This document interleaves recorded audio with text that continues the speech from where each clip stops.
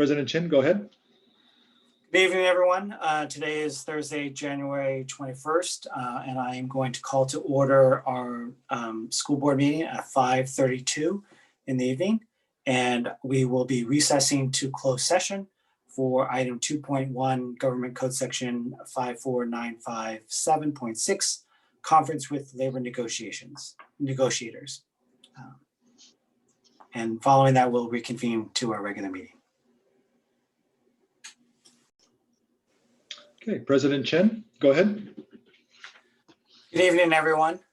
We are reconvening our regularly scheduled meeting coming out of closed session with nothing to report. So we are going to move into agenda item 3.2, which is our flag salute. So Peter, if you wouldn't mind putting a flag up and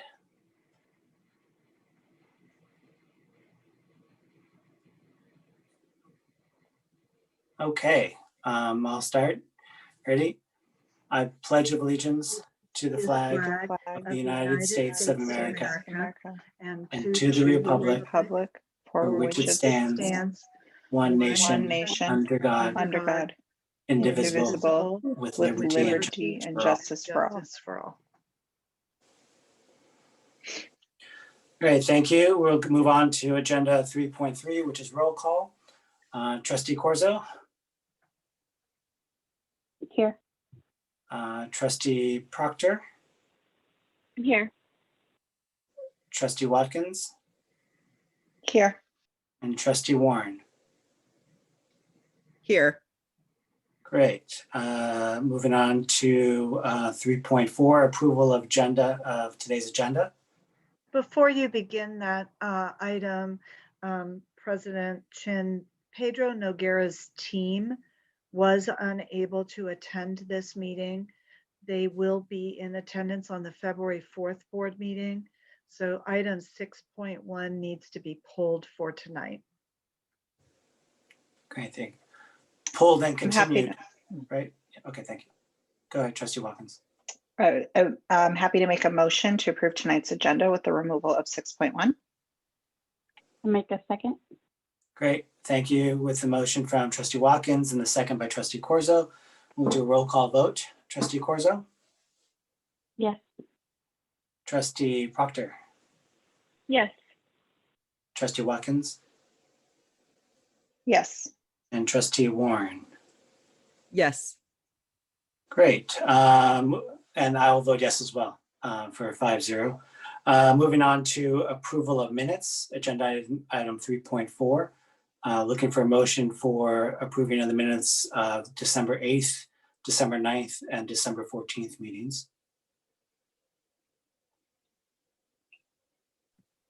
I did have one question about the December 14th minutes for the special board meeting. It has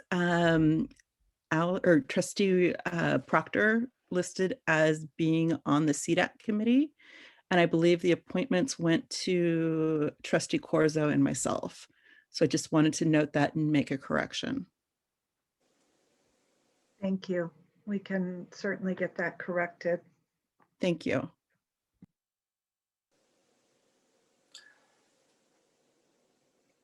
Thank you.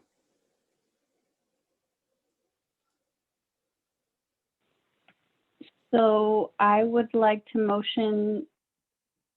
I can only motion for two of them. So it might just work best if someone that was there for all three could motion. I can make a motion if you want me to do all three. I make a motion to approve the minutes of December 8th, December 9th, and December 14th with the one adjustment that Trustee Warren just made. I will second. Thank you, Trustee Proctor, for the motion and the Trustee Watkins for the second. Roll call vote, Trustee Corzo? I yes to the 9th and the 14th, but I was not present for the 8th. So I'll abstain from that one. Dr. Roses, do you want us to pull that out separately or do you want us to just keep it all? So to do this motion correctly, we're going to need to do the two that she was in and then vote on the other one separately. Trustee Proctor, would you formally withdraw your motion and then maybe revise the motion. Yes, I'll withdraw it. And what were the two meetings you were there for? The 8th and the 14th, is that right? No, the 9th and the 14th. Okay, so I will make a motion to approve the minutes for December 9th and December 14th. I'll second. And Sure. Thank you, Trustee Proctor and Trustee Corzo. Roll call vote for this one, and then we'll go to the other one. Trustee Corzo? yes. Trustee Proctor? Yes. Trustee Watkins? Yes. And Trustee Warren? Yes. Great, thank you. And I'll vote yes as well. Yes. And we need a motion for 3.5.1. I'll make a motion to approve the minutes for December 8th, 2020. Thank you. I'll second. Thank you, Trustee Proctor and Trustee Warren. Roll call vote, Trustee Corzo? I will abstain. Trustee Proctor? Yes. Trustee Watkins? Yes. And Trustee Warren? Yes. Sorry. Oh. Yes. Yeah, sorry, I'm sorry to hear that. Okay, yes, thank you. And I'll vote yes as well. So that passes 4-0 with one abstention. And we will move on to item 4.1. 4.1, public statements related to non-agenda topics. The San Mateo Foster City School Board cannot act upon any matter that has not been included and publicly posted on the agenda, except under limited circumstances as permitted by law. The board may refer matters raised in this forum to staff for investigation and or action where appropriate. And we'll try and limit everyone to 3 minutes unless we have a ton of people. So we'll open up to public statements for non-agenda items. Okay, for those of you who might be joining us for the first time, to make your public statements to the Board of Education, please use the raise your hand functionality within Zoom now. And just as a reminder, again, this is for non-agenda items, so things that are not on the agenda to be discussed later today. Okay, President Chen, we have two. First, we'll have Randy, then after Randy will be Marcella. Randy? Hi, good evening. I was inspired yesterday as I watched the inauguration of a new president.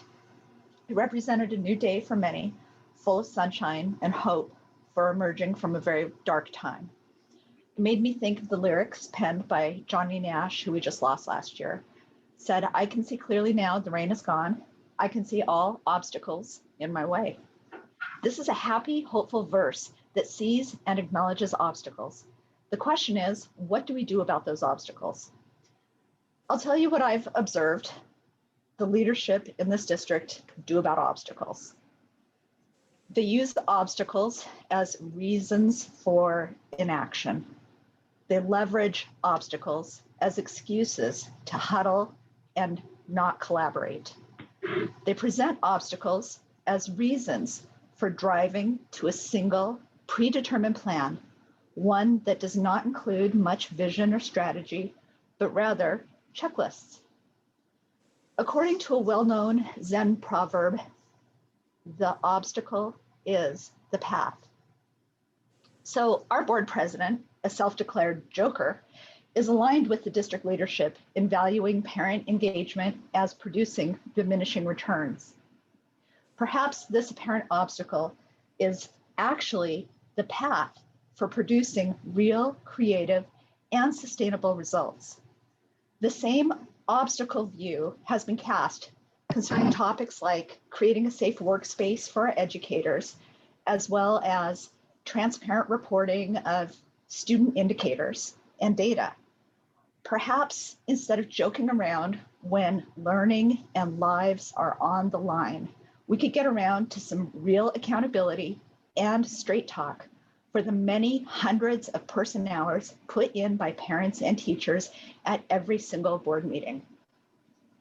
Among all of the beautiful truths that she shared yesterday, Amanda Gorman struck me with these words: "While we have our eyes on the future, history has its eyes on us."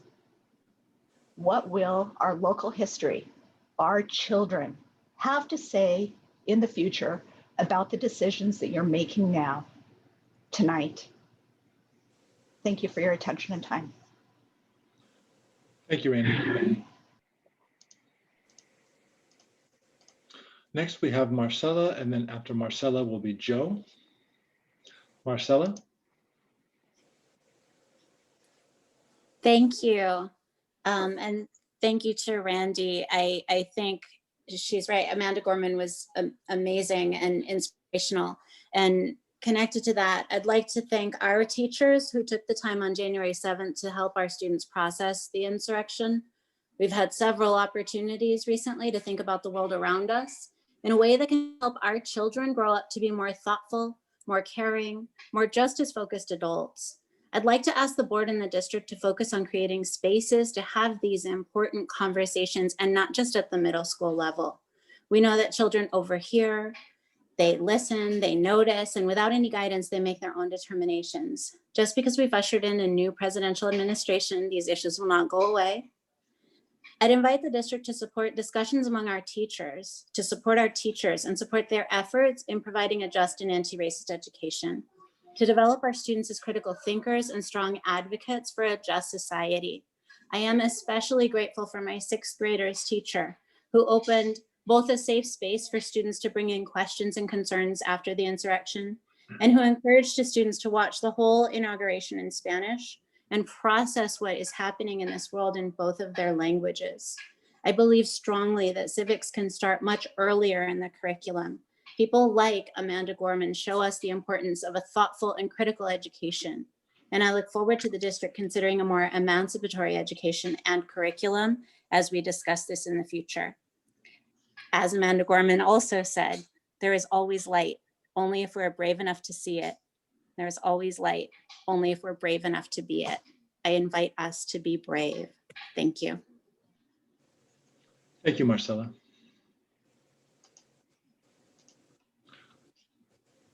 Next, we have Joe.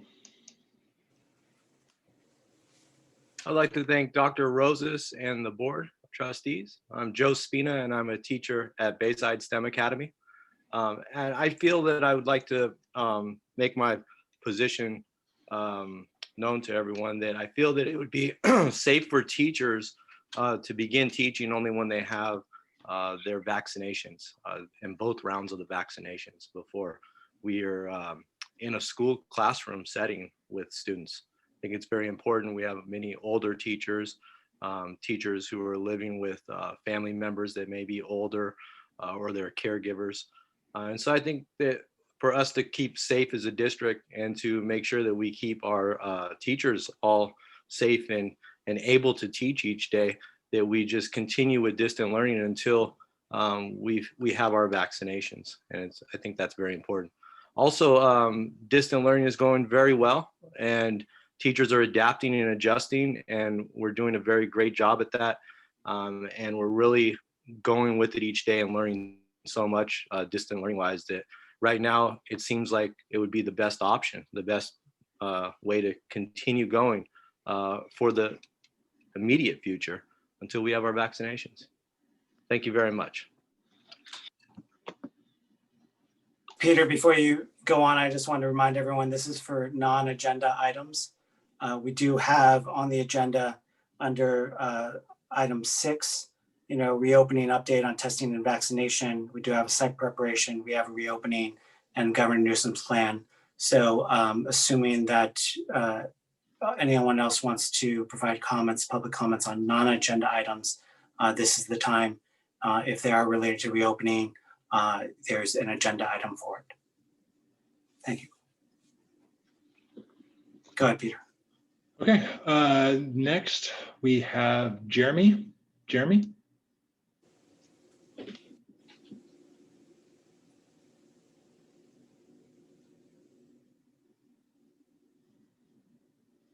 Jeremy, are you there? Looks like he's muted.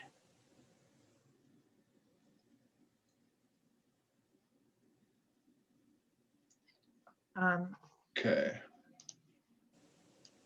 He may not realize the raised hand sign is up.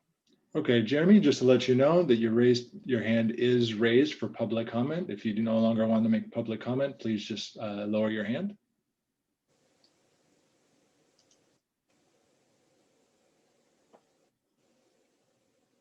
All right. Not unmuting.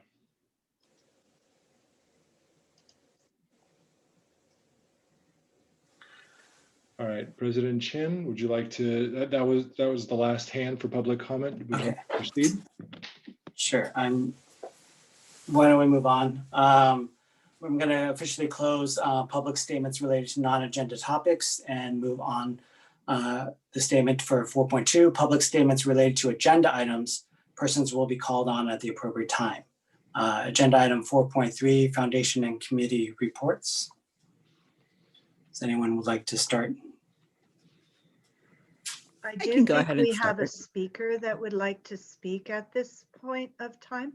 So yes, there Yes. we go. Peter, did you want to invite Colleen for the foundation report and then move on to your other reports?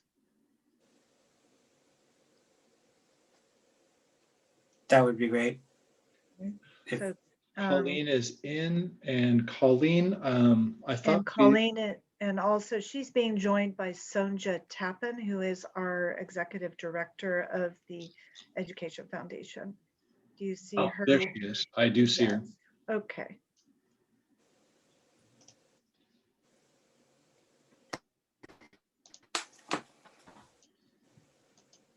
Can I start? Please. Good evening. I'm Colleen Sullivan, president of the San Mateo. Oh.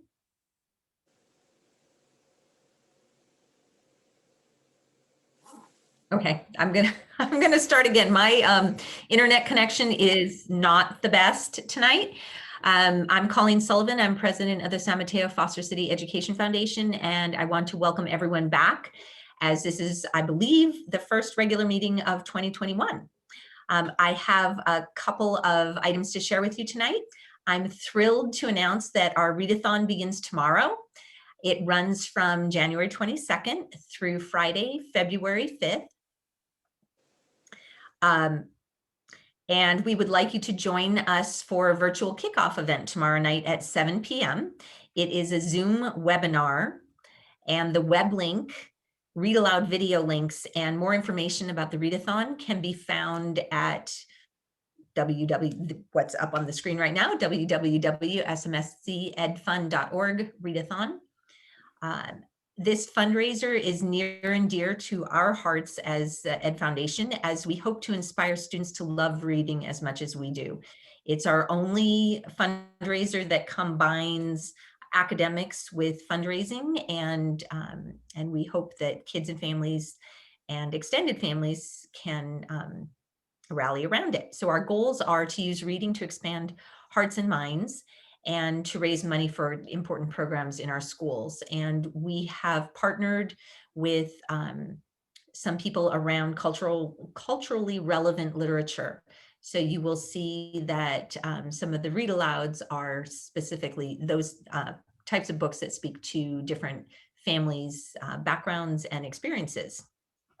The other thing I want to give you an update about are the grants that have come through. So the first is that 35 temperature scanners have arrived, and these were made possible by our $500,000 Gilead grant that we received in December. So the scanners will be at Turnbull Child Development Center, all school sites, district office, child nutrition services, and maintenance and operations. So the goal is to be able to get staff and students into school as easily and safely as possible. We also received a $6,550 grant from Cal Water, and those funds will be used to offset the cost of classroom HEPA filters. We have submitted a grant to Adobe, and we will hear back on that in early April, so keep your fingers crossed. This grant is to support special education students by addressing both student curriculum needs and staff training. Lastly, We are looking for a volunteer to serve as an Education Foundation treasurer. So if finances are your thing, it's about 10 hours a month. And we are looking for a parent or community member who would be interested in joining our board as treasurer. If you are interested or know anyone who is, my email address is on the screen right now, and it's president@smfcedfund.org. I just wanted to thank all of you for your support and your partnership, and the growth that we have experienced over the last 5 years is because of our community and the relationships that we have built and the relationships that you have allowed us to build. We look forward to continuing to inspire our students to dream and create their best tomorrow. Thank you.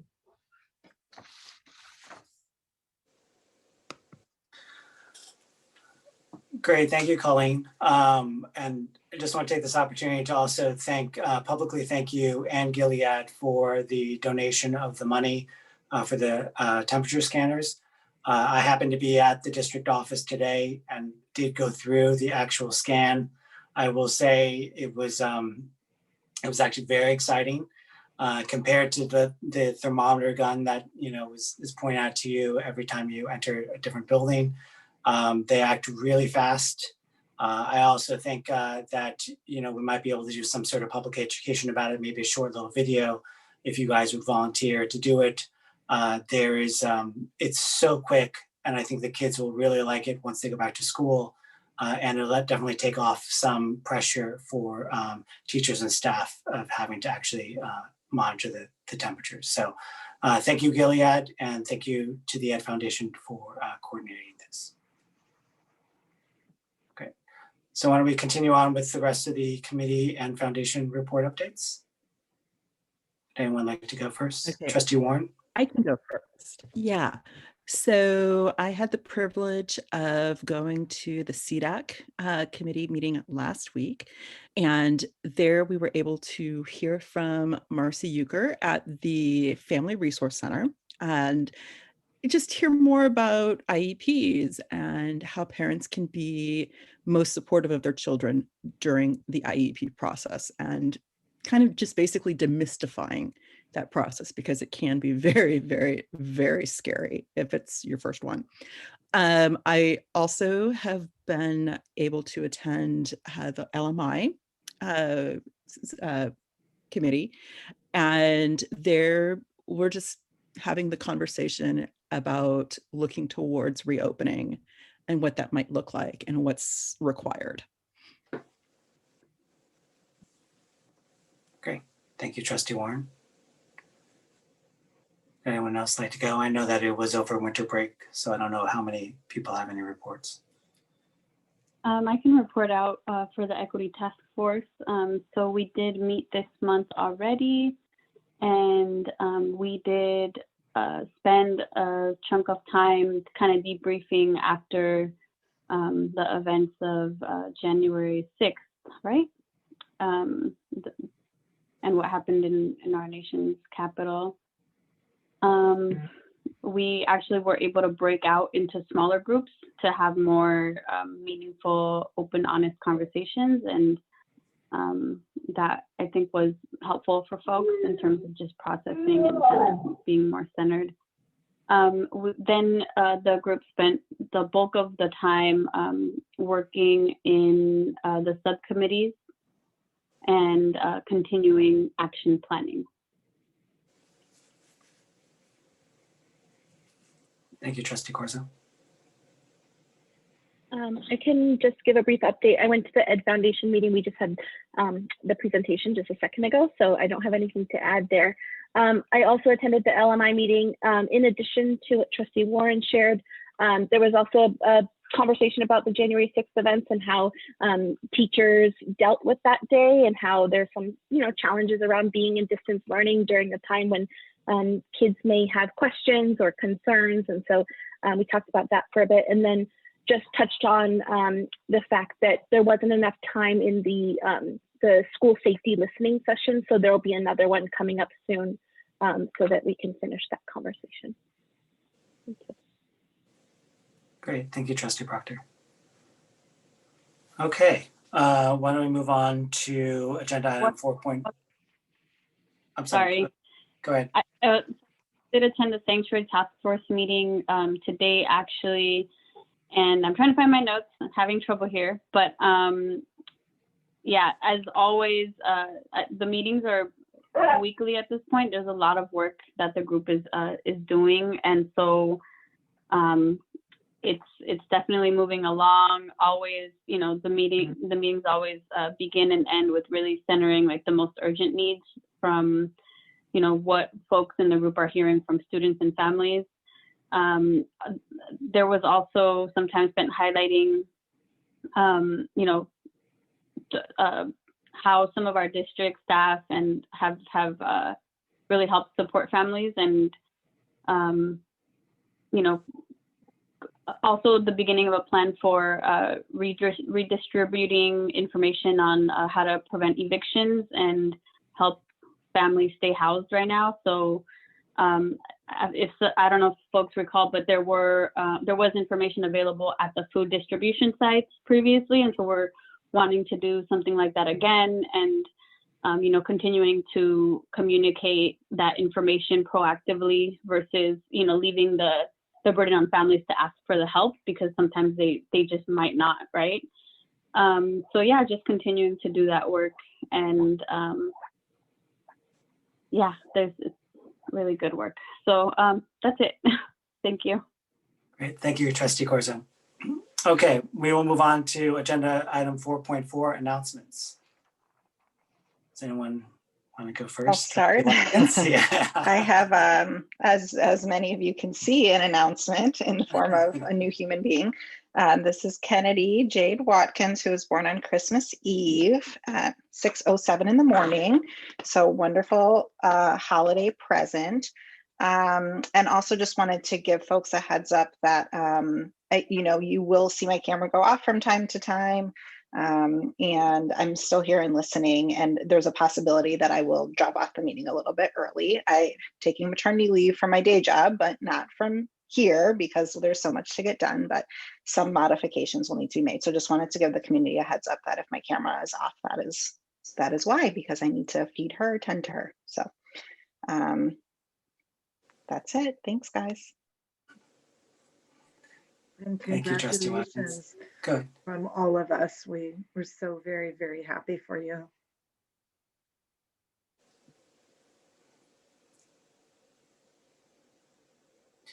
Absolutely. Okay. We'll move on to item 4.5, superintendent report.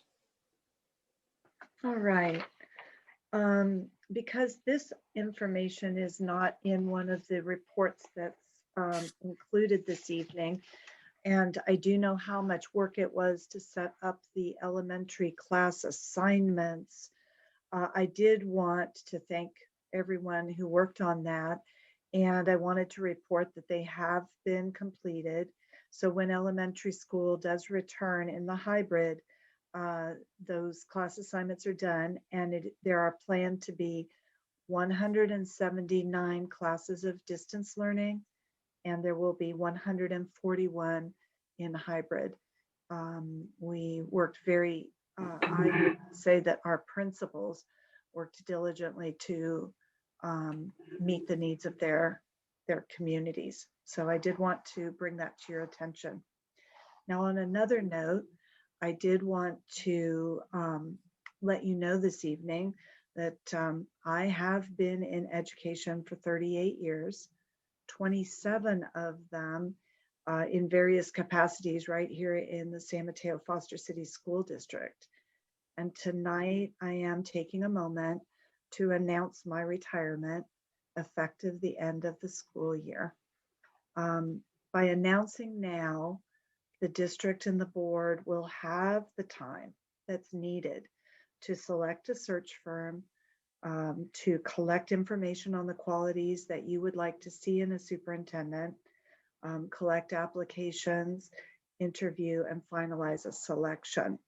So in ending my career, I would like to thank the caring and dedicated professionals that I've worked with for so many years in this district, and to express my appreciation for the families and the communities of San Mateo and Foster City. Thank you. Thank you, Dr. Roses, for that statement and your announcement and the timing of it to allow us to continue on. We know that this is not the end, and I'm sure we'll have some other board comments about your retirement at the end of this meeting. So, but thank you for that. So I want to move on to item 5, which is the consent agenda. Sorry, let me get to the reading of the consent agenda. All items on the consent agenda are considered by the board to be routine and will be enacted by the board in one motion in the form listed below. There will be no discussion on these items prior to the time the board votes on the motion unless members of the board, staff, or public request specific items be removed and discussed from the consent agenda. The superintendent and staff recommend approval of all consent items. Movement out of any recommended consent item is appropriate at this time. Does any board member or a member of the public wish to pull an item on the consent agenda for a discussion and separate vote?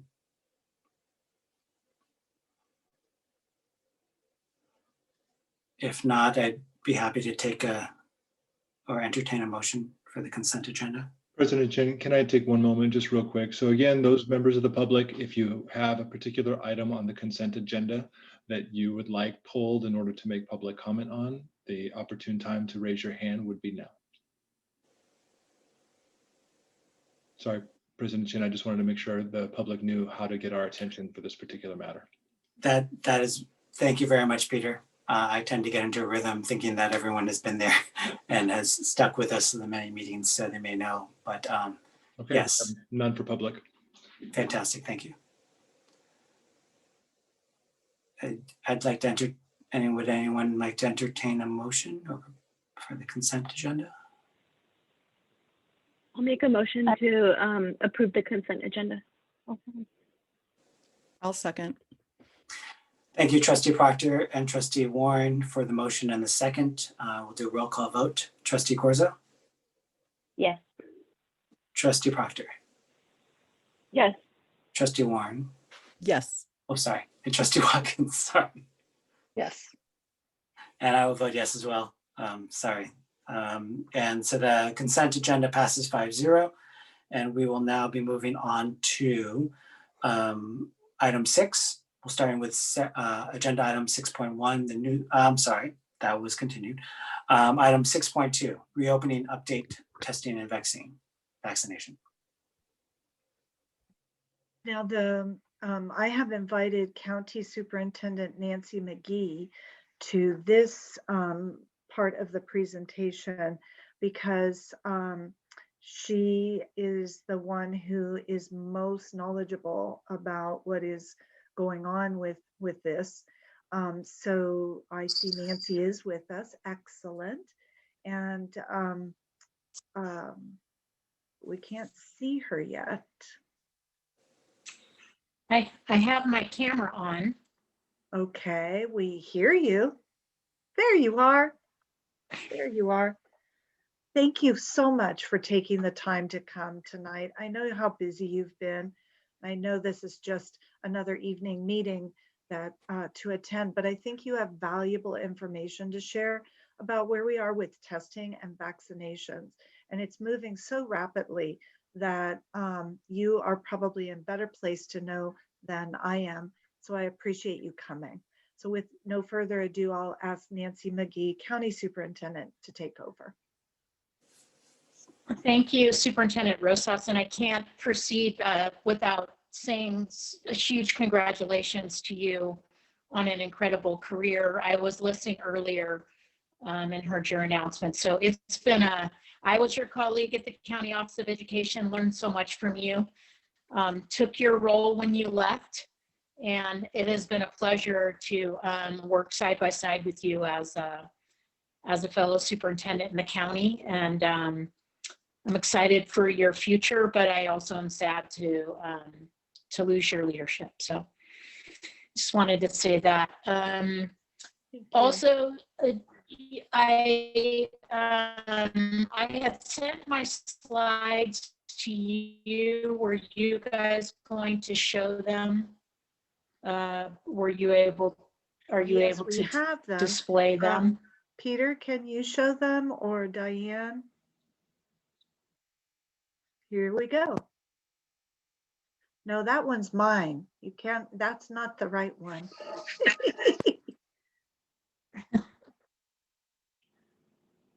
My apologies then. I am not sure if I had received the specific presentation for Nancy. Okay, it's attached to our board item. Okay, let me go pull it. Okay, Sorry, I would do it, but I have a new computer, so I have my new computer and my old computer, and I can't get into either one of them. oh, that figures.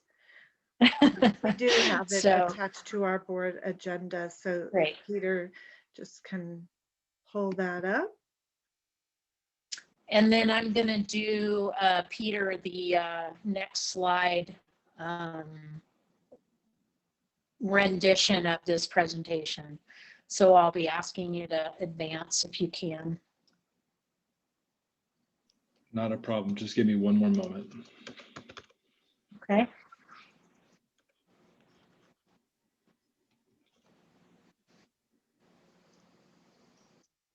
It's possible, Superintendent Rosas, that my comments may overlap with yours. That's okay. Yeah, because if I'm going to talk about testing, so that's part of the governor's plan that you may be addressing as well. But I think you So, have more information on it, so go for it.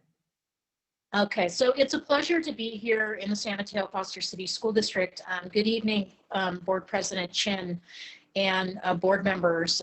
It's not just another evening meeting. It's really a pleasure to be in the San Mateo Foster City community to do what we can from the County Office of Education to support your goals in safely moving forward to return students to in-person learning. Let's go to the next slide. Tonight I'm going to talk about the new California Department of Public Health guidance that was released last Thursday. The COVID-19 testing requirements that are included in that for staff and for students. An update on vaccine as much as I have, and then I'll be happy to take questions. Next slide, please.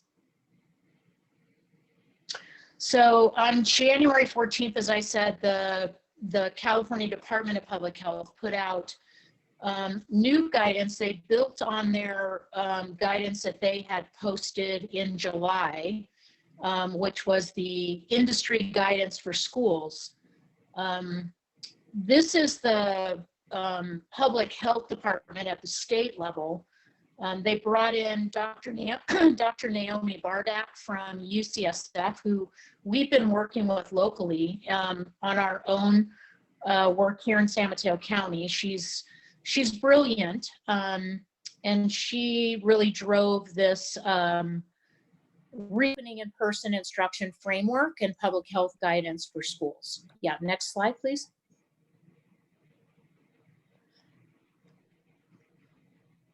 So these are quotes straight out of the new guidance that people may wonder why some schools in our county are already open for in-person learning and some schools are not. Some districts have returned students to campus in different ways, and some districts are not quite there yet, but making their way towards that. The point of a incremental, like a slow return, is this particular point they make in the guidance, is that reopening for in-person instruction in the middle of the global pandemic with all of the 4 pillars and the different layers of protection that are in place in the guidance takes a community time to make those things routine and ensure that they're safely being implemented.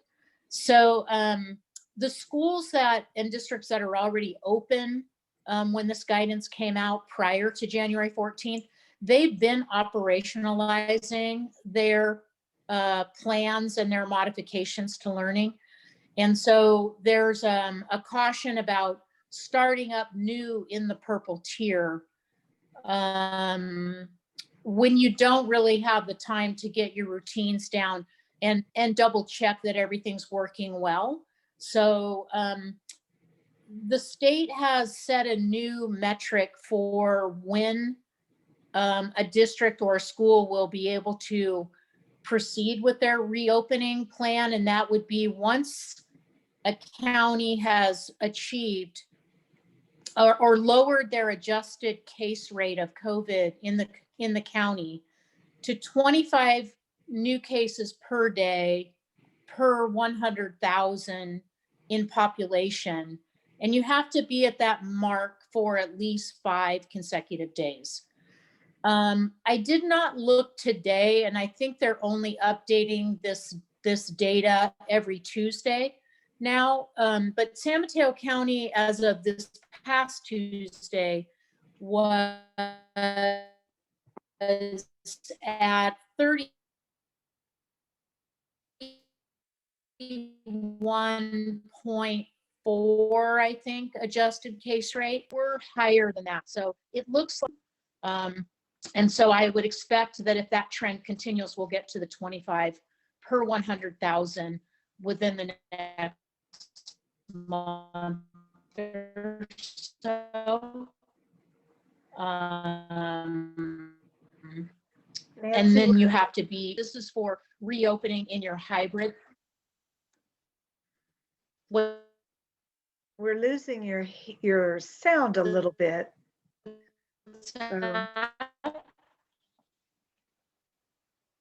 Yeah, now you're completely frozen. Did you say something? Yeah, yes, I'm saying that we're losing your sound and you're frozen.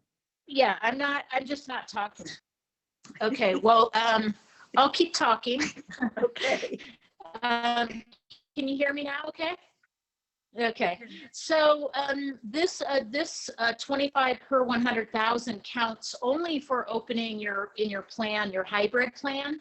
You can still be on campus in small group settings, learning hubs, etc. Okay, next slide.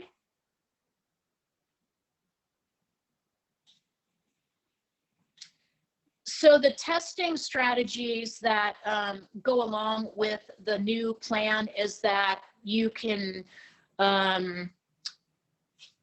the ranges go from no additional asymptomatic testing, which is surveillance testing when you're in yellow, to testing a sample of students and staff monthly, to testing all students and staff every other week.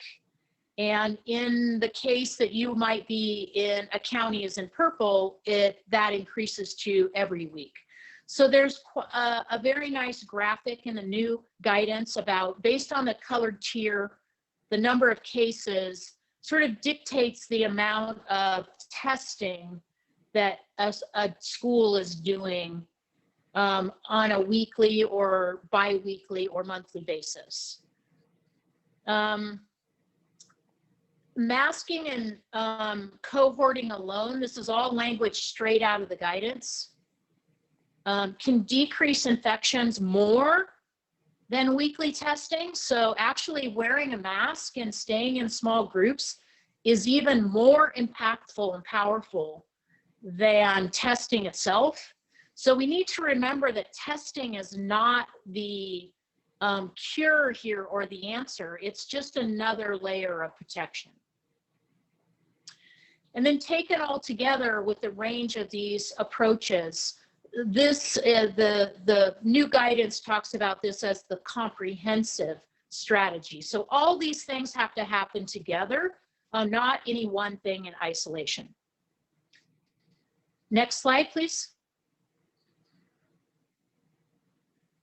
So here's the recommended testing cadence in the new framework. In purple, if you're greater than 25 cases per 100,000, which we are right now because we're at 31 something. You want to strive to be testing staff once a week. Once we get under 25 cases, which is considered just regular purple, the testing cadence is recommended that staff be tested twice a month. When we're in red, again, twice a month. And when we're in yellow, you're only testing when someone has tested positive. So you would test a cohort. Next slide, please. So in San Mateo County, we have a countywide contract with Curative Labs. Most of our school districts are using Curative. In fact, the Department of Defense uses Curative, Congress uses Curative, and many, probably 80% of the school districts in California are using Curative. So they have an enormous operation. They use PCR tests that are mouth swab tests, self-administered. They provide full service. They bill insurance. They ship the tests. They provide the data reporting to the individual people who are being tested, as well as to the district HR leader, as well as to the county health department data system. So all of that happens automatically. And I know that there's been a lot of discussion about Curative lately because they had an FDA advisory about false results. And the fact of the matter is that we've really explored this in significant detail. The Bay Area health officers have no concerns with the advisory. They say any test right now for COVID-19 is going to have false results. That's part of the testing strategy. And Curative has such an enormous amount of data that they're simply responding to the FDA advisory by providing additional data. The health department believes that the advisory will be removed, and it's much more dangerous to stop testing, to stop using the Curative testing altogether, than to proceed with it, because there's so much value coming out of the Curative tests. Valencia Labs is another lab that's doing testing in the state of California. They are not as, they do not have the infrastructure that Curative has. They do not automatically bill insurance. They just started doing that. So the school district picks up costs. They are trying to rev up for student testing, but again, they're not there yet. We are developing them as a backup, but Curative is much preferred for all the full service that they provide. All pilots going on in 3 counties across SED and San Mateo. It's an 8-week pilot. We have 3 districts participating: Redwood City, La Honda Pescadero, and Ravenswood. That rapid results antigen tests are probably the wave of the future for COVID testing in schools. They get your results in 15 minutes. It works much like a pregnancy test, where an additional line appears on the outside envelope in response to the sample. So the state is learning a lot about these pilots that are being conducted. Are much less expensive. They'll be the way in which we'll be testing students in the future. Next slide.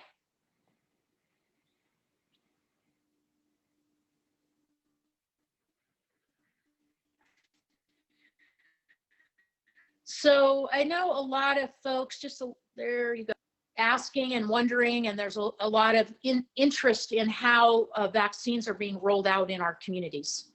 Joan, you guys can hear me okay right now? Okay. So you know that the education community has been placed in priority 1B, tier 1. So the county is still distributing vaccine right now to our 1A tier, which is healthcare workers and emergency medical workers and emergency service community, congregate care facilities, etc. You might have heard that in some counties, Marin, for instance, educators are already being vaccinated. This is true in some counties across the state, but you'll notice that these are small counties who received more vaccine for their priority 1A group than they actually have residents for in the county. So they had additional vaccine and were able to move on to their tier 1B tier 1. In San Mateo County, we are still finishing up tier 1A. And last week, the governor added an entire group, population group into the 1A category. That's anyone who's 65 years of age or older. So the 65 to 74-year-olds have been added as a priority. Yes, they were put in ahead of the 1B tier 1 groups, and it will slow us down in getting vaccine to the education community. This education community that I'm referring to includes early learning, all early learning and childcare workers, all employees in the TK-12 environment, as well as higher education. So right now, we are trying to prepare for an equitable, efficient, and smooth distribution of vaccine to educators in San Mateo County. We're working behind the scenes right now with our medical partners, the large medical groups, county and county health, to put this process in place. We are not ready to announce that at all, only to let you know that a lot of work is being done. So, you know, it feels like not really an answer, but it is an answer. The other thing is that there's a lack of vaccine, you might have heard, a lack of vaccine supply all across the state and in other places in the country. This is real. The vaccine is coming into the county to our large medical insurance groups like Kaiser, Sutter, and the county will be providing vaccine to those people who receive services through like safety net agencies. And for those who are under-resourced or don't have access to other services or insurance. So most people will be receiving their vaccines through their insurance provider. In San Mateo County, about 60% of our educators are insured with Kaiser and about 20% with Sutter. And then other providers make up the other 20%. So we are working with those groups.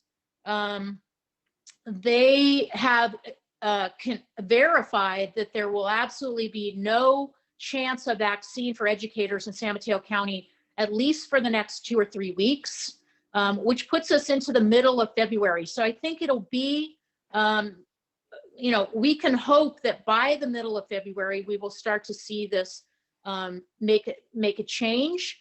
But with the 65-year-olds in line ahead of us, it's going to slow us down. One thing to note about vaccine is that even though you've been vaccinated, public health will still require everyone to wear masks per the masking guidance, and will participate in COVID surveillance testing despite vaccine. So we've confirmed that that is the recommendation of public health. Next slide.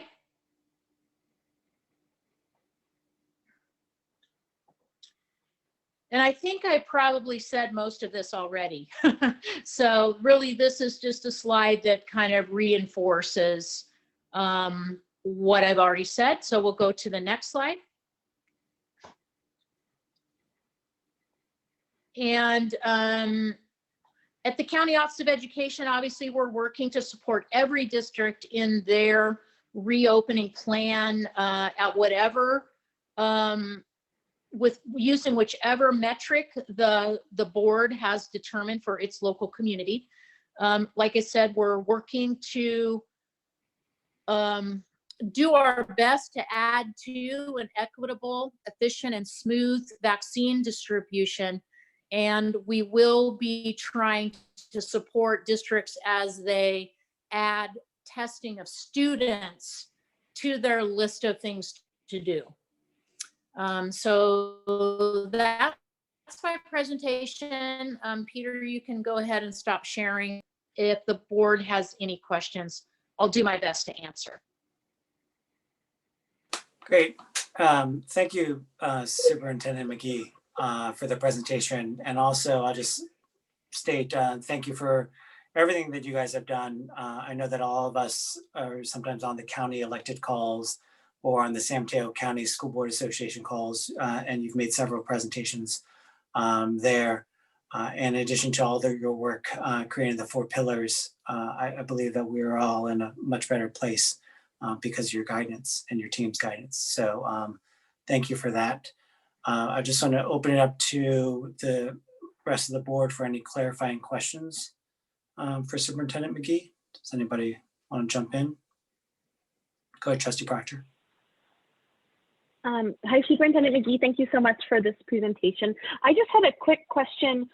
In terms of once the education community can get vaccinated, do we still follow the 4 pillars, like including social distancing and all that too? All right. Yes, I think as a board, it's important for you to recognize that you'll probably be implementing the 4 pillars in your schools through the rest of the year, through 2021. Have our schools with in-person learning to start the new school year. I'm counting in all the high school districts, and everybody in the county will largely be in person. But still probably in some kind of hybrid model, certainly wearing masks and social distancing. There's a lot potentially still ahead. We have different strains coming into the country, to the county, and we don't really know how that's going to impact our community. But I believe that those modifications will probably be necessary. I think we'll be looking through December is a good way for you guys to be thinking about your protocols. Okay, thank you. Any other clarifying questions before we move to public comment? No? Okay. Oh, yes, go ahead, Trustee Warren. Yeah, I do have some around. Oh, sorry. I do have some around testing, Superintendent McGee. How much are each of the different tests costing the county and the district as well? I do remember reading an article regarding the rapid results antigen testing and saying that it's roughly about $5 a test. I'd like to know if that's actually true. And then also, what is the cost for the Valencia labs and the curative labs testing? So I can't really give you an accurate amount of the cost of the test for curative or Valencia. The reason for that is that curative is billing. Right now, we're testing all staff that are in person in the county. all the districts that are using Curative, which is most of us. And they bill insurance and the employees' insurance, and those insurance companies are bound by Governor Newsom's executive order to cover the costs of those. So it's not costing the school districts any money at all right now, zero cost for the curative testing. The Valencia Labs has not, like I said, they haven't fully developed their billing protocols. So I think there are more costs associated with using them. And I think that Curative may be a little bit more expensive because it includes, they ship the tests to you, they pick them up, they get them to the lab, they do the results in the lab, then they get all the information out through their data system. So their service is really very practical and efficient. So it's probably more around, I don't even want to say a number because I'm going to be wrong, but it's, let's just say $50 to $75 to $125, you know, somewhere in that range, depending on what kinds of additional services are We're losing you again, Nancy. included Sometimes, in the testing itself. Yeah. So you have to, the district has to pay the cost of it. And I think they're just now, sorry, I have to, it's a little spotty out here sometimes. Is that better? there you're cutting in and out, but I think we're catching on. I'll stop my video and I think I can just say that you're right that the rapid results antigen tests are currently at $5. That I can.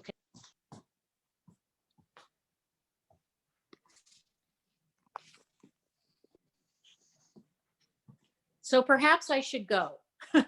Perhaps I should sign off. How about that? Well, thank you. Not yet. Not yet. You can't leave us. Any other well, questions? thank you very much for the information. So I appreciate that. Thank you. You're welcome. So if there are no other clarifying questions, we'll move to public comment for this item. Okay, those of you who would like to make public comment on this particular item, agenda 6.2, discussing update for testing and vaccination, please use the raise your hand functionality within Zoom now.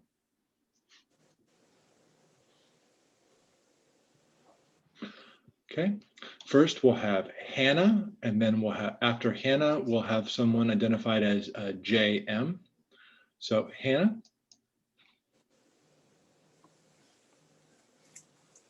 Hi there, can you hear me? We can, Hannah, go ahead. You have 3 minutes. Great. I noticed in the presentation that with us still being in the purple tier and not yet open, you mentioned that it may still be a few weeks before we are at the point we are able to open.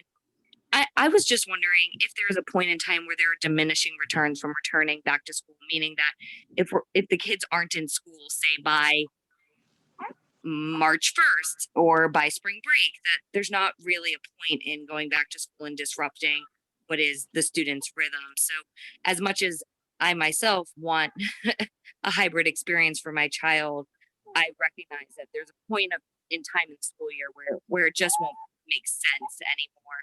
So I'm wondering if the school board has thought about what that drop dead date is. Thank you. Thank you, Hannah. Next, we have JM, and then after JM will be Fernando. JM.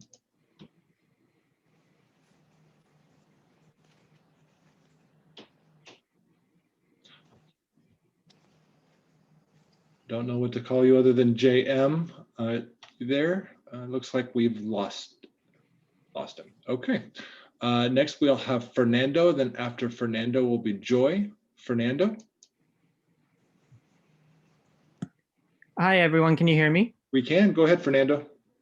Hi. So, first of all, I would like to say, John, thank you for everything that you have done for the school district. And going back to my question, I currently work as a guest teacher for the Foster City Elementary Schools.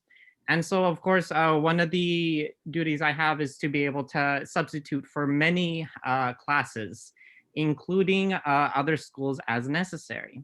Now, I have some concerns and reservations, especially as we get back into in-person schooling, because before the whole school shutdown, I remembered I always used to get sick pretty frequently.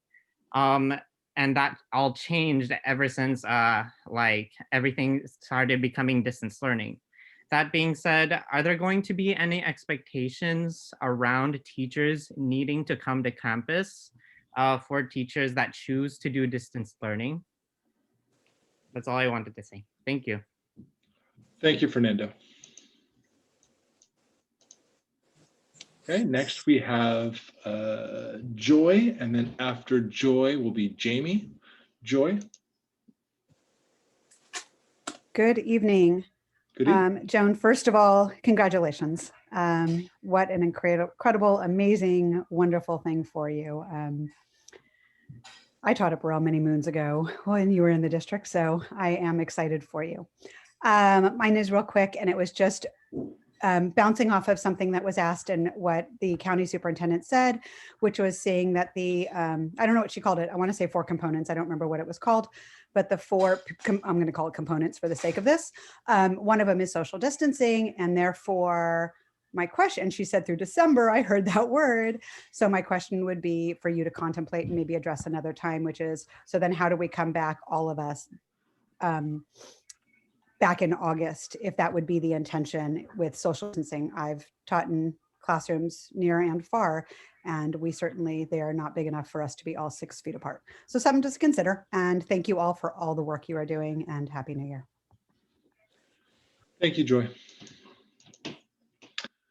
Next we have Jamie, and then after Jamie will be Sandy. Jamie. Hi, I am a parent of a 3rd grader at Parkside and am also a pediatrician. And I just wanted to comment on just some of the general plans that have been discussed about the reopening timeline. I understand there's a lot of fear and uncertainty among some teachers and families. However, I do want to emphasize that at this point in the year, we now have fairly good data from schools that have been open for much or all of the school year. Most of them are in county, public and private schools. We've had some private schools here in San Mateo, other school systems around the US. And there are very, very good data at this point and reassuring data about the ability for schools to safely reopen, of course, with all of the safety measures in place.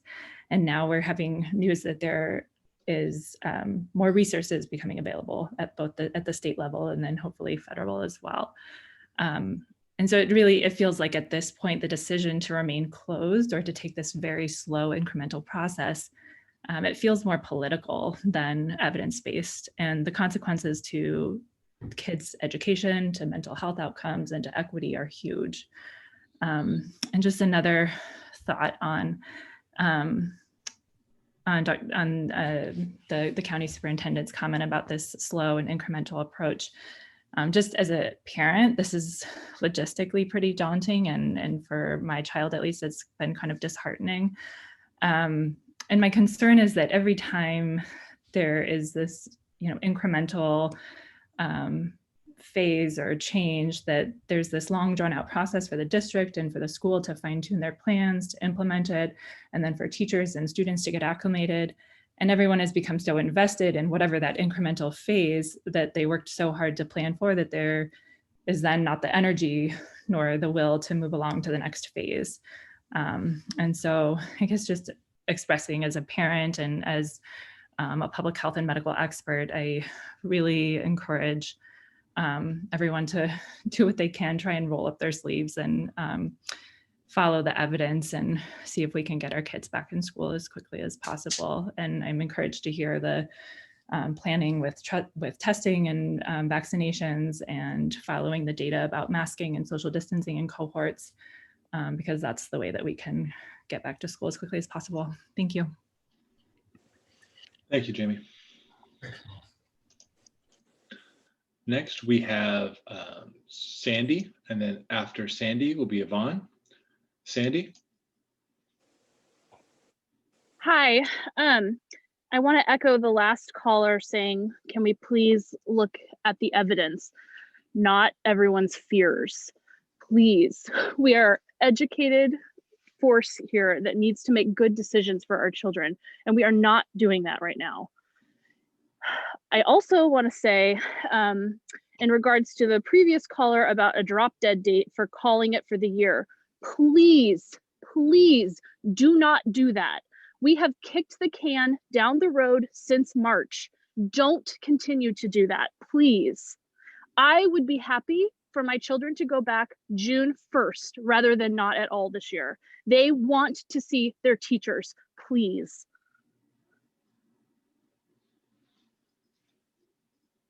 Okay, thank you, Sandy. Next, we have Yvonne, and then after Yvonne will be Rhiannon. Yvonne? Hi, can everyone hear me? Yes, we can. Go ahead. Hi. This is Yvonne DiMatteo. My question is, what are your plans to address the stress, anxiety, emotional, and psychological issues that our children have experienced throughout this past year? I'm sure you're going to encounter new and additional behavioral issues with our children. Thank you. Thank you, Yvonne. Okay, next we have Rhiannon. Hi, can you hear me? We can. Hi, my name is Robert. I'm Rhiannon's husband, and we're parents of 2 kids in the school district. As other parents have talked about, is like, moving down the reopening plan.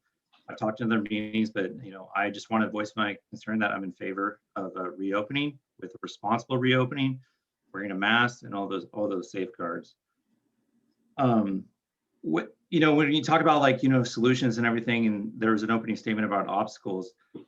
I really don't want to sound this too meanly, but I really think the school board should look at their mission statement that they're supposed to advocate for the kids. All the data that's been presented over the last couple of meetings has been data protecting the teachers. And I totally understand that you're there to work with the teachers and they are totally part of the community and we want them safe. But the data and the procedures and the protocols have been geared all towards the teacher's perspective of making them safe. Just right now, the vaccine rollout was a great presentation and everything, but that's all focused on teacher safety. With that being said, I want to talk about how the other person was saying, hey, we should look at the data.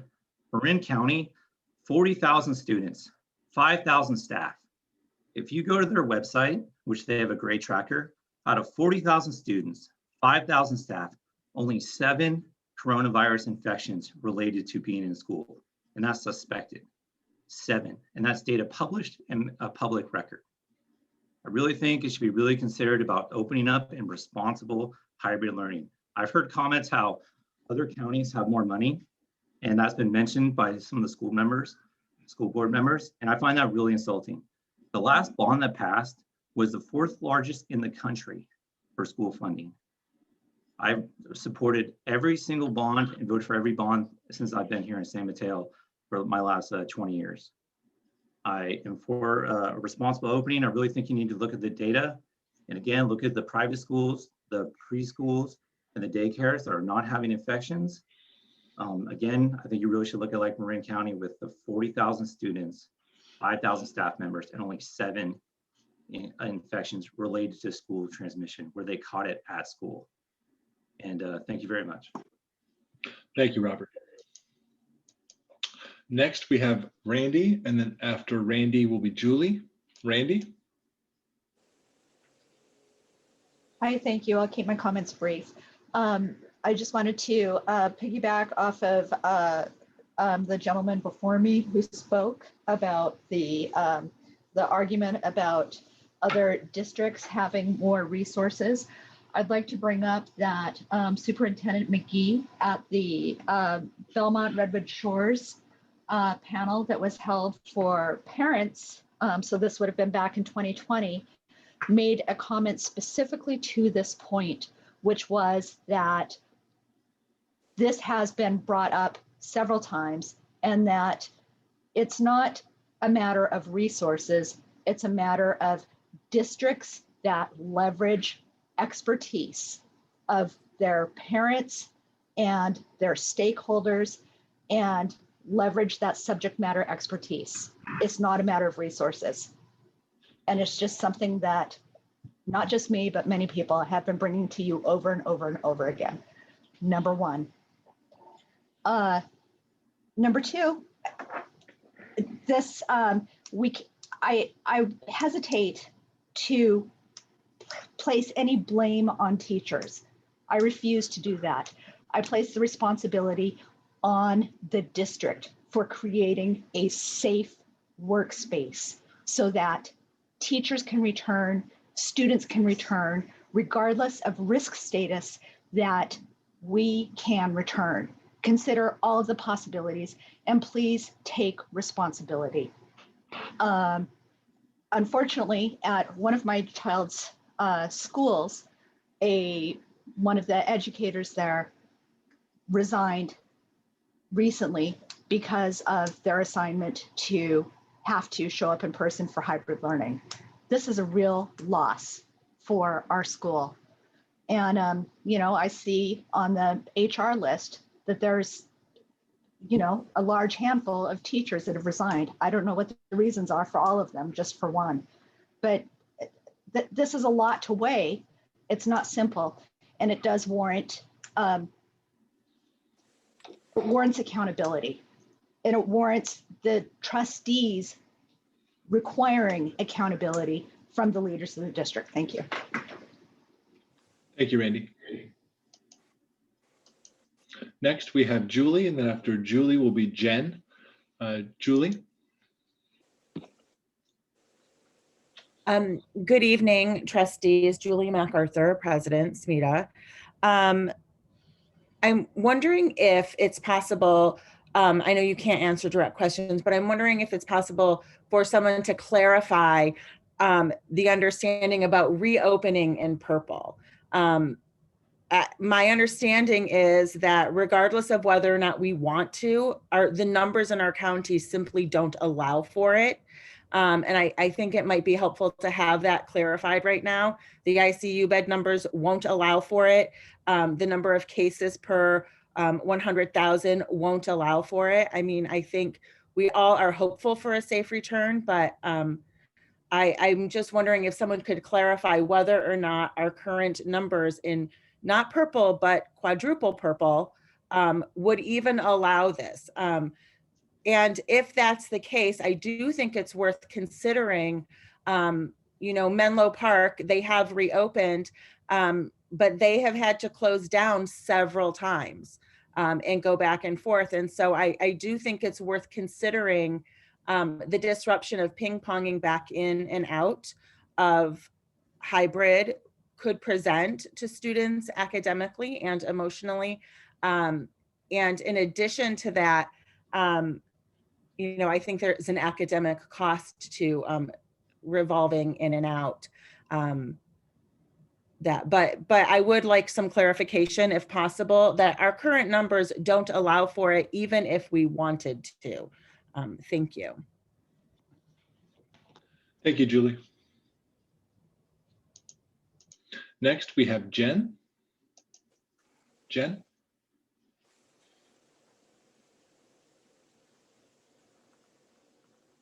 Oh, hi, can you hear me?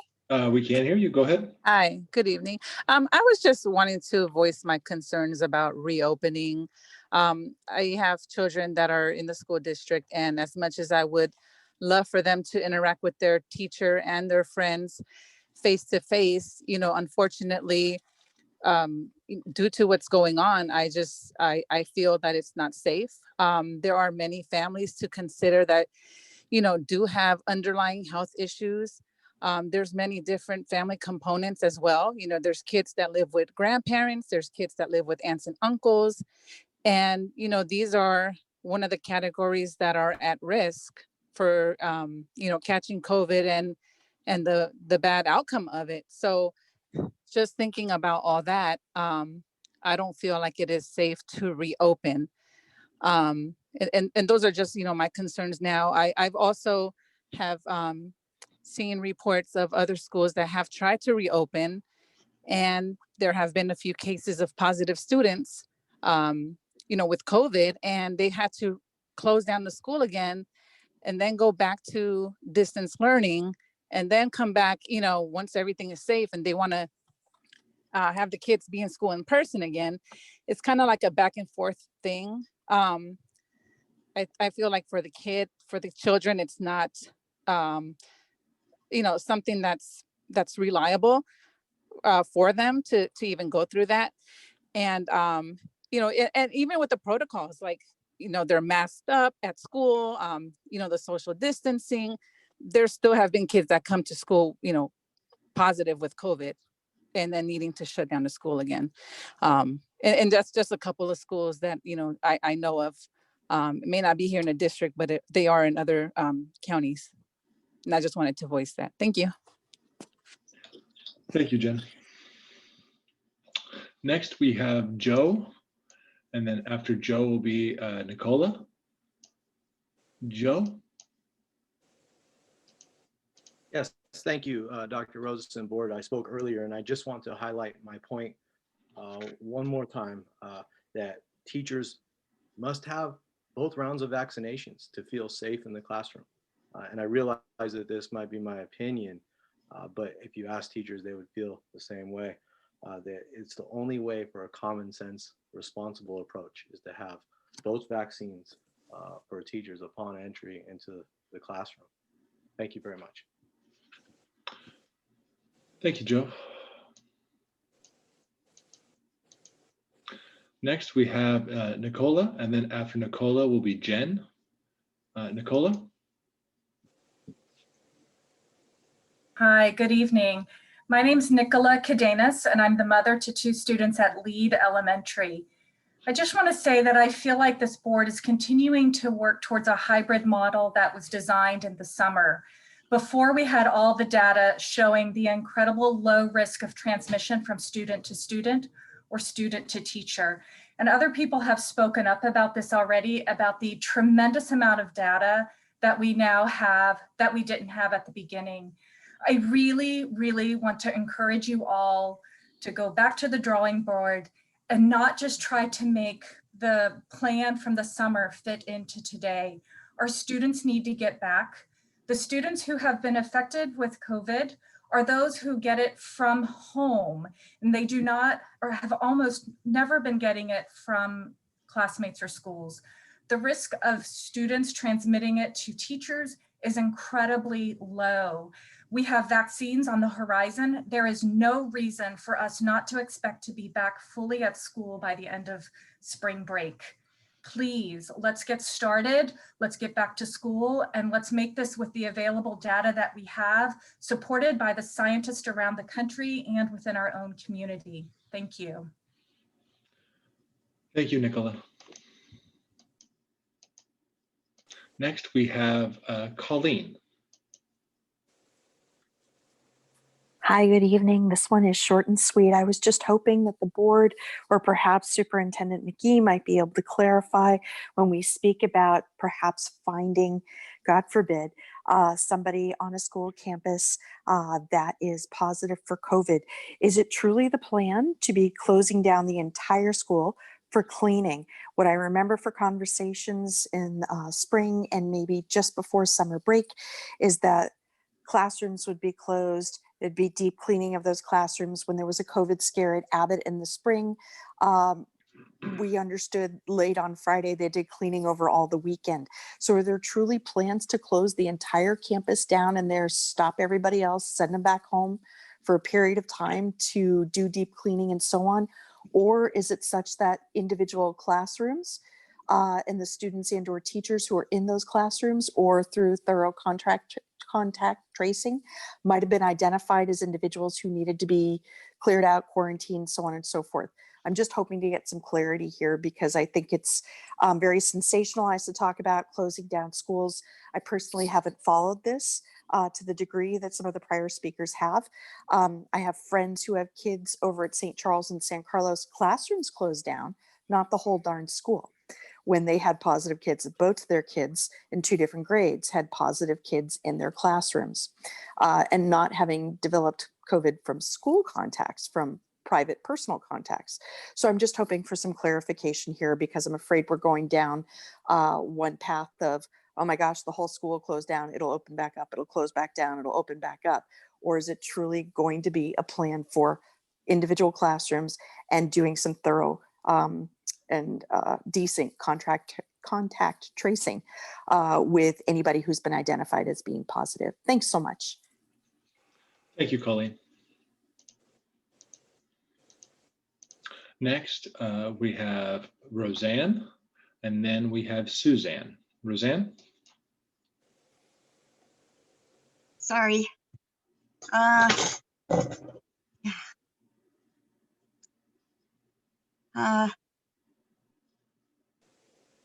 Yes, can you hear me?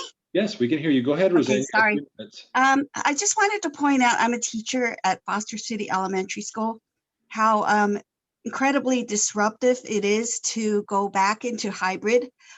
We have about 40 classrooms, and my classroom is the only one which will be remaining intact. But even in my classroom, I will have 5 additional students. So I'm going to have over 30, maybe up to 34 students in my 4th grade class.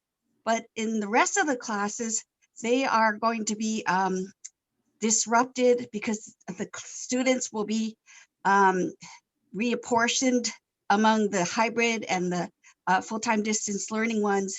So I think, like I said in the past, the relationship of the student to the teacher is very precious, and having them change teachers in the middle of the year is not a good thing. And that's all I wanted to say. Thank you. Thank you, Roseanne. Next, we have Suzanne. Suzanne? Hi, can you hear me? We can. Go ahead. You have 3 minutes. Okay, sorry. Yeah, my name is Suzanne, and I have 2 kids in the district. I have a 6th grader at Burrell and a 3rd grader at Baywood.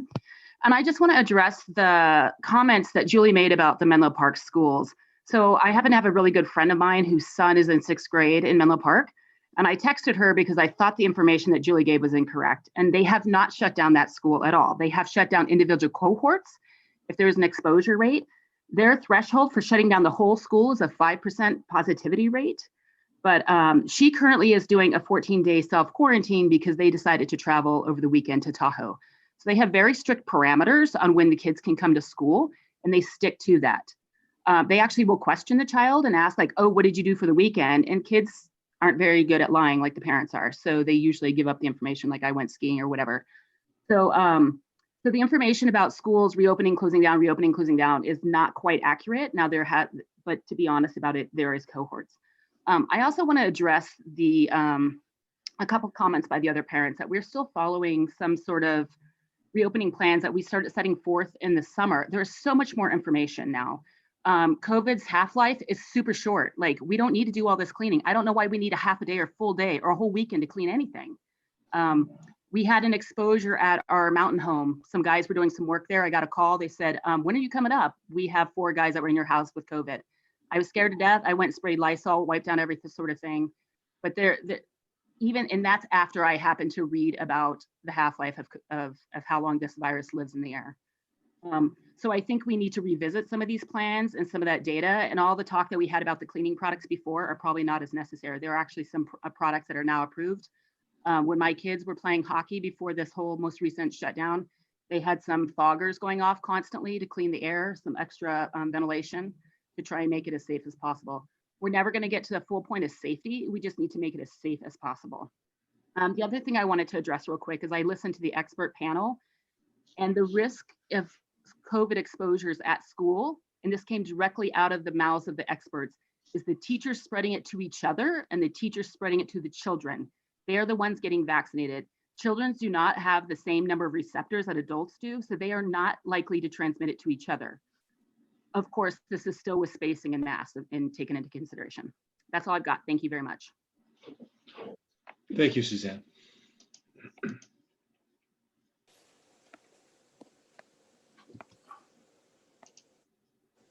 Okay, President Chen, we have no other hands for public comment at this time. Great. Thank you for everyone for providing their comments on this agenda item. I'm going to officially close public comment on the 6.2 reopening, testing, and vaccination. While we have superintendent, and then also open it up to board trustees for final comments and discussion. But before we do that, Superintendent McGee, while we still have you, there were a couple of questions that we would love to get some clarification. We know that you are deep in this work and usually have all the information at your fingertips and off the top of your head because you've repeated it several times, and I've heard you repeat it several times. So there was a question about reopening, whether in purple and what actually the metrics are. You know, I know that you have a slide on that and talked about the, you know, there's misinformations in terms of the metrics. So we'd love some clarification on that. And then also just on the, well, just in general, to the closing down schools and whether or not it's what defines and what's the procedure. I know that we have all been briefed and we do have safety plans, but the general public probably does not know exactly what that is. And so if you could please explain those, that'd be great. Great. As far as the when you can reopen schools in purple, the guidance that was released last Thursday changed that metric. Before the guidance was released, it was being in the red tier for 14 days. Now the metric is being at 25 adjusted case rate per day per 100,000 for 5 consistent consecutive days. And then a school could begin its reopening process, as long as they've done posted their plans and had everything approved and have all their protocols in place. So it is the 25 or lower case rate to start reopening. Now, again, the small setting cohort, go ahead.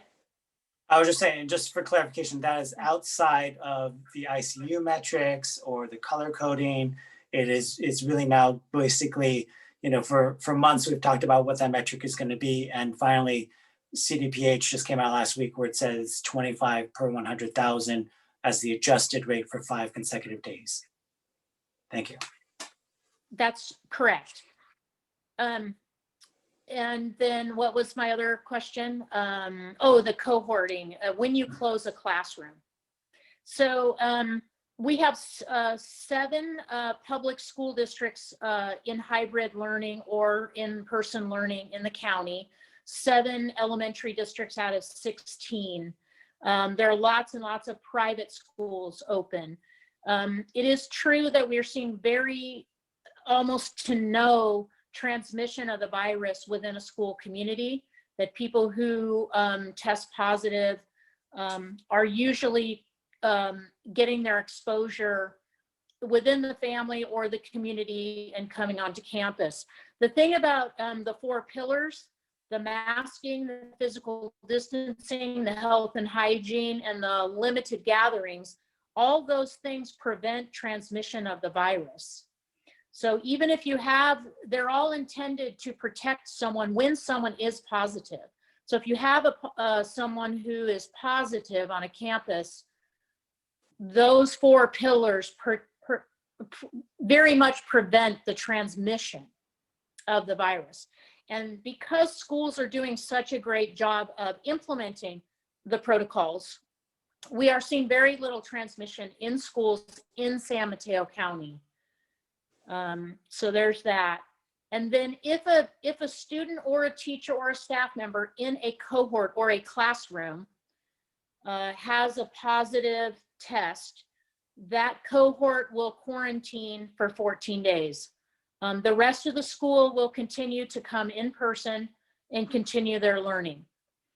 And so I think that answers those questions. And just to continue on, there is a metric for if there's a certain percentage of the student population at a school, then the school closes down. Is that? That's correct. It is a 5% positive case rate within 14 days. So over the course of 14 days, if 5% of your in-person population were to be positive, then you would close the school. That has not happened in San Mateo County. Okay.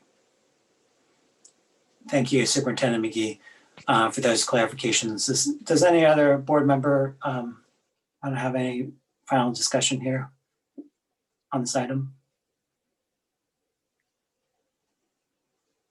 I feel like I can speak to this a bit more just based upon my life outside of the school board.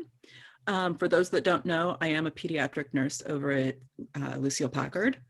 And quite honestly, I've seen the whole spectrum of COVID and what it's done to babies in the NICU, all the way up to having a whole floor of the main hospital devoted simply for COVID patients. Mostly they are ICU beds. It is real.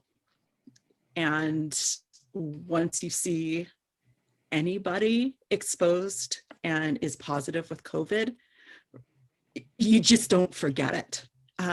It's one of those horrifically sad things that is just permanently etched into your brain. And yeah, healthcare providers do usually need some time to decompress. That being said, as we've heard from all the parents who did contribute to the conversation as well, and I thank them for that, it's not just as simple cut and dry as it was last spring. It's not just as simple of like, oh my gosh, we've got this new virus. We have no idea what we're going to do with this. We do have more data to work from.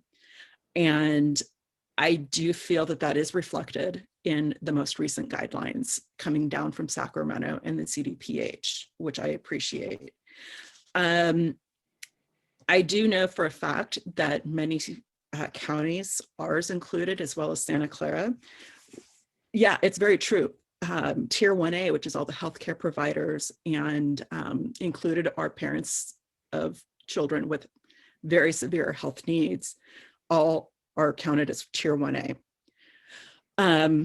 There is a leg in the vaccine coming out, and I do know that I've seen or I've heard that there are people in the Tier 1A group of 65 and above that Kaiser is having them go to Sacramento for vaccine appointments because there's not enough of the vaccine here, even amongst Kaisers in the Bay Area, to have those vaccines here. So they have to drive 2 hours to go get their vaccine.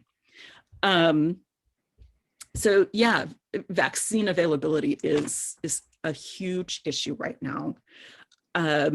In terms of getting our kids back to school, I think it's great that educators are now part of Tier 1B, because if we're trying to fix, return to a stable economy, stable, quote unquote, normal life, it is important that all of our educators do get vaccinated and get vaccinated as soon as possible.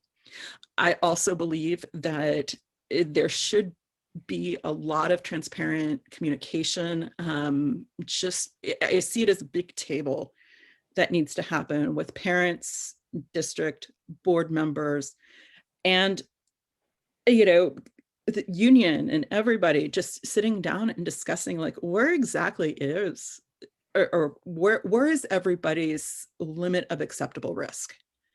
And maybe start having that as a priority when reviewing all of this data that Superintendent McGee was so great for, so wonderfully shared with us. So, you know, I think that should also be discussed and brought forth as well. Thanks.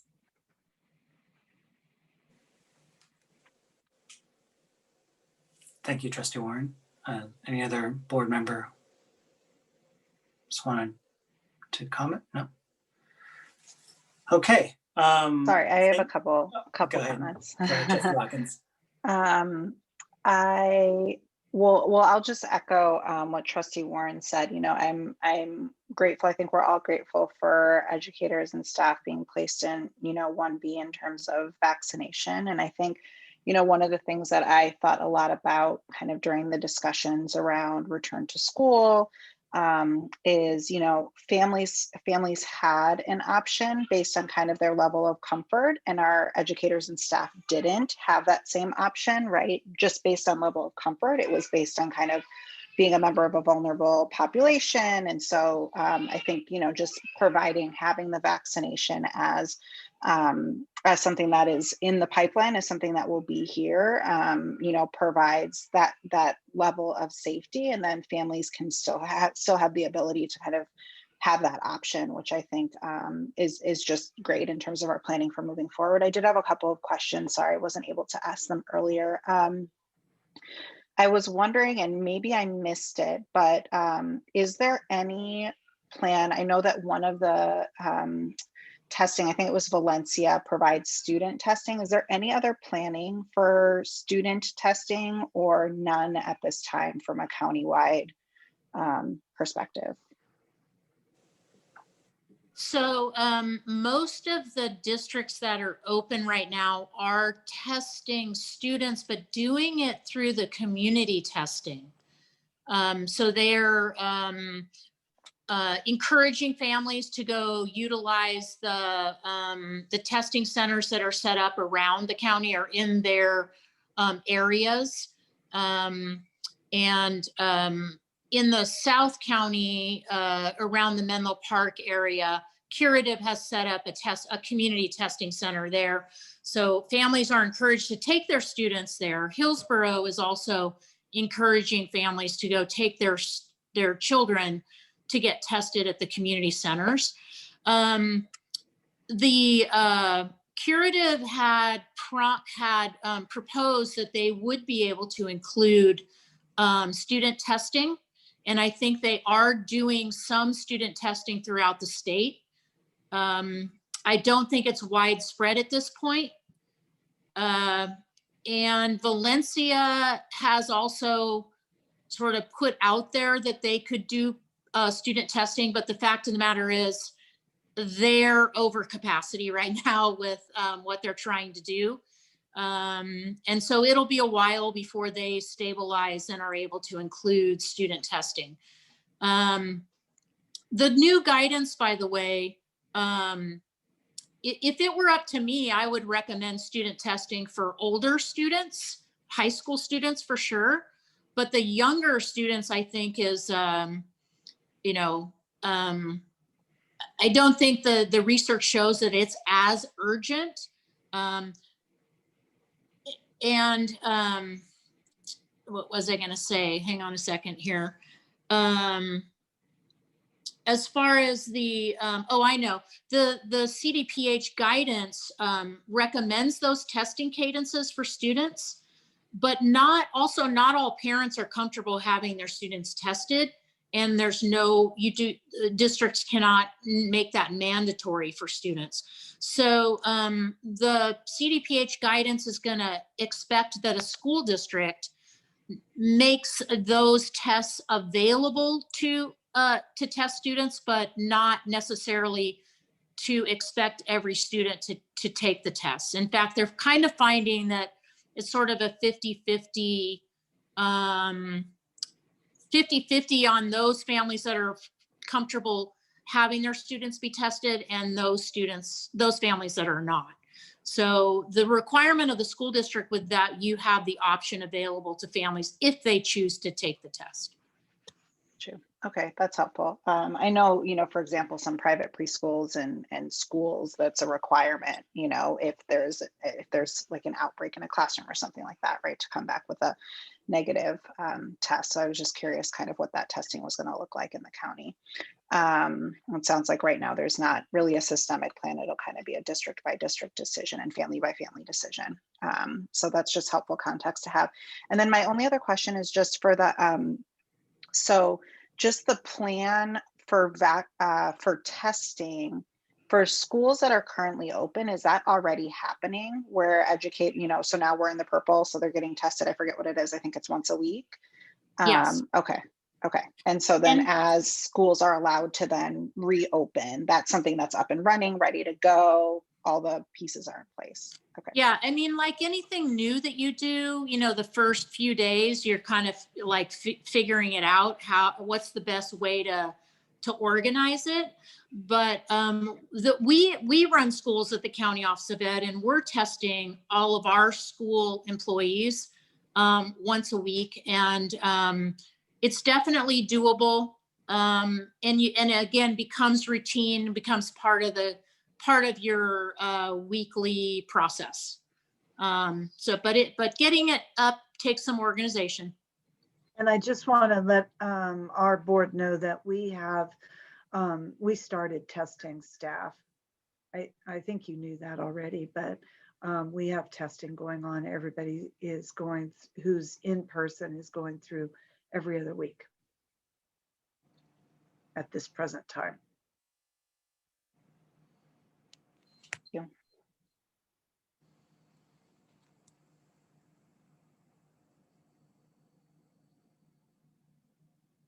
Great, thank you. Anyone else?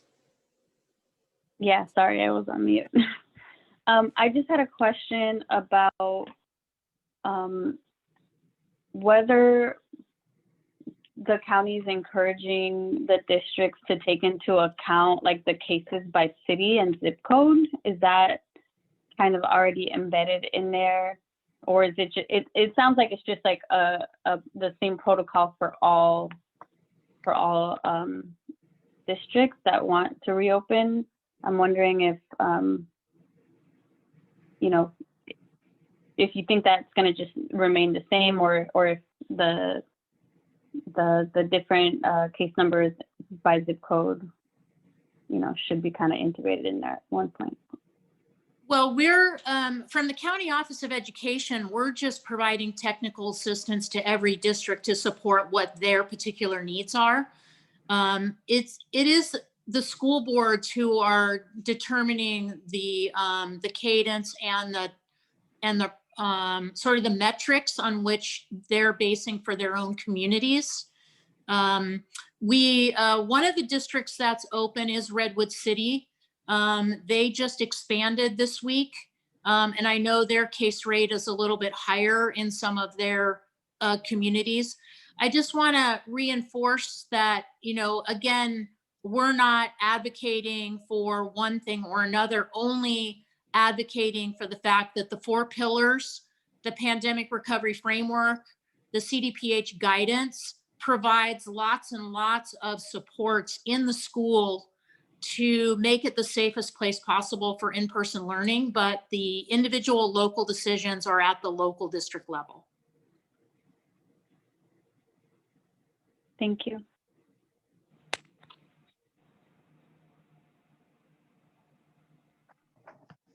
Okay. I just wanted to thank you, Superintendent McGee, again, for attending our board meeting. We are very privileged to have you. We know that you've been in deep over your head on all this stuff since last year, just like all of us. But at the county level, we really appreciate your leadership and expertise as we move forward on this pandemic. So with that, we're going to move. Yes, thank you. With that, we're going to move towards the reopening update and site preparation. But before we go to that, I was reminded, and I should have done this in the beginning, but about the translation services that we have. Trustee Corzo, would you please mention that we do have that available for anyone who wants it. Sure thing. Si hay alguien que quiere traducción, le pedimos perdón por no haberlo dicho antes, pero sí tenemos interpretación disponible si quieren levantar su mano y cambiar el canal para la idioma de español. Thank you, Trustee Corzo. Superintendent Dr. Rosas, if you would Yes. like to start with 6.3. Yes, 6.3. This is related to site preparation.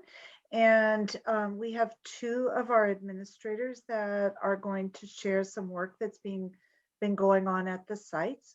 I have Lori Fukumoto and Amanda Gall, who are here this evening to go over this piece. So, Peter, can you find them? Maybe if they raise their hands, we can find them faster. Lori Fukumoto and Amanda Gall. Amanda's here. I put an arrow next to my name. So Oh, there you are. There you are. There's Lori. We'll grab her over. Perfect. All right. And who's doing your slides, since we seem to have gotten a little confused with Nancy's? Is Sarah going to do your slides for you? I'll take care of that as well. Oh, you're doing it. Okay. All right. Well, as soon as we get Lori over here, we can let you guys get started.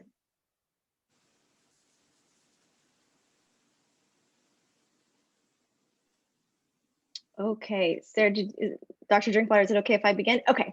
Well, hello, everyone. Good evening to the Board of Trustees and good evening to Dr. Rosas.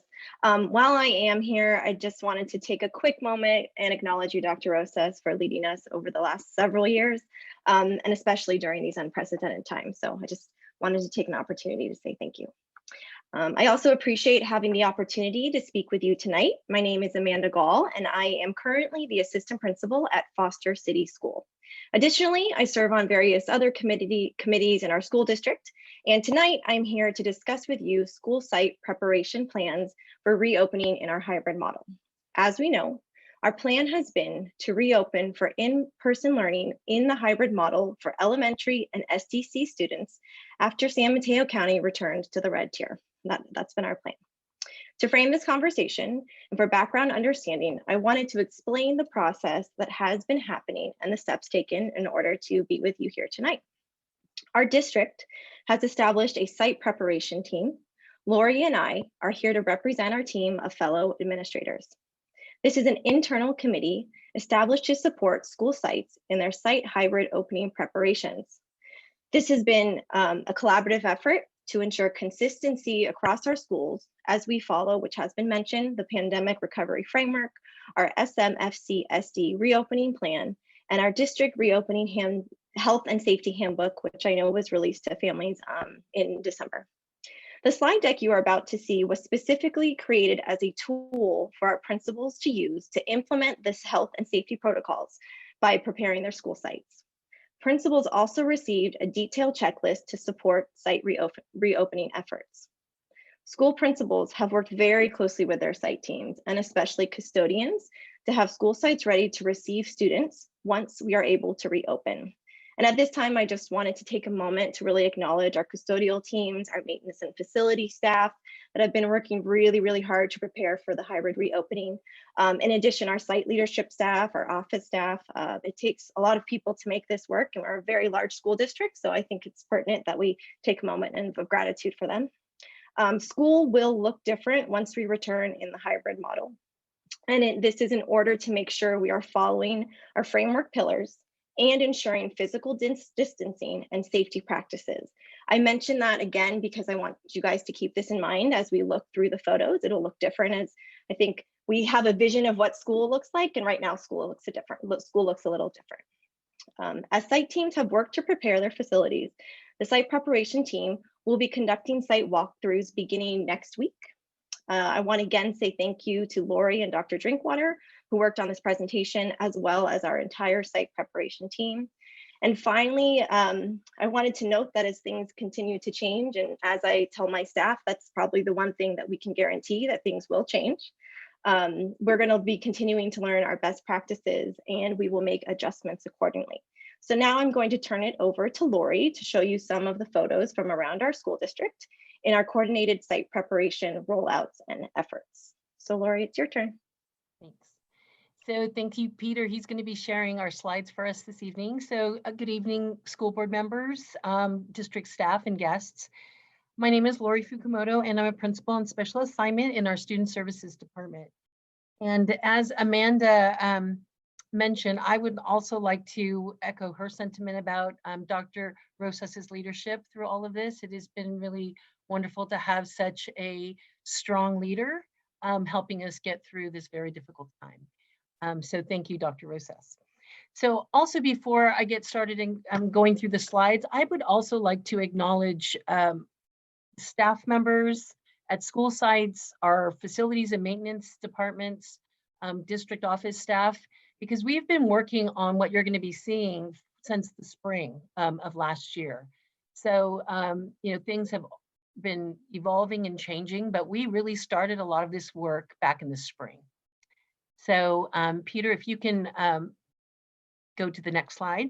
So in this slide deck, you will be seeing the guidance, as Amanda mentioned, that we have provided principals regarding how classrooms, restrooms, school offices, common work areas for adults and students, school entrances and hallways, along with examples of signage that are being set up as we speak in preparation for in-person instruction. So the next few slides will show what classrooms will begin to look or are looking like. And so you will see the 6-foot distancing. You will see what we're doing for classrooms like kindergarten classrooms that have very specific tables and desks that, but we wanted to make sure we gave guidance for all types of classrooms. The next slide, please. Oh, you don't have to do the video. One of the things that we wanted to make sure that we did was to put markers on the floors, and you can imagine that our students, when they're sitting at their desks can kind of shift throughout the day. So we wanted to make sure that those can always be placed back to remain at 6 distancing. Next slide, please. And then in addition, we have included in these slides in all of the areas, the signage that we are providing for schools. And one of the things I'd like to point out is there will be a max capacity sign outside every classroom, and then also cleaning signage. So our maintenance and operations department, they have worked really hard to provide cleaning schedules so that everyone will know what will be done to help provide a healthy and safe environment in the classroom. Next slide, please. So as Colleen Sullivan mentioned earlier, we have air purifiers in every classroom. So there'll be 2 air purifiers for every classroom that will have students. And one of the other things just to mention is that we are also recommending that classrooms be left open. So doors will be left open just to encourage airflow in the classroom along with our air purifiers. And then later on in the presentation, I know that you're going to have some information about our HVAC system. Next slide, please. So in addition, we have guidance for classroom sinks and whatnot. And I wanted to just mention that I think here, what's key is that all drinking fountains will be turned off and taped off, not only in the classroom, but around the school. Next slide, please. So to aid in clean hands, not only students washing their hands, but hand sanitizer will also be provided. So you will see that every classroom will have a hand sanitizer, either wall mounted or mounted on a stand. Next slide, please. So next, restrooms, you'll see markings on the floor in both adult and student restrooms to really help all of us remember where to stand and be physically distanced 6 feet apart. Next slide. And then also just guidance for everyone about hand washing, max capacity of how many people should be in the restroom at any given time. And then once again, there'll be signage posted so that everyone will know what the cleaning schedule is. Next slide.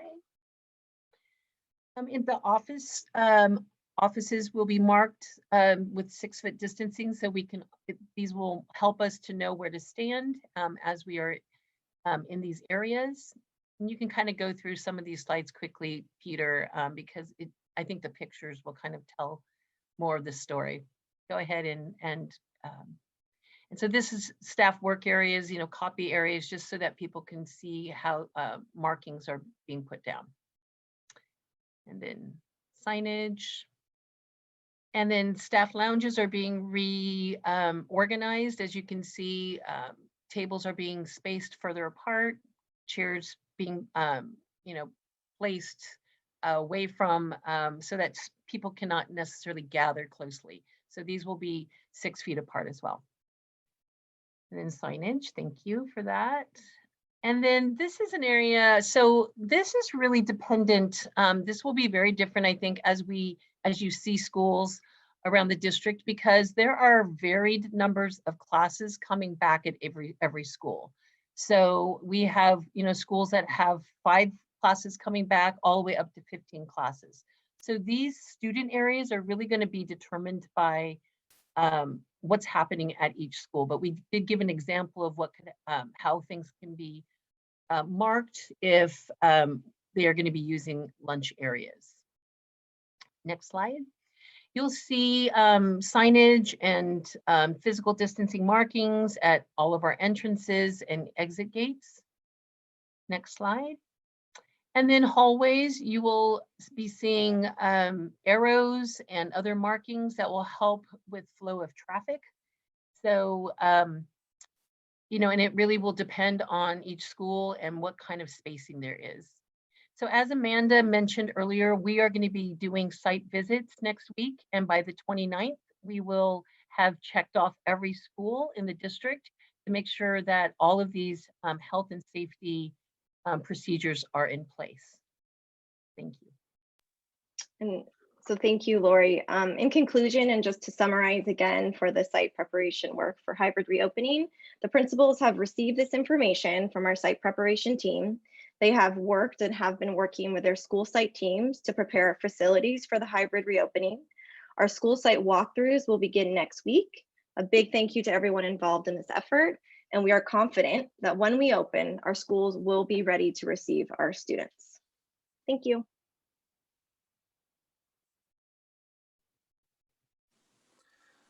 Thank you for the presentation. We know that it's been obviously ever changing. Every single week we get new information. And I know that there's a lot of legwork to actually, physical legwork to actually modify our campuses. So I want to thank everybody for that, you guys and your teams as well, and the school's teams as well. I want to open up to clarifying questions for the board. Does anyone want to start? Does anybody have any questions? I'll start with one question. Okay, go ahead, Trustee Proctor. Oh, I just had a couple. One of them was, I think at one point there was something about like certain students would be assigned to certain bathrooms. Is that part of this, or is that we don't do that? I just can't remember where we are. Yes, so this presentation was really focused on the facility site preparation. Okay. And then the secondary part of it is the on-site logistics of movement of students. But this presentation is just about facilities. To answer your question though, yes, there'll be assignments of bathrooms. It's just not part of what we are presenting tonight. Okay, and then just in because restrooms is what I have my mind on. I was just curious, I understand that, classrooms will have the maximum capacity. I'm just wondering, how do we monitor the restrooms so that 7-year-olds know that, there's 3 people in there and I need to stand outside? Did you want to go ahead, Lori? So I would just say that that's where the dots on the floor kind of help students to know, if there are no more dots to stand on, then they need to be waiting outside. So that's one marker, one way that students would know. And then I think, staffs I know have been talking about this, about what needs to be discussed and kind of practiced in the training of students, basically. So this would definitely be something that teachers would be working with their students on. Okay, thank you. I have a couple questions, and sorry, I'm leaving my camera off for a minute.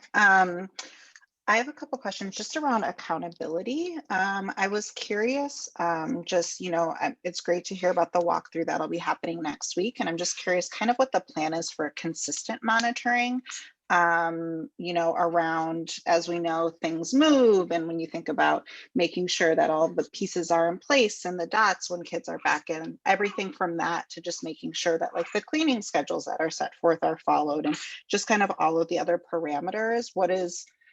I'm wondering if you guys can speak a little bit to just generally how you're thinking about the accountability and kind of the monitoring piece of things consistently once like these initial pieces are put in place. Yeah, I think that's a really good question. I think that this is going to continue to be an iterative process. So it's not something where we're done and then we don't come back. It's something that have scheduled meetings continued with sites.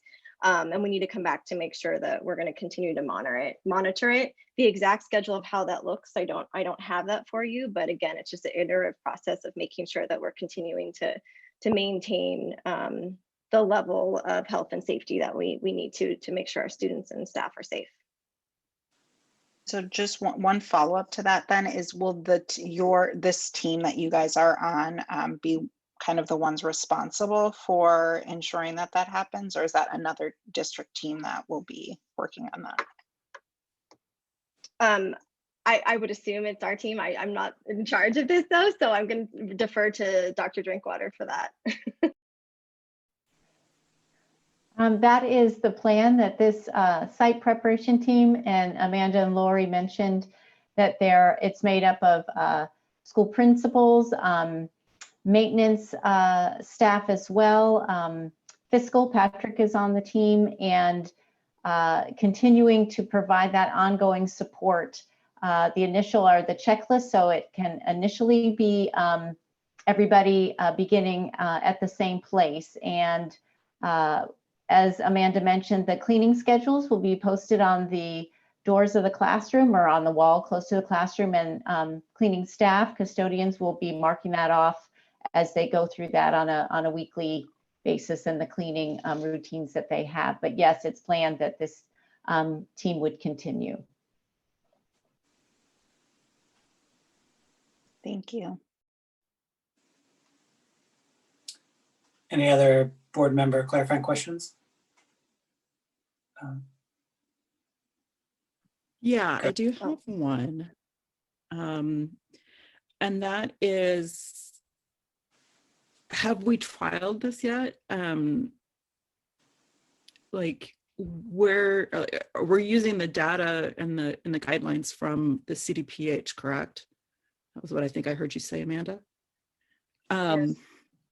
Yes, we are using guidance that we have received, and then we have, of course, students in learning hubs. So, yeah. And we have had students in preschool. So correct. There have been opportunities to learn from those teams that had already started. Wonderful. That's great. Thank you so much. I appreciate. Just one quick clarifying question. There was a picture where there were two desks that were side by side. And that clearly would not be okay with the 6-foot rule, but I'm assuming that because we'd be in a hybrid schedule, there's, one student who is in the AA, which is the Monday, Tuesday, would sit in one seat. And then the other student who's in the BB would sit in the other seat. Is that correct? If I can answer that question, one of the things that schools are facing is where to store furniture, right? And then, do we want to be moving furniture from one classroom to another, and what happens to all of that? So that was an option that we have discussed with principals. Depending on their space, they may want to move out extra furniture, or, we wanted to provide that example so that if they don't have the space in their school to store furniture, this could be an option. So you're right. I mean, there's lots of different ways. We tried to show the one picture where there was just a single desk spaced apart, but then also an option for schools that can't store or don't have the storage space. So yes, you're absolutely right, and that it would be like the AB cohort.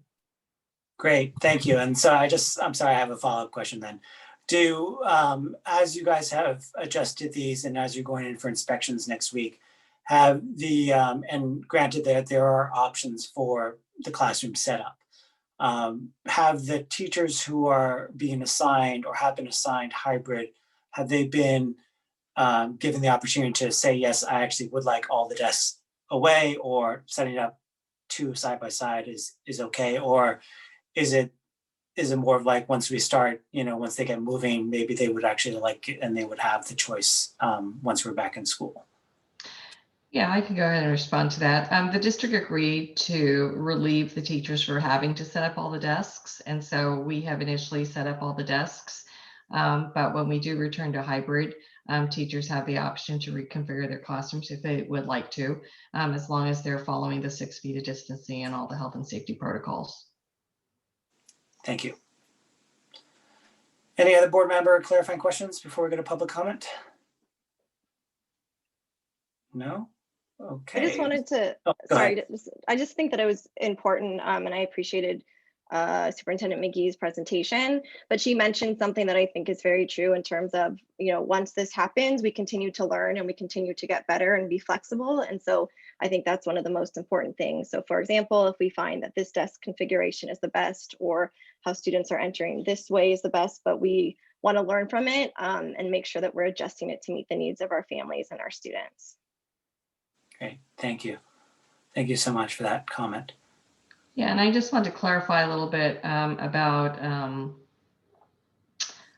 Board Member Watkins' question about the Site Preparation Committee. As Sarah said, Dr. Drinkwater said, we are planning to meet, but we have different levels of accountability. For example, our maintenance and operations managers are working with our custodians to make sure that the cleaning list and all of that is up to date. All of our site administrators obviously are monitoring their campus and working with their custodians to make sure that all of the signage and all of the health and safety protocols are in place. And then the site preparation committee will be overseeing that, possibly doing regular walkthroughs, making sure that each of the sites maintains the level of quality that we need to have in order to have our students return to school. Thank you. Thank you. Why don't we go ahead and start with public comment, Peter? But before we actually start with public comment or open public comment, I just want to remind people that we actually separate the agenda in terms of the reopening plan into different parts because we have a number of guest speakers. If you have a comment on middle school or the actual reopening as a whole, those are the agenda items after this one. So if you have any public comments specifically on site preparation and what was presented, that is what is open for public comment at this time. So, Peter, if we can begin. Okay, those who are wishing to make public comment on item 6.3, the site prep reopening, please use the raise your hand functionality in Zoom now.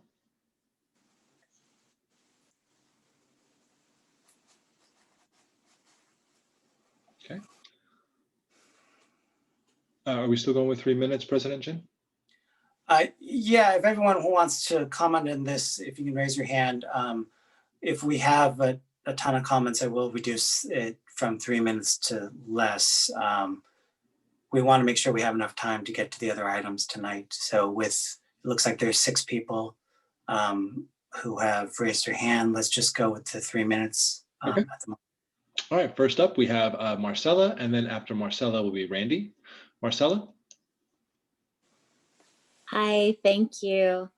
I am kind of wrapping my head around it because the agenda item was site preparation update, but it feels a little bit more like a facilities and signage preparation meeting, which is just one aspect, as Principal Gold commented. But that being said, regarding the site preparation teams, I'd love to know clearly how many schools have had full preparation teams and functional meetings that have allowed for a holistic determination, all of these logistics of the reopening. And I know also connected to this, schools are supposed to have their own individual reopening handbooks. I'm still waiting to hear about our school's reopening handbook, and I'm on the reopening team. The other piece that I think would be helpful is we have the maintenance of the site facilities, this concept of kind of what we need to do and how we move forward. I wish this would have been presented earlier. I think that some of the hesitations that we're hearing from teachers and some of the parents going back is a general feeling that we aren't ready as a district. I think that our schools are different at different levels of readiness, and this presentation, while it's greatly appreciated, I wish it had been presented earlier. We've had pods, we've had annex in place for months, and it's more, there is a question in here. It's truly wanting to understand why it's taken so many months for us to be able to, for the district to be able to share these basic aspects that are required in reopening when businesses and companies and corporations, and I know they're different, but they were able to put those together within a couple of weeks. So just kind of some questioning around the site preparation update and how ready and how involved truly each school within the district is. Thank you. Thank you, Marcella. Next, we have Randy, and then after Randy will be L. Thompson. Randy? Thank you. And to Trustee Chin, yes, his comments do have to do with site reopening. And I'll say just complete ditto to everything that Marcella McCollum just said. Similarly, I am on the site reopening team for the school of one of my children. And I do have some one specific question, which is, so the instructions that we saw that you said were distributed to the principals in this presentation, when were those distributed? We haven't heard when those were distributed yet. And so, which leads into how much preparation time is there for the principals and their site team to implement this? So first of all, yeah, that's an issue. And I stand corrected if it was sometime prior to January. Our last board meeting, if my recollection is correct, what you were told by the superintendent is that the district handbook would be distributed on December 18th and that to parents, and that site-specific handbooks would then be prepared and ready for the week of January 11th. Well, that handbook was not distributed until the next week. And how are these site-specific handbooks supposed to be prepared if we don't have the district handbook, right? I mean, are we supposed to go back and, oh, first of all, to do that, that would imply that there's supposed to be a lot of work being done by site staff and families and teachers over the holiday break if we're waiting for that instruction, or we're revising all of it to be aligned with the district handbook, right? So that puts the site folks at a distinct disadvantage. So then the last point is just is my pet deal, because I've spent probably about 40 hours specifically just researching ventilation in the schools and these portable air cleaners. I asked a lot of times over the past couple of months for what specific portable air cleaner that the district had purchased. I can't believe it even took that long to get the answer. However, then the instructions that were provided in these instructions were plug them in on opposite walls. Do you know that with these specific portable air cleaners, that when they are turned on to the max setting, that with two of them in a room with 10-foot ceilings, that's when they can cover a square foot area of 960 square feet. There's no instructions about if they're supposed to be set at level 1 or level 5. It needs to be at the maximum level. Thank you. Thank you, Randy. Next, we have L. Thompson. Then after L. Thompson will be Jamie. Good evening. Can you hear me right now? We can. Why don't you go ahead and give us your name, and you have 3 minutes. Okay, thank you. My name is Leslie Thompson, and I'm a first grade teacher at Brewer Island School. And I am very excited about going back to school as a hybrid teacher. And I want to thank Dr. Rosas, Lori, Susie, Sue, Amanda, and my principal, Dr. Stefan. I feel very safe. I feel cared for. I was able to set up my own classroom. I feel that you have our backs and you have our health, and the children need to be back in school. And for the parents have all been given a choice. So we have parents that definitely want distance learning, and they have it. And we have parents that want hybrid, and hopefully we will be able to go back very soon. There are so many details that will never be ironed out, and I'm wondering if they're all that important. I think right now that the board has set a standard for us to go back that they believe is safe, and I trust them, and I want to go back. So thank you tonight, Lori, for the presentation, and for Amanda. And I know Susie Riley was very involved in all this as well. So thank you for your time. Thank you, Leslie. Next, we have Jamie, and then after Jamie is Miss Mornishi. Jamie? Hi, thank you.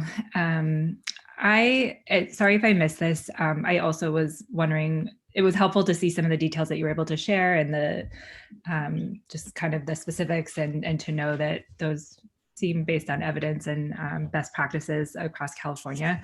I was wondering, and I don't think I heard about recommendations with regards to the frequency of surface cleaning. And it seemed like, at least early on last summer, that the hybrid schedule was based upon needing to do deep cleaning in between the group A and group B, and shutting down for the full day on Wednesday to do that.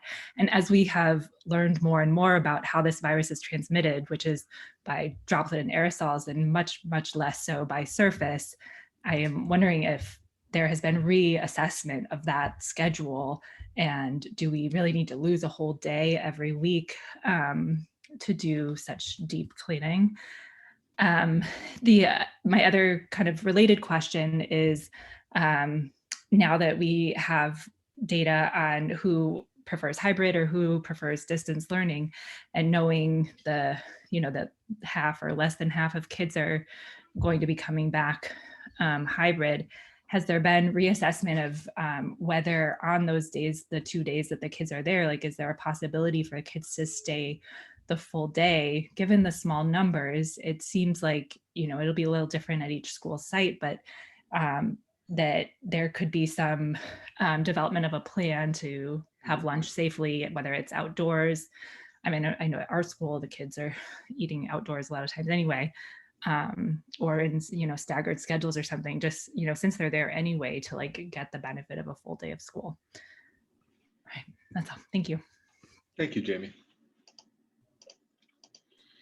Next, we have Miss Morinishi, and then Martin after that. Miss Morinishi.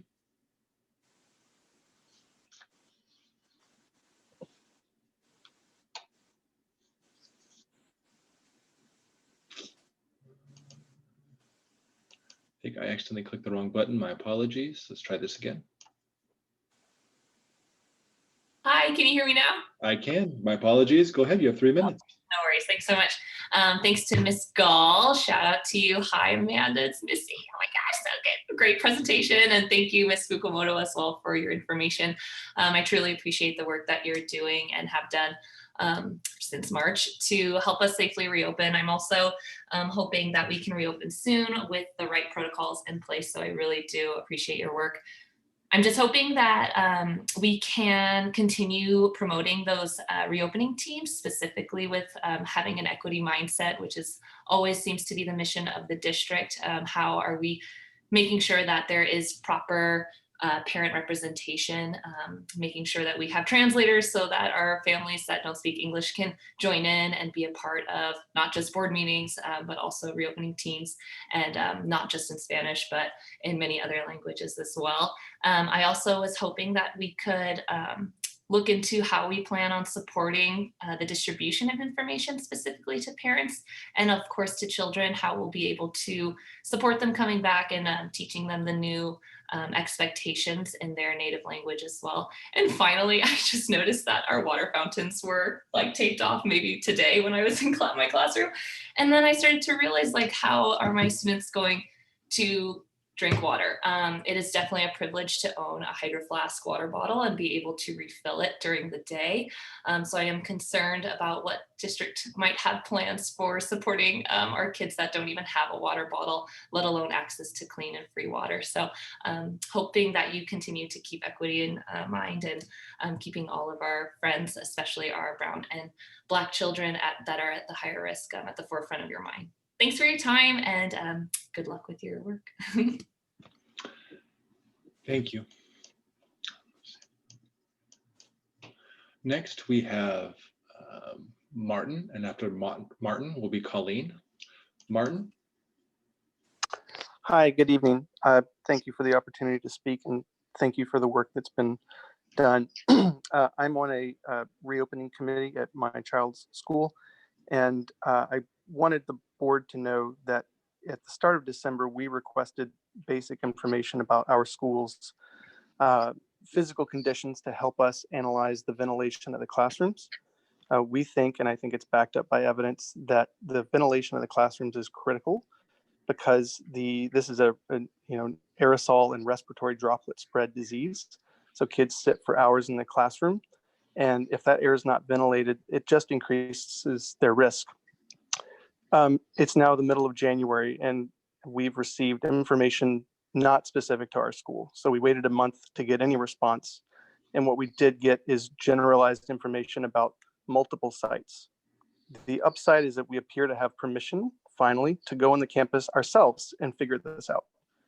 If we had been allowed, we could have had this information 2 months ago.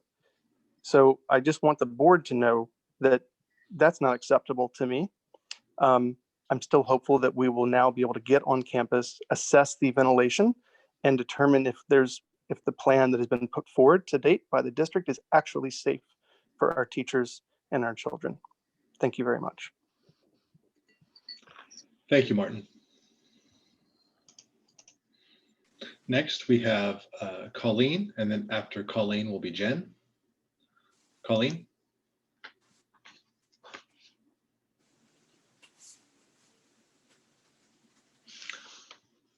Okay, I think Colleen dropped off. Then we'll go to Jen. Jen, go ahead.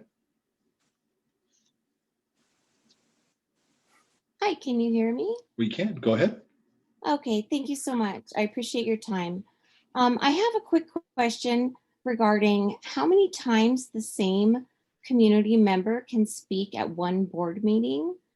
I feel like it seems inequitable to me to allow the same community voice to speak up more than once in the same board meeting, and I wonder if this is something to consider for future. In addition, I think it is important to remember that schools and districts who have returned under COVID successfully have done so with incredible resources beyond our budget. For example, hiring multiple new teachers to allow for an 8 to 10 class size who can meet daily. This is very different from the hybrid model we are offering, which has hybrid students attending school only 2 days a week.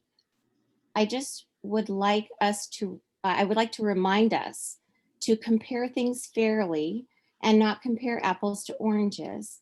I thank you for this very difficult work you are doing. And finally, I want to thank our wonderful families for the support, kindness, and patience as we are doing this hard work together. Thank you, Jen. Okay. Colleen, go ahead. I hit the wrong button before, sorry. It's okay, it's a mistake at all. I've had a couple of Zoom audio blackouts, so forgive me if I'm asking questions that have already been answered during this presentation. I was just curious whether or not air filters will also be included in the school offices and in the break rooms. I know that Santa Clara County has closed down break rooms. I do not have access to break rooms myself at Kaiser where I work. So I was actually kind of curious. I know you've got a physical limit for the size of each of the break rooms for the staff. Just kind of curious if that'll be something that'll be an ongoing consideration given all of the science that talks about transmission being a higher risk for us adults and for teens than it is for the little ones. Thanks. Thank you, Colleen.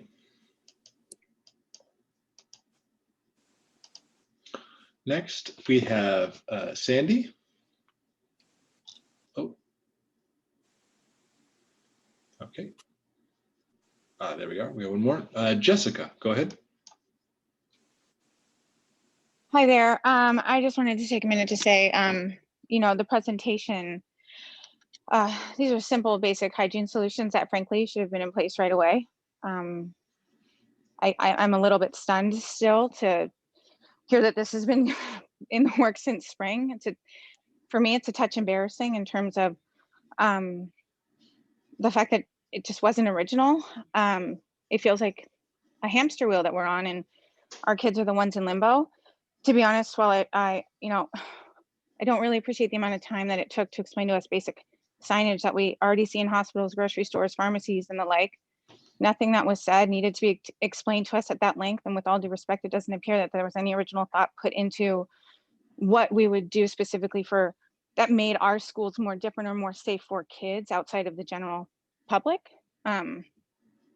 These safety measures, best practices created by our state guidelines are appreciated, sure, but with the layers of safety in place, the layers of safety that will be in place, consistent hand washing, mask wearing, face shields, social distancing, vaccinations, it seems to me, and I would assume rest of healthcare population, that the risk of COVID within the walls of the school is going to be low, not zero, but low. With that, I can't help but think about before COVID in 2019, when school shootings were among the biggest threats faced by students and teachers. The same risk of death to teachers and students was present in terms of it was a real risk. However, nothing even close to a resolution or plan for safety was done as compared to what this basic hygiene presentation encompassed.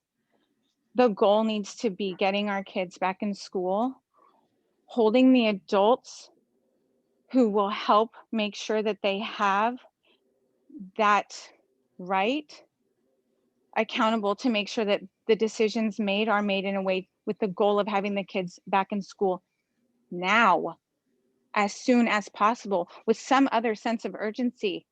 The fact that we can sit through a presentation as long as that with no urgency behind it. I'm embarrassed, frankly. I'm happy to help. Whatever, I think, I've signed up for task force sent out by the district. I've never been contacted. No idea. So it feels like we have just this small group of people trying to figure these things out with no real background on it and just kind of following guidelines, but not really having the courage to put them into play and saying, this is what we need to do. It's silly. Thank you. Thank you, Jessica.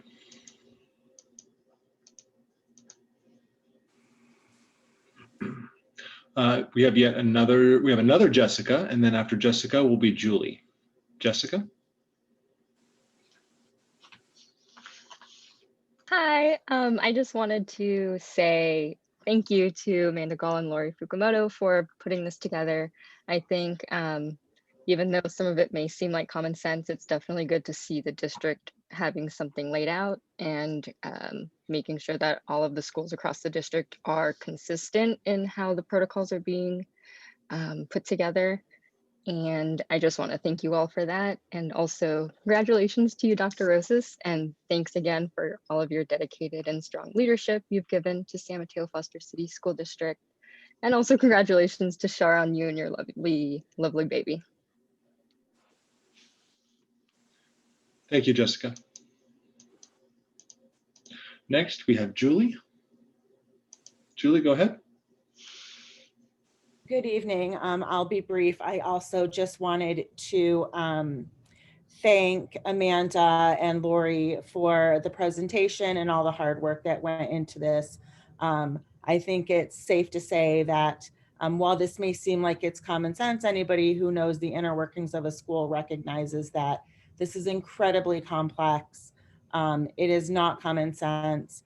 Certainly when you deal with students and their inclinations for wanting to socialize and be together, there a lot of forethought needs to be put into this. And so I actually wasn't planning to speak, but I did after the first Jessica came on, want to just commend you for what you did and reassure all the parents out there that this was a much more enormous task than met the eye, and support and appreciate both of you for the hard work that I know you put into this. Thank you. Thank you, Julie. Next, we have Sandy. Sandy, go ahead. I just wanted to quickly say, you know, everyone's work is appreciated if it's working towards getting our kids back to school, but I just wish that we would look at the surrounding hubs, the ones that are on campus, the ones that are off campus that have been doing this successfully since August, and just get it going sooner. I also wanted to say, in response to what Jen said, the way the meeting works is that after each section, anyone who raises their hand can speak, and no one is ever turned away. So it's not an issue of equity if someone has something to say with more than one topic. Thanks. Thank you, Sandy.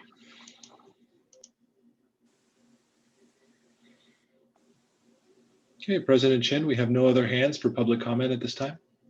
Okay, I'm going to officially close public comment for this item, open up for board discussions. But before we go to board discussion, Trustee Watkins, would you like to say something?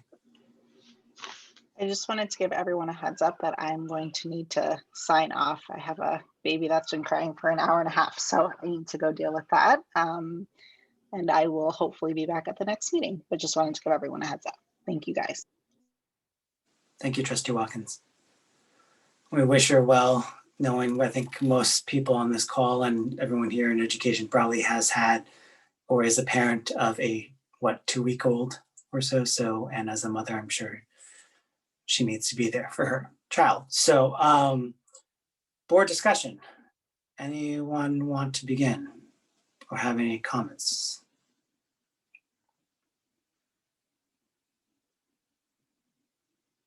No. Okay. I go ahead, Trustee Warren. Oh, go ahead. Oh, rock, scissors, paper, Allison. I don't care. Go ahead. You go. You're newer. You go first. Oh, thanks. I feel like the sacrificial lamb all of a sudden.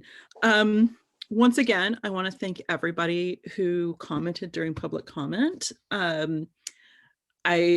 So many great points, and this is a complicated issue. It's something that's completely unprecedented. We've never had to figure out schooling through a pandemic before, and let alone trying to bring back students during a pandemic as well. However, I think it speaks volumes how committed the district is to bringing students back, even if it's not necessarily on, everybody's favored timeline. I do appreciate that there's different levels of accountability and that things will be followed up on and ensured that there will be things that need to be happen, and the monitoring will be there.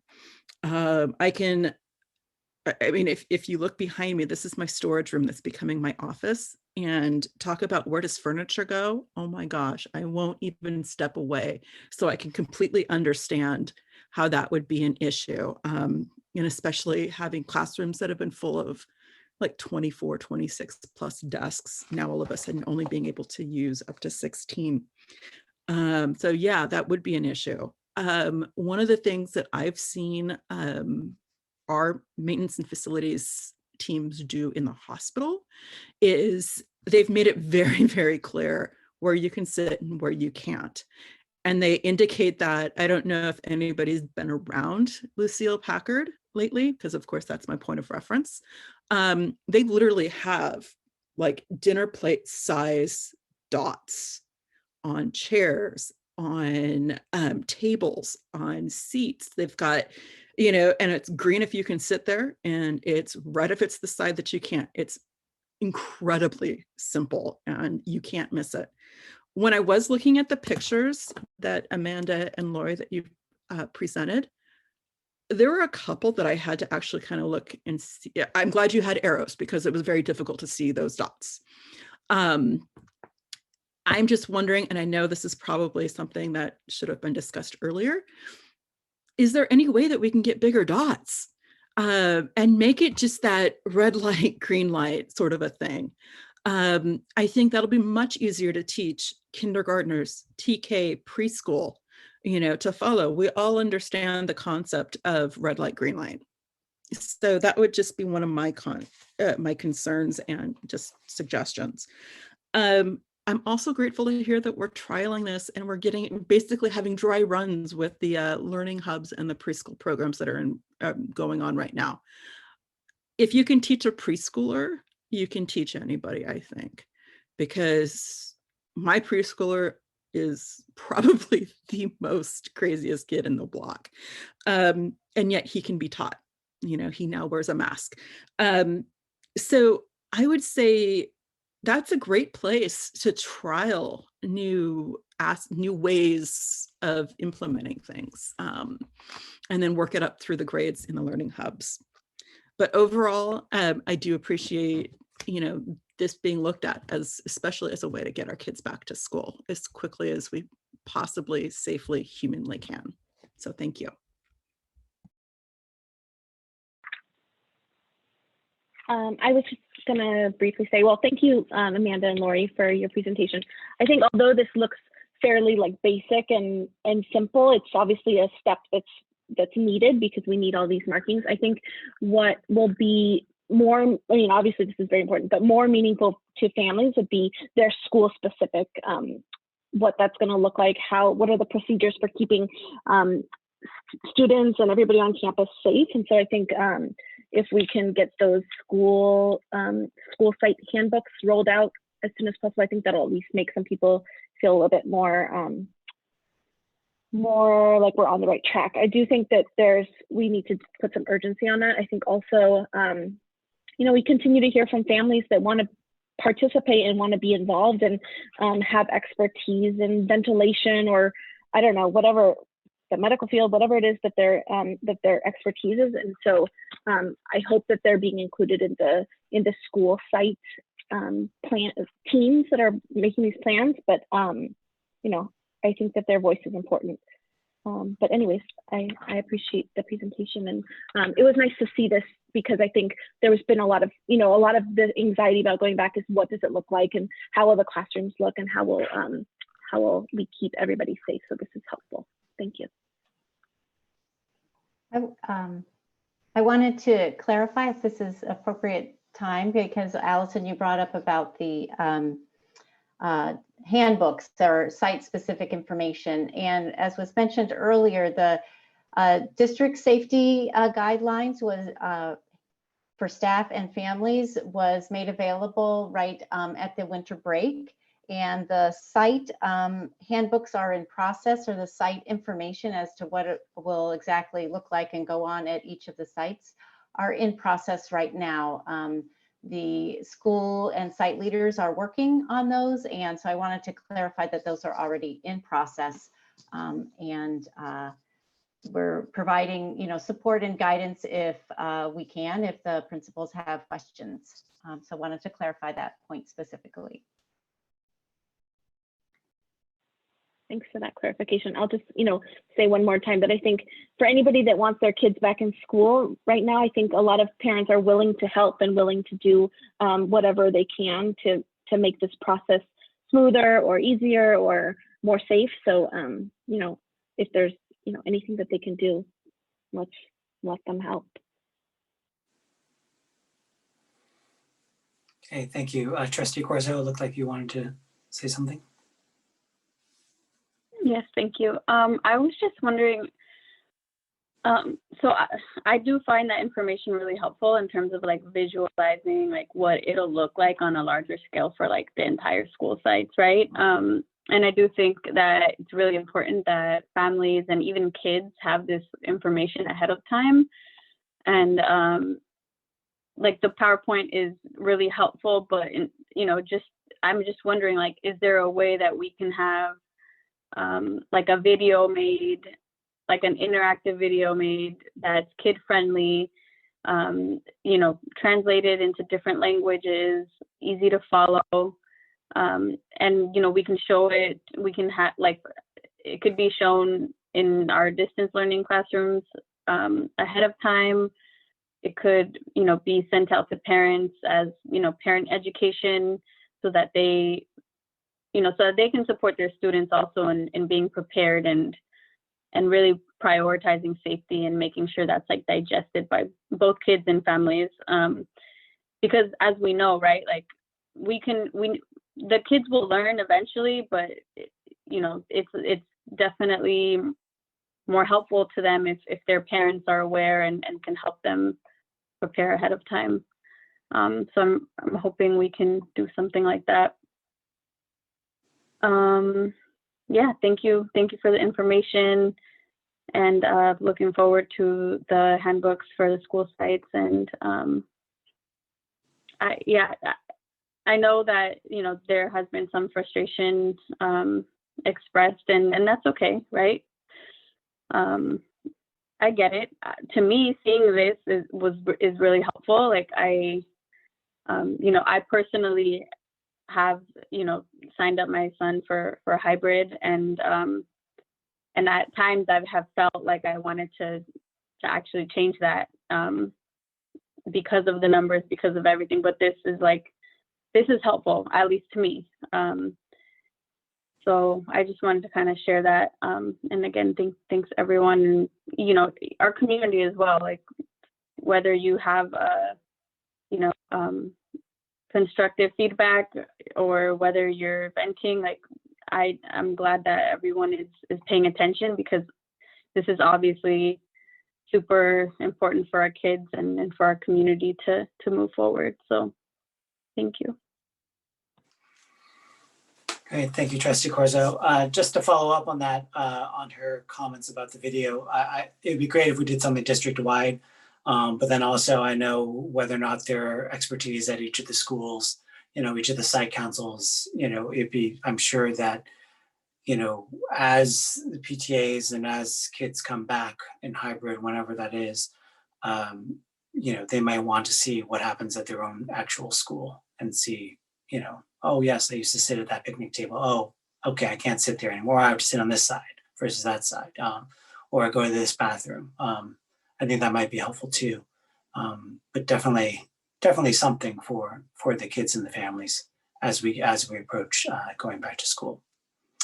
Thank you for the presentation. We really appreciate it. Really appreciate all your hard work. And again, please thank your teams and everyone else who's had an opportunity or a hand in this work. So with that, we're going to move on to item 6.4, which is the middle school reopening plan. Dr. Roses.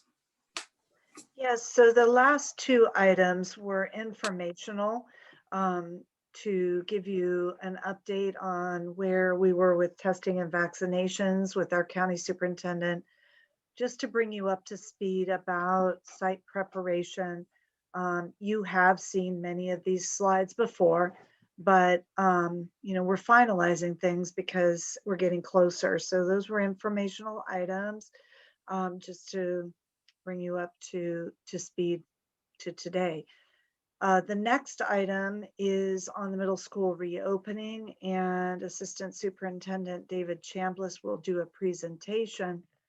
This one is for action, and we will be asking for you to vote on a decision of which way we're going to move, so that staff has direction as we move into the next few weeks.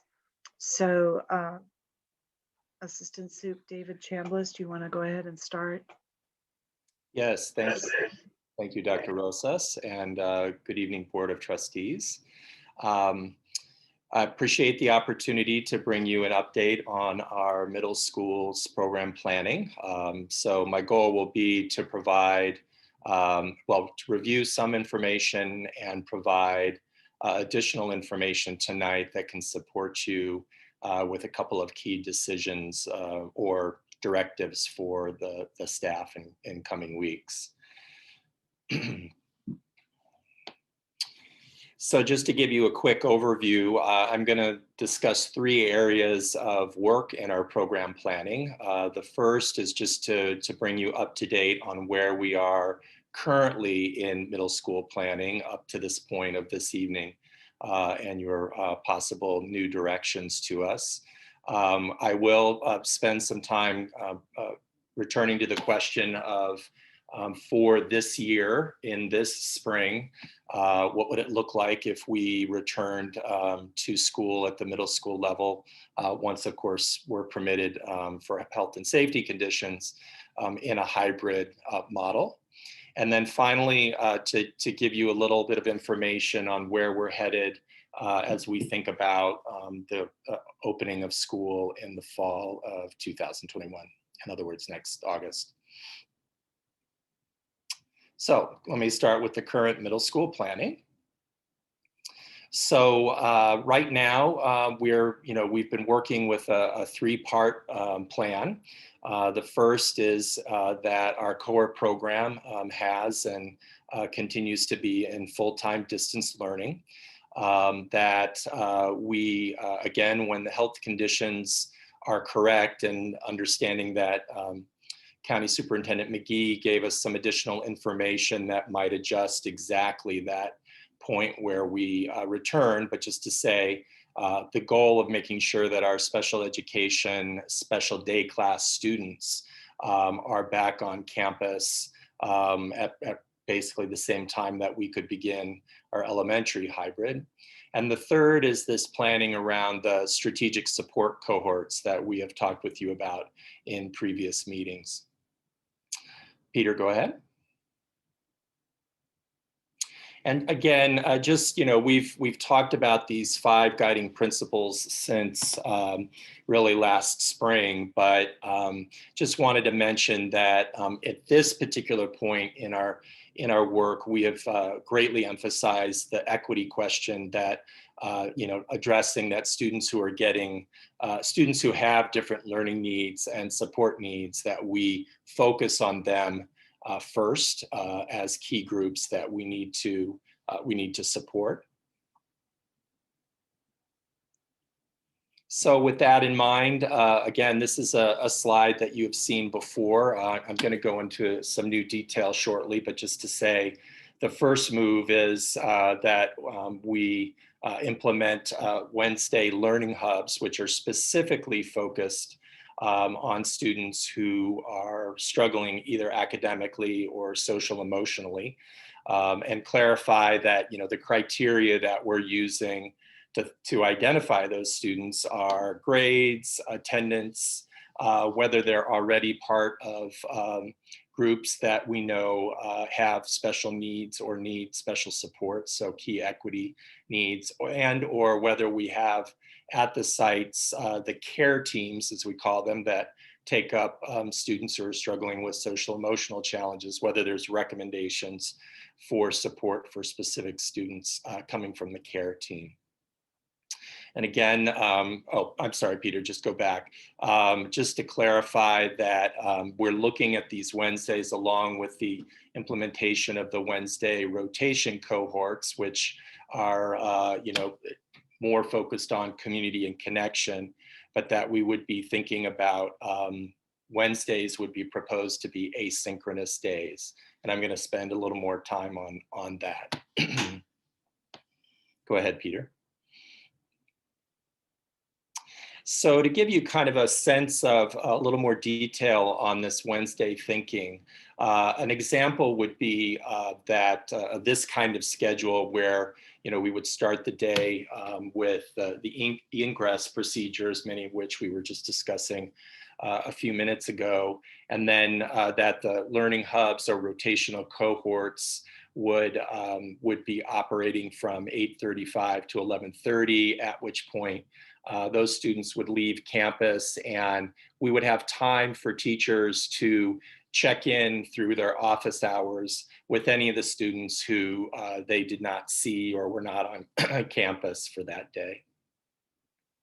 And again, just to emphasize that the exact schedules here, sorry about that, Peter, the exact schedules need to be ironed out in detail at each site, but this is just meant to give us a little bit of an example of what a schedule could look like.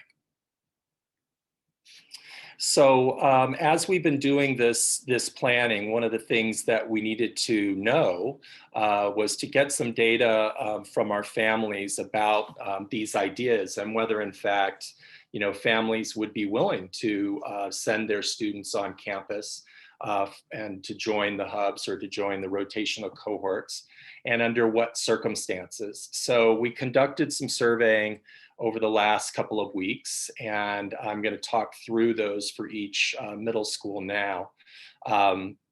So this obviously is Abbott Middle School. And the first set of questions was really about, if you had an opportunity for your child to come back on campus, under which tier would you be comfortable? That's essentially what the question was. And you can see that in the case of Abbott, about 22% of our families said, we want to have them back right now. 41% were a little more cautious, saying we want to wait until we get into a slightly safer tier. And note that 37% said, really not under any circumstances right now would they feel comfortable having their child on campus. And then when you look at the question that was most specifically about, okay, well, if your child was identified for the academic hub, would you be willing to have them on campus, or would you prefer that they do the hub and distance learning? And you can see the percentages there. And then the same kind of question for the rotational cohorts, how many families would be willing to see their kids on campus for the rotational cohorts, or would prefer some kind of distance learning work with kids that day, again, around community and connection, and how many were unsure. So I just want to acknowledge that our response rate was 46%, and you'll see for most of the middle schools it hovered around 50%. So we recognize that obviously we didn't get every family here, but we get a rough approximation of our family's comfort about returning, and under what specific circumstances with the academic hubs and the rotational cohorts. Okay, Peter, you can go ahead. And then here is the information we got at Burrell, slightly higher response rate, but again, around 50%. And you can continue to see that, about 37, 38% of our families are saying, really under no circumstances are we comfortable having our kids back on campus. Peter, go ahead to the next slide. And here is Bowditch. Slightly higher response rate, slightly higher percentage of families saying under no circumstances would they be comfortable. And then some specific information for them about, coming back onto the hub or rotational cohorts. And then here's North Shore View with their response. And again, we're kind of hovering around 37, 38, 39% on the not comfortable. And you can see the distribution for the hubs and the cohorts. And then finally, Peter, go ahead. And then just to say, Bayside took a slightly different strategy with their survey. They actually targeted just the families of the students that they had identified for the academic hubs. They did not survey all of their families. So, in phase 2, they would come back and want to survey remaining families. Much higher response rate, actually much higher percentage not comfortable coming back under any tier. which obviously affected the, the other data on purple or below or red or below. So this is giving us, a better picture of what we would need to plan for in terms of, how many academic hub classes we would need to think about being on campus. Begins to get us a little closer to understanding, the details of implementing the plan. Go ahead, Peter. So just to kind of go into a little more detail about specifically the Wednesday academic hub planning, and just to say, a lot of this, we are engaging with middle school staff. We've had a couple of, virtual meetings with all of our middle school staff, obviously getting feedback from community and families. So we're still targeting February 10th, but of course, one of the things that we're now acknowledging is that both teacher and families' sense of feeling safe coming back then, so that's got to be a moving target.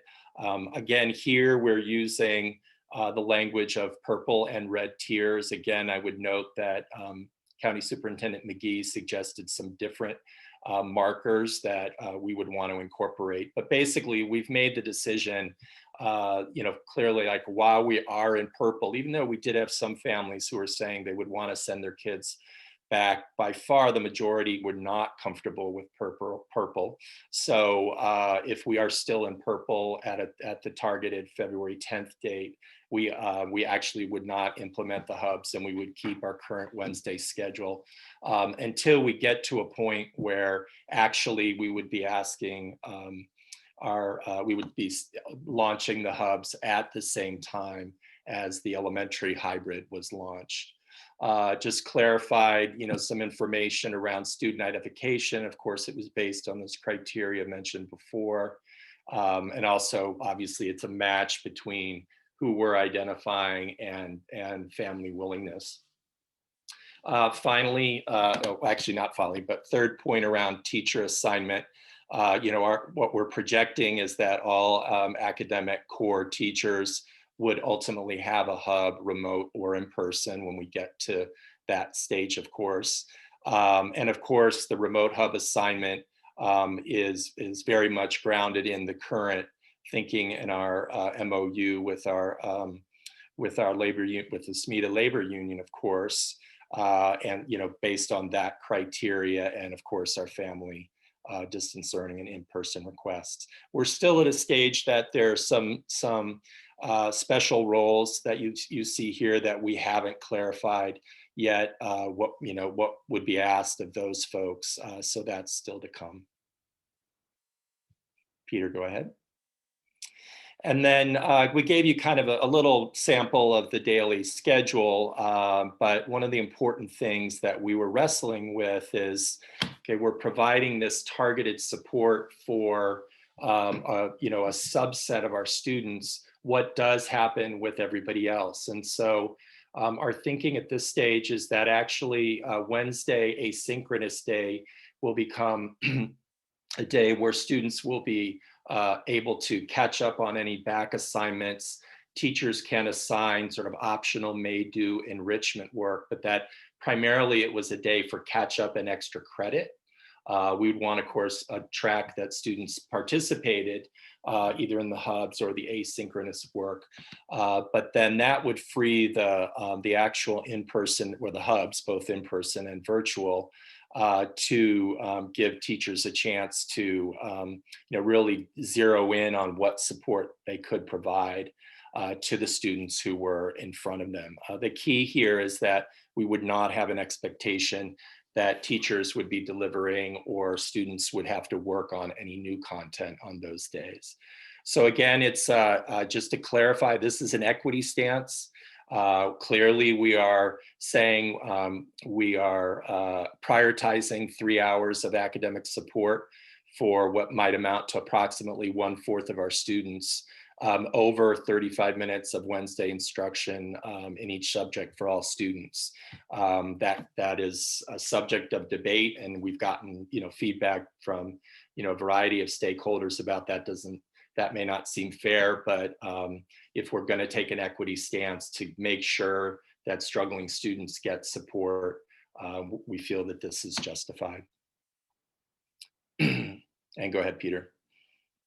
And then just finally, going into the schedule a little more, we would imagine beginning with a community building that teachers would work with students that they have in, on either the asynchronous assignment that the teacher provided that day. They could also provide, sort of what we call tier 2 or, additional support instruction if they saw they have a set of students who are struggling with some, essential concepts. And you can read through. Again, this is just an example. We're just trying to provide some clarity. Obviously, this all will be finalized at the school sites.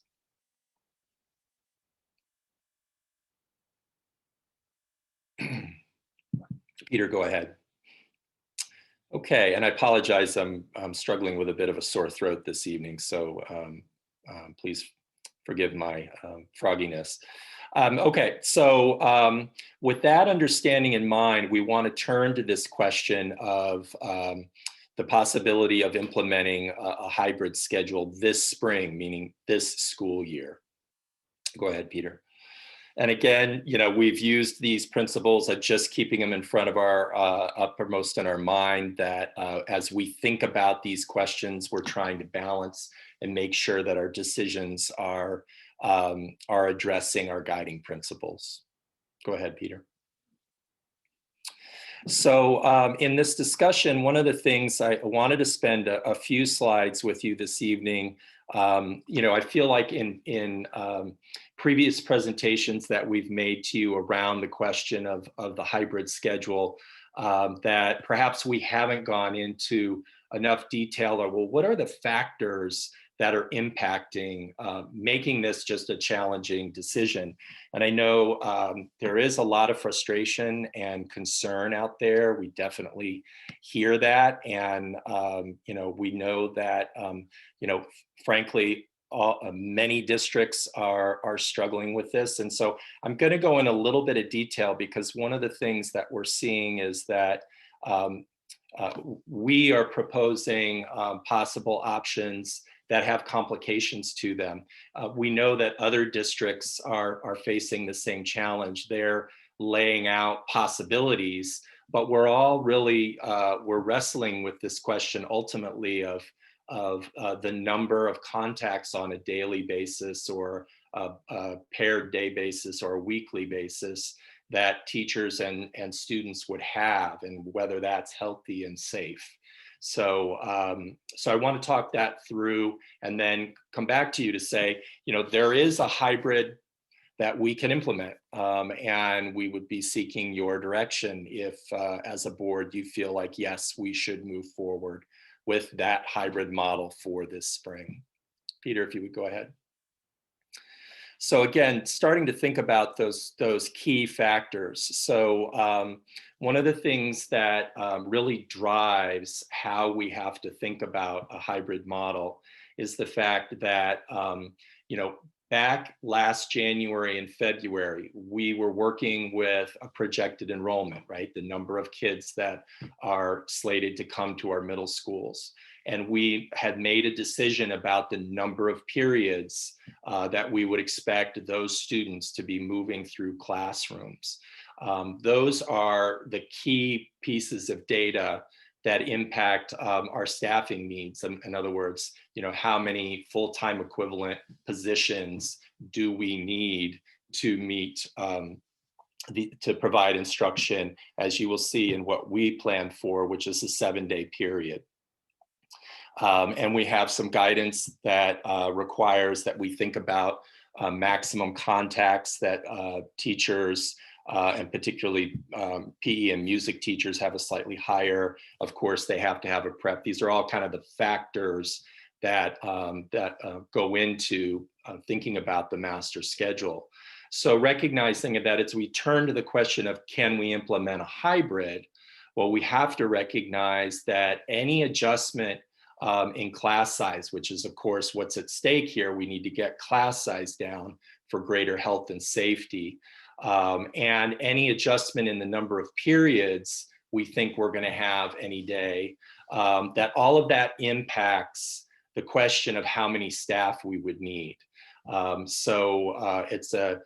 We can't just clearly like flip a switch and just do a different model, because we have invested in staff that fit a particular model, kind of our normal 7-period day model. Peter, if you go ahead. And then in addition, more specifically, the enrollment that we have at every grade level, plus the course offerings that we decide on. Again, this was done back in January and February. That impacts what kind of teaching credentials, meaning what teachers with what credentials that we need. And you can see there in the table, it comes down to, 6th grade enrollment. We do a lot of coring of math and science and English and social studies. And that's a commitment we've made to a kind of program. Then you get to 7th and 8th and it becomes a little more single subject.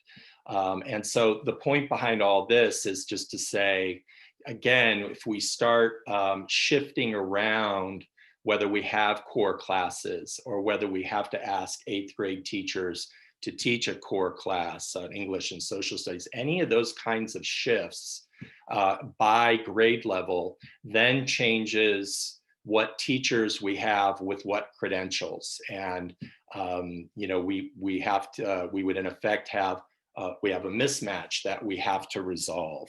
It's not impossible to resolve, but would have to be resolved.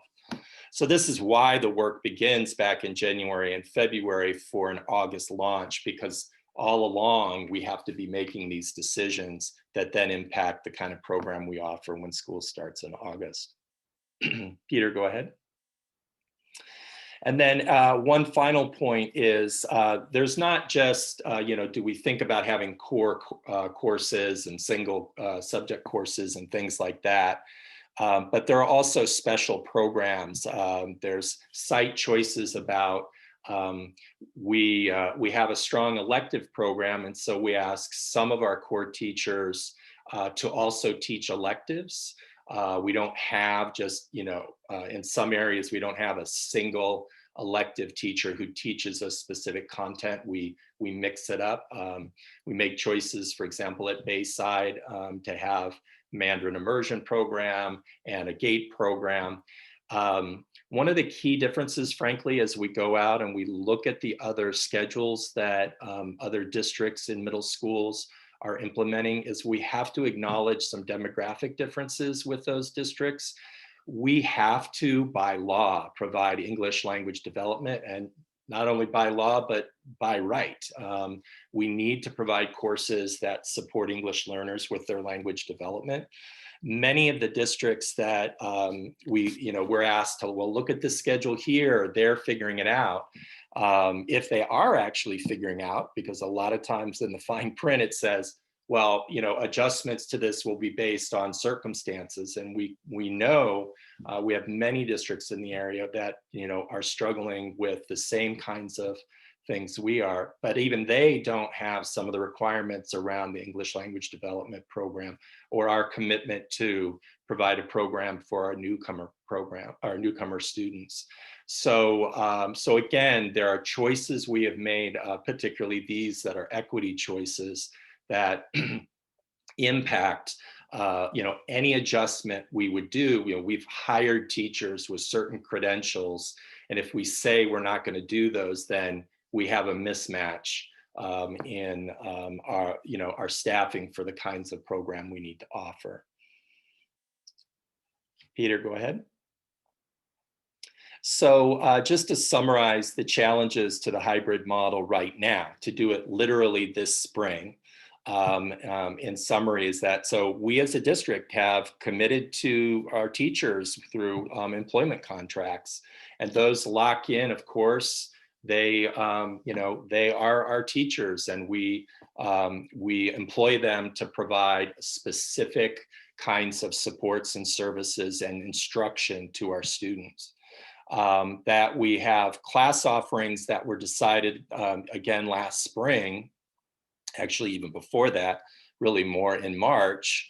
And we have teachers who with the appropriate credentials hired for those. So if we make a shift, is it okay that a teacher suddenly doesn't have a certain number of sections and they're not teaching classes for 3 days, or excuse me, for 3 periods?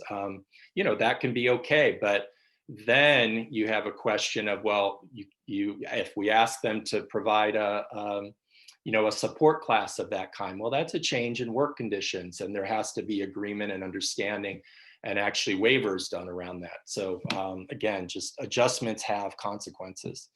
And then just finally that, of course, and then the credentials that teachers have. And this is, I think, the most important point that a lot of folks who are not familiar closely with middle schools don't necessarily understand that at the elementary level, when you have a multiple subject credential, you are in effect credentialed to teach multiple courses. And so there's more flexibility built into that. Whereas at the middle school level, it's a big issue if you have a teacher with an English language arts credential who is suddenly asked to teach science or social studies.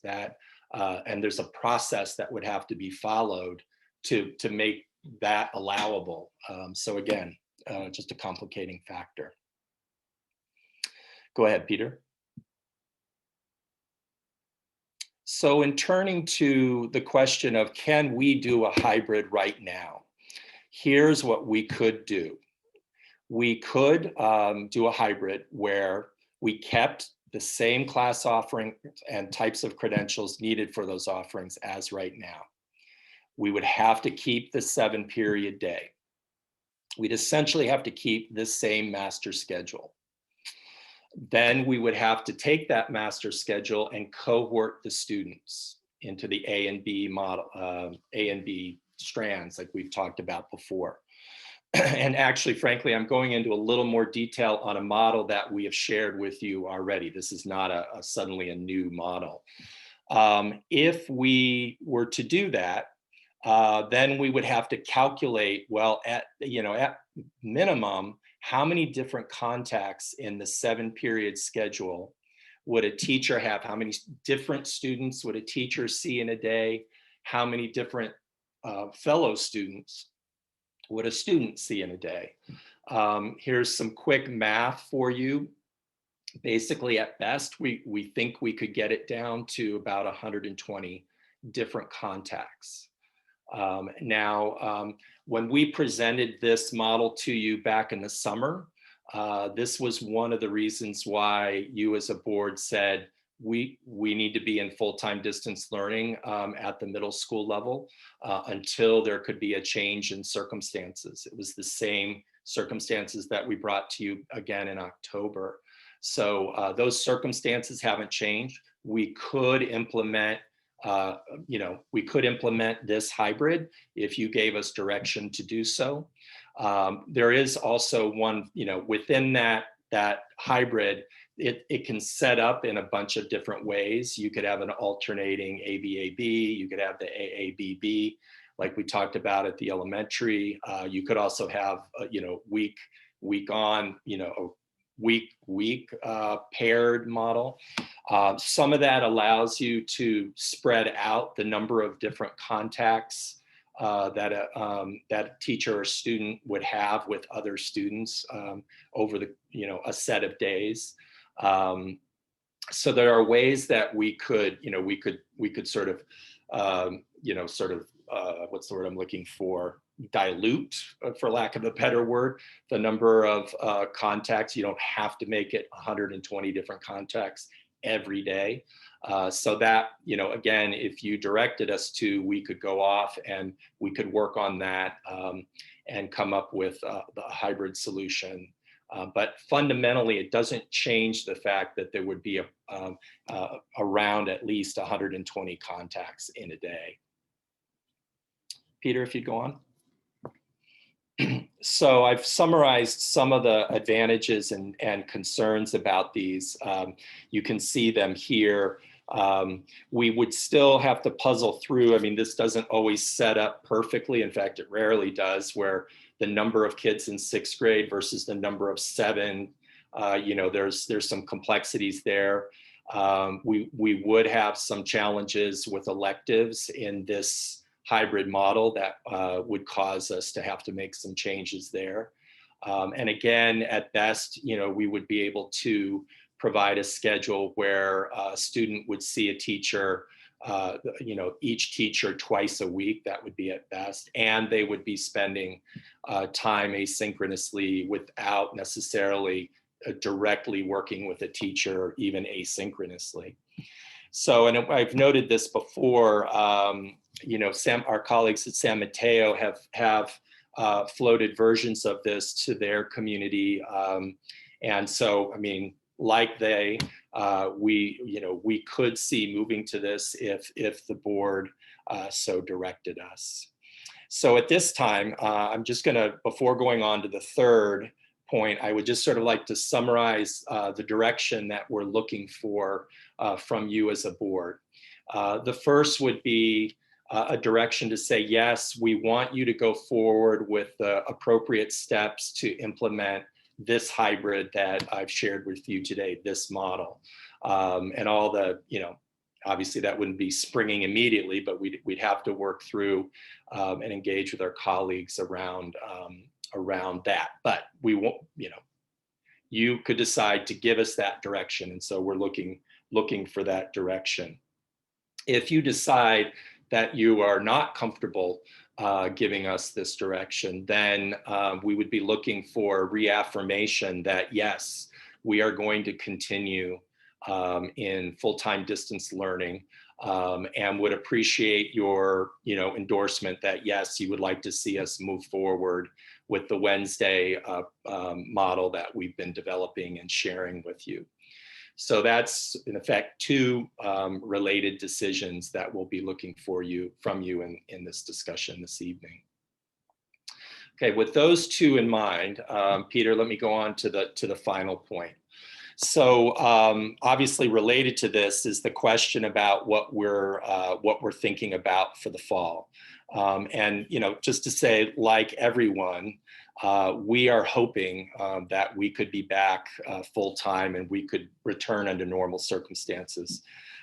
Interestingly, County Superintendent McGee suggested that was unlikely. And so it's probable that we will have to consider coming back under some form of mitigations, obviously mask wearing and safety protocols, but most importantly under social distancing. And if we have to have social distancing, then we have to talk about being ready for a hybrid plan. Some points here that frankly, Superintendent McGee said better than I, that we just can't anticipate being in the conditions needed. And so we really have to look at hybrid options for the fall. Go ahead, Peter. So note that we are right now in that same period of time that I was commenting on for last year. We are in this January, February, March period where we make these decisions about program, working from our projected enrollment, and prioritizing, programs, classes, courses at our schools. So one of the things that we can do is we are looking at all the different models, including the one I just described to you for this spring. And just to say, we would make an argument if you approve us to move forward and we implement the hybrid for this spring, then it would be logical to consider that would be the hybrid model that we would continue with in the fall. But the point is that right now we are starting to look at the different hybrid models. We're assessing the safety, equity, consistency, costs of those. We know we have to make some decisions that then we would negotiate the effects of with our SMETA and CSEA colleagues. we will, Peter, please go back one. Yeah, thanks. We would be engaging with our stakeholders, middle school staff and families around these, and that we would come back to you with a recommendation for a specific hybrid model for you to approve and us to then go forward with. Okay, Peter, go ahead. So just finally, just to talk about the planning and communication around this, we are at this moment then where, just to say, you know, we're thinking about the Wednesday plan. We're looking for final direction from you about the possibility of a hybrid for this spring. And we are also talking about what would we be doing this fall. And so it is a, you know, sort of an intersection of points where we want to be good and frankly better than we have been around our communication. And so we would be working with central leadership teams, and we're talking today with our middle school site leaders about teacher and parent involvement in those. We would of course be, you know, at the sites. There are leadership teams that would be dialing out any of these common central district-wide decisions, dialing them out for what it would mean for their site. Obviously, we have to negotiate the effects of any of these decisions with our labor colleagues. And then also, you know, one of the challenges and frustrations of doing a lot of our communicating through board meetings is that it doesn't necessarily allow for the dialogue back and forth, particularly from our families. And so beginning the week after next, we'll start rolling out some specific dates for each of the middle schools, where we will be holding site family engagements and you know, having the time to really allow for kind of the dialogue back and forth, and giving people an opportunity to, you know, of course, challenge our thinking, give us a chance to explain perhaps in more detail why we are where we are. Of course, the decisions from you tonight will greatly shape those site family engagements that happen in the next few weeks. So with that in mind, just in summary, I'm happy to happy to hear your questions and provide answers where I can.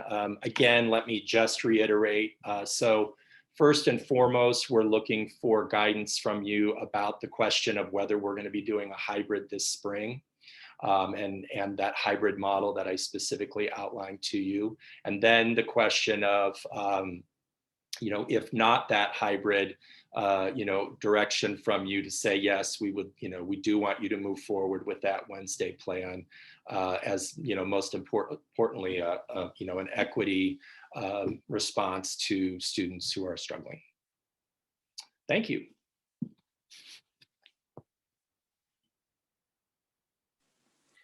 Thank you, David, for that presentation. I'm going to open up to board member clarifying questions. I had a question about just like digging a little deeper into the 120 contacts in a possible hybrid model. What are the like facility implications of that? Like, do we have enough space to have kids 6 feet apart? I mean, just like remembering what normal middle school is like, and just like passing period, and like just I mean, every parent that has kids in middle school knows like what that looks like. It's like they swarm out, right? Like there's so many students. Yeah, and I actually appreciate that question, because I could have been clearer that where we're talking about contact with different numbers of students, we're really focused then on like literally in the classroom. We have to acknowledge that, you take a school that's, let's just take middle school that's 800 students. There would be 400 students on campus, and there would be multiple cohorts of 120 within those 400 students. So we have plans to put in place good protocols around the hallways and common areas and things like that, but acknowledging that that these are, middle school students, there is interaction, beyond the 120 that we would be trying to minimize.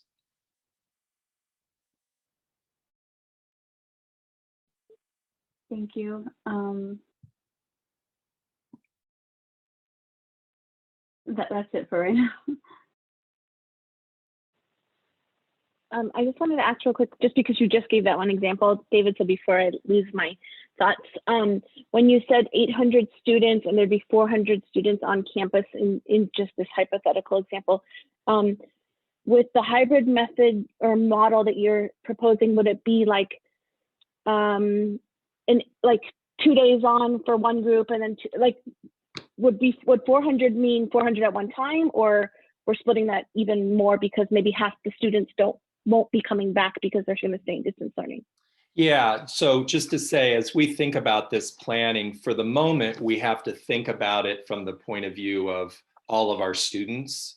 That would be one of the complexities, is we do have to factor in, you saw the percentages in the surveying. Now we have to do it with, okay, maybe 38 to 40% of our families saying, no, I want to stay on full-time distance learning. So you're right, those numbers do start to go down. Those will impact the total number of students on campus. It won't impact the 120 number. Just right. By definition, a master schedule will create circumstances where the cohort will have to be 120, even if there's we're pulling out 38% of the kids because they're doing full-time distance learning. Okay, I was just thinking in terms of like passing period and number of kids that are going to be interacting, not in the classroom, outside the classroom. Yeah, and just to do kind of quick math on it. So instead, would be talking about 320, 330 students instead of my math may not be right, but just to say it would be a little bit less interacting on, hopefully safely interacting on the campus. But again, those 120 student cohorts are built into the master schedule we would have to run. Okay, and then so I think when we first talked about this in the summer, obviously we couldn't predict what the year was going to look like with COVID. I think now the vaccine's on the horizon, and I'm just curious if there's been any survey of teachers and what their comfort level would be, assuming they would get vaccinated. Are they comfortable doing this, or just because there's so many contacts with the teachers, I'm just curious what their thoughts are. Yeah, so there hasn't been that specific kind of surveying, partly because, we're obviously talking middle school here, partly because we would want to be able to survey them around sort of the specific circumstances of coming back on campus. So we do have obviously the numbers of teachers who have requested per the MOU a kind of medical exemption, and therefore we've assigned to them, even though we haven't gone to hybrid full-time. The idea is that they would be in full-time distance learning, and then we have the teachers who may not have a medical exemption per se, but are requesting. So we have that information, but we haven't surveyed around this specific hybrid model that we would be talking about just with you now. That would be a step just to say. Sue, did you want to add to that? Yeah, I just wanted to say that, we have negotiated a full-time distance learning MOU with SMETA, and part of that MOU does include priorities about who would receive a full-time distance learning assignment, and middle school staff did provide and could request a full-time distance learning assignment. We do have that information. And as David stated, initially the board had decided and made a decision about keeping middle school and full-time distance learning for various reasons at the time, including the number of contacts. And now that we are reconsidering this, we certainly could send out a survey about the comfort level of teachers, just like we did with the families. Okay. Yeah, I'm just curious because I think, you know, we've gone up and down so many times with cases, and now it's, you know, everything always changes. So I just was curious if there was any recent updates on that, but okay, that's good. And then I was curious, hold on one other thing. Oh, you know, I know because I'm a middle school parent that we haven't been surveyed again to see our own comfort level about returning to school, but hopefully that will, you know, obviously that's going to be part of this.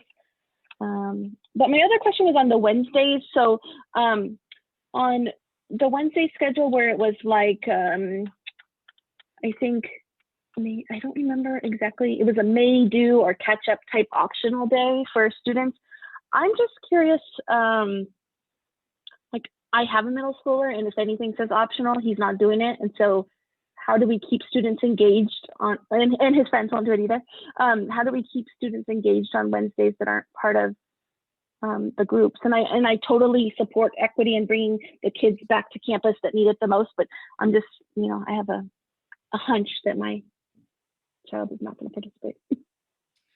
Yes, and just to say, I mean, totally acknowledge that. I mean, teachers have very, you know, rightly brought that up with us and said, okay, wait a minute. So what do we do around that? And so, you know, we're going to try to come up with solutions. I mean, really, frankly, welcoming the guidance of teachers about the best way to manage that. It was just kind of one of those circumstances that if we have a group of students that we're trying to provide a particular support to, we provide the support, and then how do we layer on top of that, you know, the required work? Now suddenly they're getting support, but not necessarily being given the time to work on this, you know, so we had to move to the idea of, okay, well, we're really going to identify it as an opportunity a day for students to catch up on work and or do extension activities as assigned by the teacher. So it's not a perfect solution, and that hence, you know, I mentioned that trade-off, and you did too. But you know, we feel the equity concerns kind of outweigh that in this circumstance. Okay. All right, I have some comments, but I'll save those for comment time. So thank you.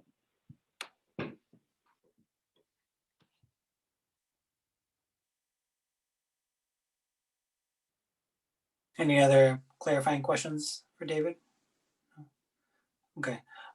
Just for clarification, in terms of middle school sort of reopening as is, we, you know, Superintendent McGee came on and spoke about, you know, vaccination testing, but in general, from my understanding, we cannot reopen middle school as it is right now. Is that right? Because, I'm sorry, so this is leading. Right now, the guidance is only K through. Reopening has to wait until the adjusted case rate is 25 or less. Is that still consistent for all grades, or is it only K through 6? Middle school is a red tier. So 7th and 8th grade is red tier. So the guidance that we have in terms of when we can open up middle school, if at all, at least for 7th and 8th grade, is when the county gets into the red tier. Right. That's the current rules that we have to abide by. Correct. But in terms of 6th grade, the threshold or the metric is we have to be 25 cases per 100,000 for 5 consecutive days. So I think there are districts where 6th grade is in the elementary school. So it is a gray area, and I'm still trying to get information about where 6th grade lands. I see, thank you. I just wanted to clarify that even if we wanted to say, let's go hybrid right now, there is actually a threshold that we have to meet, just like in elementary, there's a threshold. Correct. So that's helpful. The other question that I had, just David, you had brought up a generic example of sort of 800 students in a middle school. And if we were to go to hybrid and the number of contacts and everything else, per at least the initial data or surveying that we have, it only looks like 20 or so % of students in most of our middle schools would go back in a purple tier, which theoretically we couldn't do anyways, right? But if you say 20%, or let's say you round it up because maybe we are in the red tier, 20, 30% or so, you would say maybe it's 300, maybe 400 students, or less than 400 for sure, it seemed like. But if we maintain the same sort of hybrid plan, the thought is really that would only be half of those students on the campus at each time. Is that right? Yeah, let me make sure I get this clear. Are you talking about what happens once we actually understand that 38% of our kids might be in full-time distance learning? Yeah. Yeah, so help me do the math. Like, I did it badly the first time, but if we have like 800 student school, and we have, let's make it easier on me. It's a 900 student school. Roughly a third of those students, a little bit more, is 300 students, right? So 300 students would be in full-time distance learning. That would leave 600 students that would be in the hybrid, right? Approximately. Then we would create A and B cohorts, which create, kind of in effect, 3 groups of 300 that would be on the campus at any given time. But remember, from a master schedule point of view, which is staffing and number of kids per class, you're not going to get any better than a cohort of 120. The fact that some kids are in full-time distance learning is not going to change that contact point, because those teachers need to be over in full-time distance learning, supporting at the same sort of ratios, those students.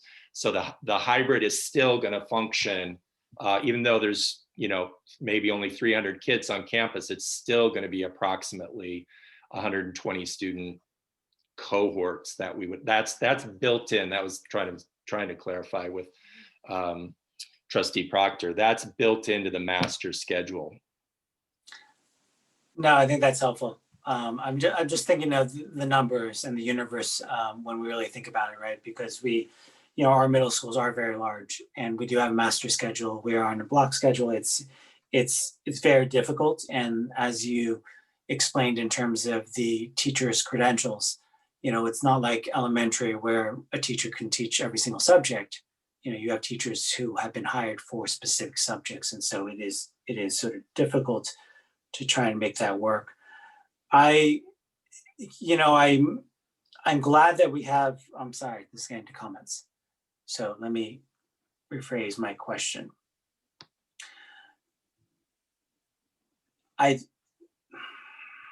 It'll be a comment. Thank you. Sorry. Any other clarifying questions? I just have one. So Superintendent Chambliss, just to make sure I'm fully understanding what we're talking about in terms of going back to a hybrid when we can for the middle school, we are working within the confines of the master schedule that was created last year, correct? Yeah. Okay. So basically we have everything, as it is, and now we're trying to figure out a way to get our kids back to school within the confines of what was already planned for. Right. And this is, just to add, this is where middle schools are just very different from elementary, where we are talking about cohorts of, about 15 students, right? When we're talking about elementary hybrid, it's just, but it really turns on the fact that we have multiple subject teachers who can teach, all content. When you get to a middle school, you're driven by a master schedule. Yeah, and it's not cookie cutter, is what I'm hearing. Yeah. Is a teacher isn't just a teacher, isn't just a teacher. It's, we have teachers with different levels of credentialing and can serve students in different ways depending upon that credential. Thank you. Mm-hmm. Just to follow up, if we did move to a hybrid schedule, we would have to go out and resurvey everybody, just like we did with elementary, to then go through almost the same process that we did before to make sure the class assignments were all set and everything worked out numbers wise. Is that correct? Joan or Sue, I jump in here. I think so. I mean, I think we would have to, because now, we surveyed around the Wednesday model to get some guidance. I think now we're a new set of circumstances where, we, as I mentioned, kind of the 120 detail is obviously very important. So we would need to get a picture from families about that. I recommend that we resurvey the families as well as the teachers, because we are in different circumstances when we sent out the initial survey.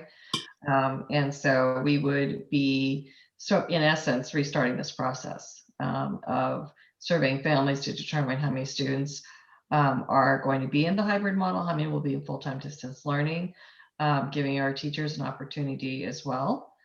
We did already offer them an opportunity to change their minds, but there may be some where their circumstances may have changed. And then based upon the number of students that are willing to come back in the hybrid, we're going to have to take a look at that master schedule and reconfigure classes essentially. So it is going to be a process and one that's going to be more complicated than the elementary, due to the multiple periods that a student has in their schedule. And the other piece I want to add is that, we have many of our middle school teachers that don't just, for example, they don't just teach one subject. I mean, they may be teaching different grade levels, different subjects. And so we would take that into account. And again, David's talked about the specificity of single subject credentials and what teachers are able to teach. And, there's an opportunity if a teacher has enough, for example, I'm getting in the weeds, but if a teacher has enough units in a particular subject, they might be able to get a waiver or a short-term staff warrant. But if they teach outside their credential, we need to have consent from a teacher. We can't automatically just assign a teacher a particular assignment outside of their credential. So that adds another, layer of complexity. Great, thank you. Any other clarifying questions before we move to public comment? No. Okay, thank you. Peter, why don't we go ahead for public comment on middle school reopening? We have 1, 2, 3. Yes, if everyone can please raise your hand now, that would be helpful. We do want to make sure that this is a item that is up for vote. So we do want to make sure that we actually get to the vote.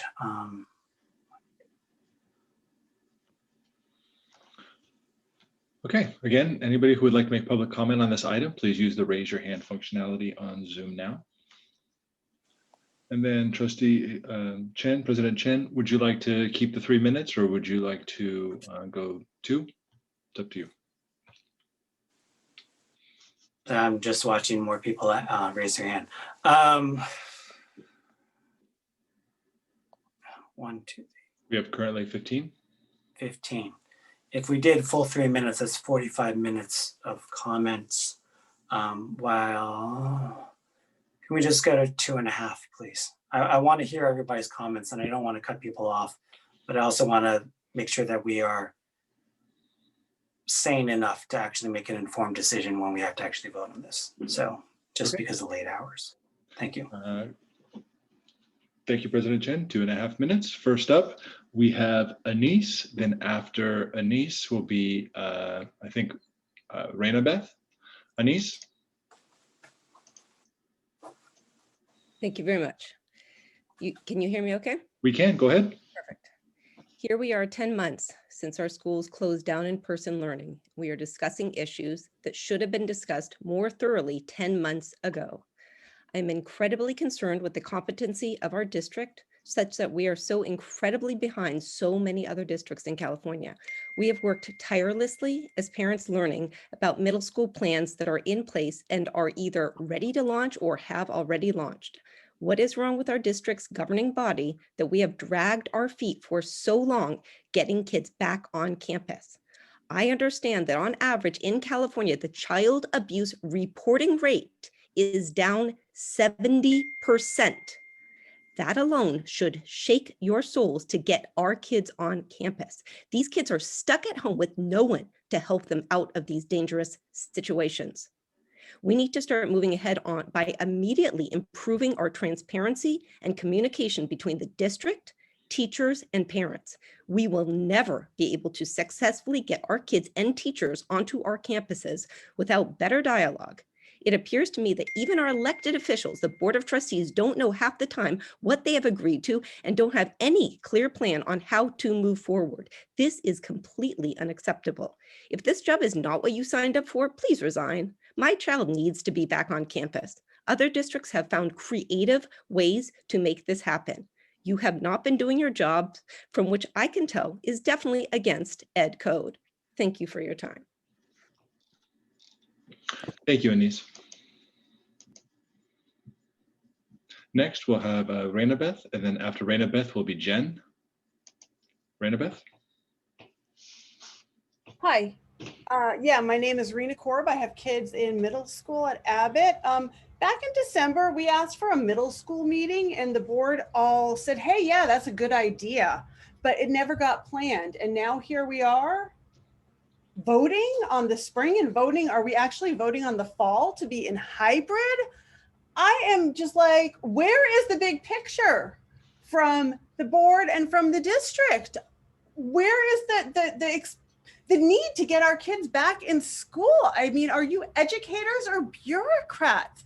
All I hear from you over and over again is a lot of excuses and zero leadership. I mean, you keep saying we have to do it this way or this way.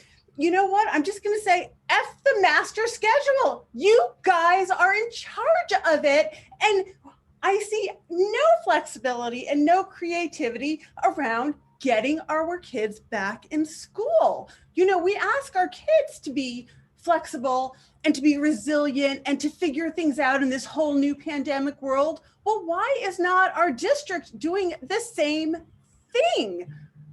It is absolutely nonstop, the malarkey that I hear when I come to these meetings, even going back to the original hybrid plan, which now the district tells us was voted on in July when many, many people did not get that message, including board members.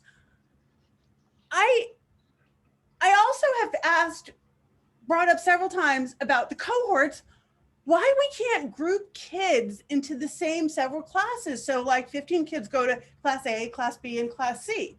No answer about that. It's always, no, we have this huge 120 kid cohort. You give us no answers and you claim that you can't do anything.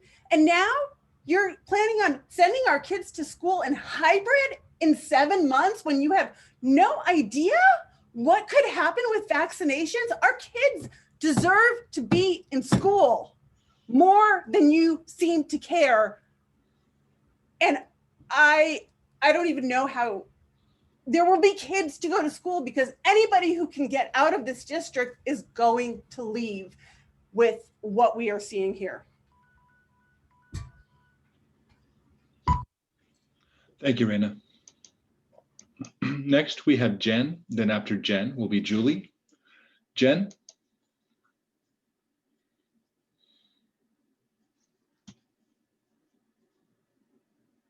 Jen, are you there?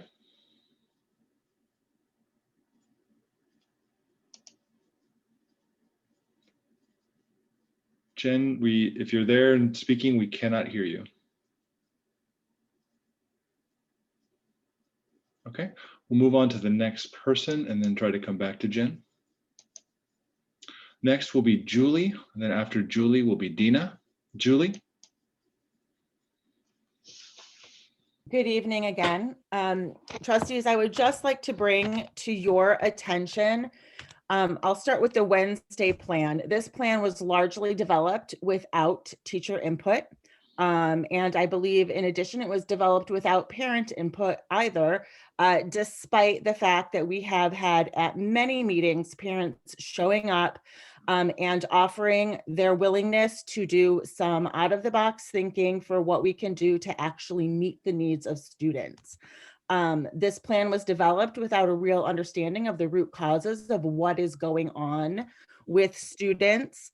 And nobody has really been allowed to give any meaningful feedback. The two meetings that Mr. Chambliss referred to were meetings where the district was sharing information with teachers. Teachers' input was not sought as a meaningful stakeholder. In addition, I was informed by many of the teachers at those meetings that many of the questions in the chat and the issues that were being raised were flat out ignored. Moving on to the hybrid plan, I noticed that this plan looks exactly like the plan that was presented prior, especially with the 120 contacts, which I'm not sure why that is suddenly safe. But what is very clear is that there have been no modifications to that plan to mitigate any of the safety issues that come with 120 student contacts. So we've been sitting on this plan for quite some time. We've not changed or done any out-of-the-box thinking to lower those contacts. We're just now suddenly being, as teachers, expected to accept those as those contacts as suddenly safe. Finally, Mr. Chambliss's estimate today, the reference he gave around middle school, talked about 900 or so kids. Two of our middle schools have more students than that, which once again just speaks to the fact that nobody is really digging down into the details of what we need to do to keep teachers and students safe. Of course, teachers want to meet the needs of their students. Of course, we long to be back with them, but we need to have confidence that the district is actually taking meaningful steps to put forward a plan that will actually work and that they are actually meaningfully engaging their stakeholders, teachers, and parents. Thank you, Julie. Next, we have Dina, then after Dina will be Marcella. Dina? There we go. Can you hear me? We can. Go ahead, Dina. Okay, great. Thank you so much.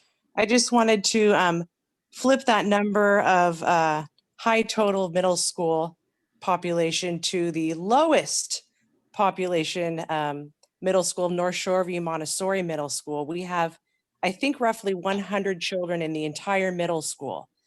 And my big concern is that you're going to lump them into this middle school hybrid program of schools that total 1,000 children. So if you can highlight and star next to that and remember how small our middle school is and that we should not be under the same parameters as larger middle schools, I would really appreciate that. And that's all I have. Thank you, Dina. Next is Marcella. Then after Marcella will be Randy. Marcella?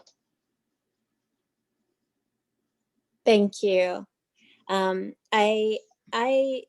want to echo some of the comments that have already been made. They've already been made, so I won't say them. I am appreciative for the constant equity lens. I've always said and continue to offer that I'll gladly give up some direct instruction for my child in favor of providing additional support for those who really need the learning. I did want to give feedback, and I did in the survey, but I wanted to give it to the board. In terms of survey construction, I invite the district to work with others to construct surveys as we move forward. I commented in my survey that the way it was written didn't really give parents the opportunity to indicate what it would take for them to come back. Using tiers really felt limiting in terms of how to answer. Many parents may not be as familiar with the tiers, and as we're seeing, we're moving away from the tiers. Regarding the Wednesday hubs and student identification, I'd like to invite the district to complete an anonymous survey, again, with outside feedback, for our students, for them to self-identify their issues. Especially with sixth graders, schools and teachers don't really always get the chance to truly know their students when at a distance. As an educator myself, I've struggled to connect with my own students over a computer. I know the struggle, I know the work. And I know I'm going to ask some questions just for the board to consider, just so you can hear from another middle school parent. How many in-person activities or rooms would be utilized during these Wednesday in-person days? And now that we have these numbers and see the high number of parents who don't want their children to come back, and we have the learning pods, could we do something that looks like our current model where students have 1, 3, 5, 7 on one day, 1, 2, 4, 6 on another?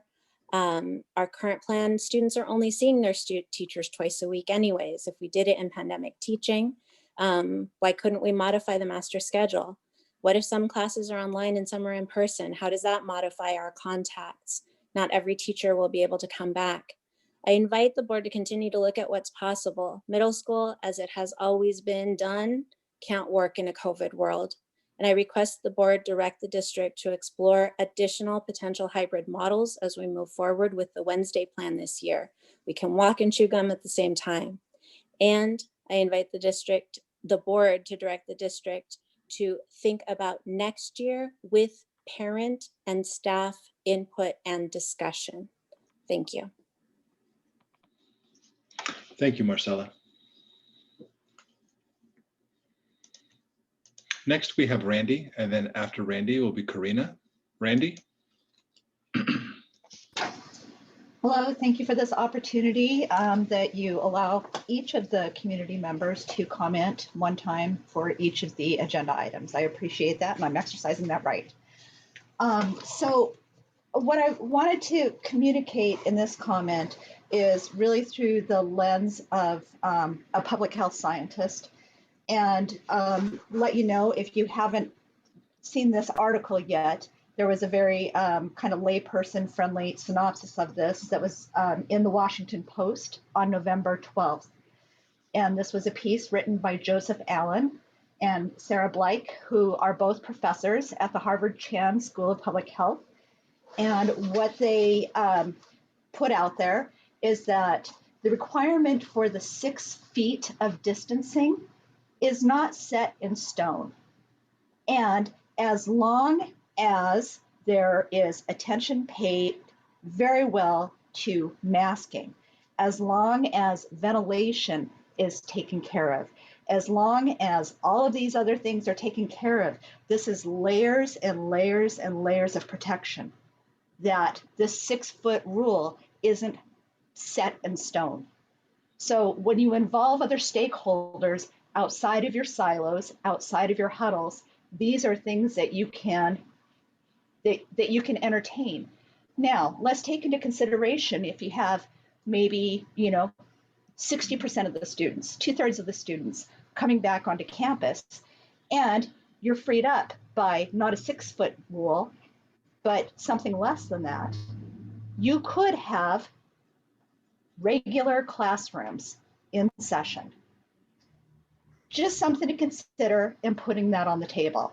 You aren't constrained to only these options that are placed in front of you. I think that this is hasty. I don't think that all of the options have been considered. And there needs to be a different model for parent engagement. Paying attention to safety benefits everyone. The last thing that I want to bring up has been brought up both by Rena and by Marcella, is in planning for next year. When you say planning for hybrid in the fall, is this another year of a decision being made for the entire year, or are you actually going to plan to pivot? Trustee Chin was fond of saying that last fall. How are you going to pivot? Plan for that, please. Thank you, Randy. Next, we'll have Karina. Then after Karina will be Pierce. Karina?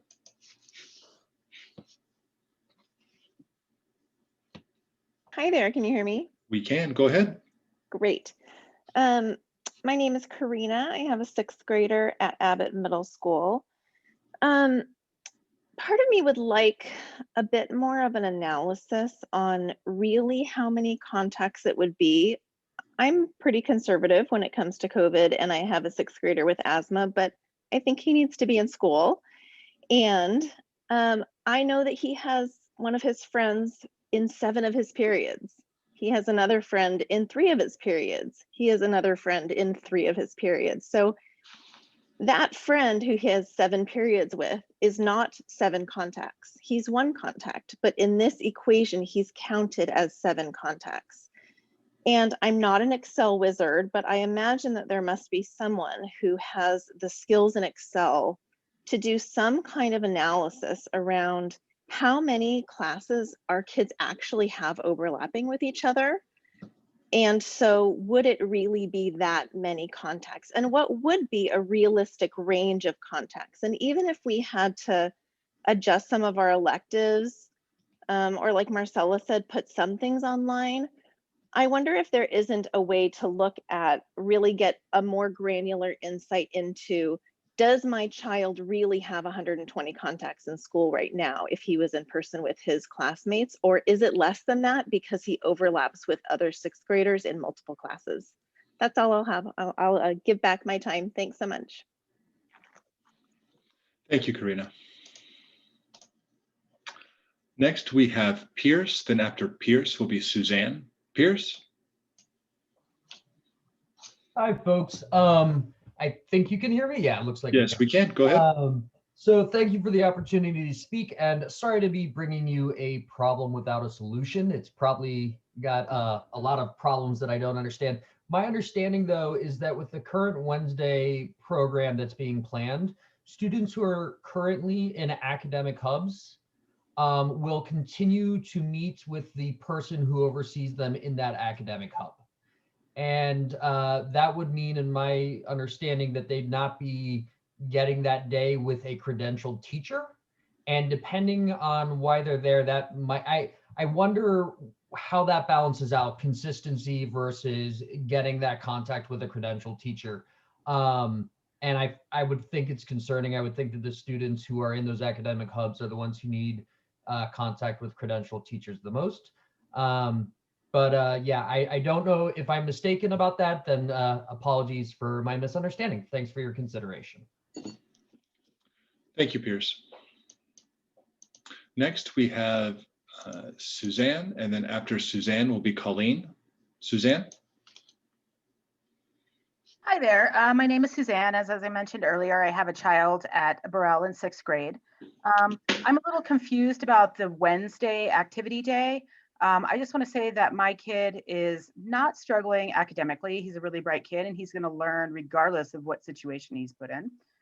However, he is suffering socially. So I could care less on how you figure out what classes are online and which classes are at home. But he needs to have some interaction with kids. He's a really social kid. He's like almost trying to jump through the screen to try and connect with some of the kids there. Miss Pham has been amazing and lets him talk to other kids afterwards. So you do have some amazing teachers that are enabling kids to do this. But I think that there needs to be some more thought into this. And I'm also a little concerned on why we are taking academics out of a Wednesday. I do want equity kids to have extra time, but I'm not sure that taking away an entire day of schooling is actually the right way to do that. I think we need to think again. Is there an extra hour after school where some of these kids can get more focused attention? But while my kid needs that social interaction and he'd probably be in some hub, I don't know, running around outside, would probably be ideal. I just think that we need to do a little bit more thinking about that, and particularly about the subjects. I cannot imagine that band can meet in person, so that should probably be online. And so I think that you need to think about how you're going to do that with all these contacts. Thank you. Thank you, Suzanne. Next will be Colleen. Then after Colleen will be Amy. Colleen? Hello there. I'm not entirely sure where to start. It looks like we're looking at one of the hybrid schedules that were proposed last year, but seem to have multiple problems and not very supported by the district. You know, I'm going to have an 8th grader this coming fall, and I find it completely unacceptable to think that she might only be in a hybrid model in the fall, when we'll at that point will have had, I don't know, 14 months to be looking at getting it right. Any attempt is better than no attempt. And I have to say, Trustee Proctor, I'm with you. Doing nothing on Wednesdays is not good. I have a child in 5th grade at North Shoreview, and I'm telling you that the challenge is needed. And if I have an 8th grader and then a new 6th grader coming into Abbott, and they have no classes, and it's all asynchronous and it's not required on a Wednesday, that's just a wasted day. There's got to be something better you can do, some sort of distance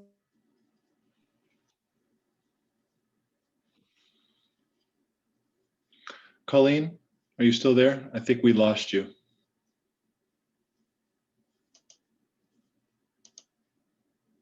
Colleen? I'm here. Can you hear me? There we are. We lost you for a moment. So why don't you Oh go dear. ahead? Okay. I have no idea where I was. You know, Wednesdays just need to be more than an as needed day. There has to be some scheduled classes and education. Maybe it's distance learning. I'm not sure, but there really needs to be something programmed in there. I will say I agree fully with Rena with looking at how to group cohorts differently for the proposed hybrid return for the spring, but certainly to be looking at it for return to campus for next fall. If electives need to be looked at differently, if things need to be a little more critically pared down in order to get an opportunity for kids to get in and have a semblance of their regular educational experience. I think that's really necessary to start looking at that. I'm really disappointed to think that we might just be looking at hybrid again for next year already, instead of coming up with something different. I look forward to a parent meeting just for the middle school parents. I think it's essential. And especially if we're looking at 7th and 8th grade kids differently than we are from 6th and down. I think it's essential that we start looking at these cohorts and the number of contacts and the ability to do better than our hybrid plan at this point. Thanks. Thank you, Colleen. Next, we have Amy, and then after Amy will be Jason.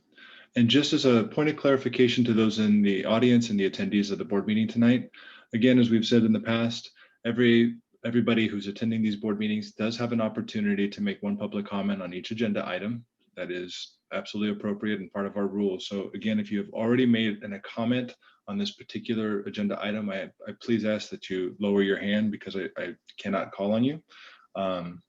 Again, everybody gets one opportunity to make public comment and have their 2.5 minutes on this agenda item. Okay, Amy, go ahead, please. Hi, good evening. I feel like these board meetings are like Groundhog's Day. We talk about the same issues again and again and again. We've heard from the parents, we've heard from the teachers, we've heard from the doctors, the board members, the district. It is time to move. It is time to act. We have wasted enough of our students' education. I get it. Some people want to distance learn, some people want to be in school. But guess what? You have a plan for that. Some are going to be able to distance learn. The teachers that call in that are afraid to go to school, they'll have students to teach online. The kids that are at home that need to be challenged maybe in person, they will have teachers on campus. Everyone is accounted for. Hopefully, everyone is happy. It seems like a perfect solution almost, but we have to act. The Wednesday activity day, it's not enough. Our kids are going to be on campus for maybe 6 to 8 hours for the entire year. If we start in February, they'll be on campus for 2 hours a month. It's not enough. It's giving them a day, it's a day off school.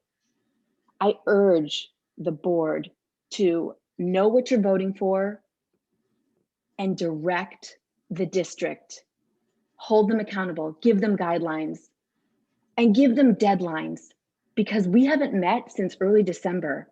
We've had a month and a half, and I think we are talking about the same agenda items. Thank you. Thank you, Amy. Next, we have Jason, and then after Jason will be Jay. Jason? Hi, can you hear me? Yes, we can. Go ahead, Jason. Okay, great. I was wondering what it's going to take to get the kids back in school full time. Seems like, from what I'm hearing, it seems like that will only happen once everybody is vaccinated, but the kids aren't going to be vaccinated for a while, like until 2022. That doesn't seem okay. Is that okay with you? The other thing is,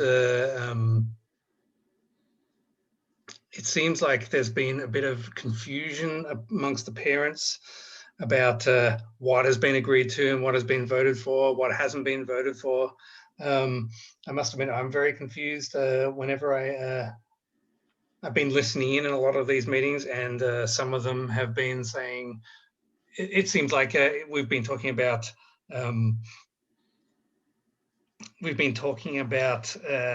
potential people coming back, and then what happens is suddenly it's like, oh yeah, we decided that a while ago. Yet everyone's surprised by that. That seems very bad. Anyway, that's pretty much what I have to say. So yeah, hopefully we can all like move forward and improve things in future, because it feels like things are just like, they're not flexible enough right now. Everyone has to adjust to this current situation. And when we're talking about adhering to a master schedule or a whatever it might be, feels like there's no flexibility. To me, it feels like there's no flexibility, and we're all kind of like beholden to things that we decided with incomplete information, and there's no flexibility to change that stuff. Anyway, thank you. Thank you, Jason.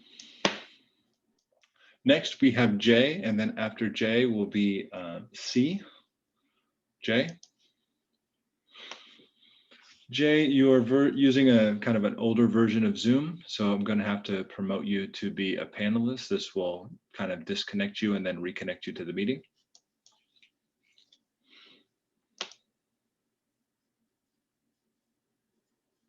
There we are. Hello, Jenna Carson. I tried to use a new computer this time, and it wouldn't let me in. So here I am on my old computer. That's okay. Thank you, Jen. Jenna Carson, good evening. Here we are at 11 o'clock again, right? It does feel like Groundhog Day a little bit, right?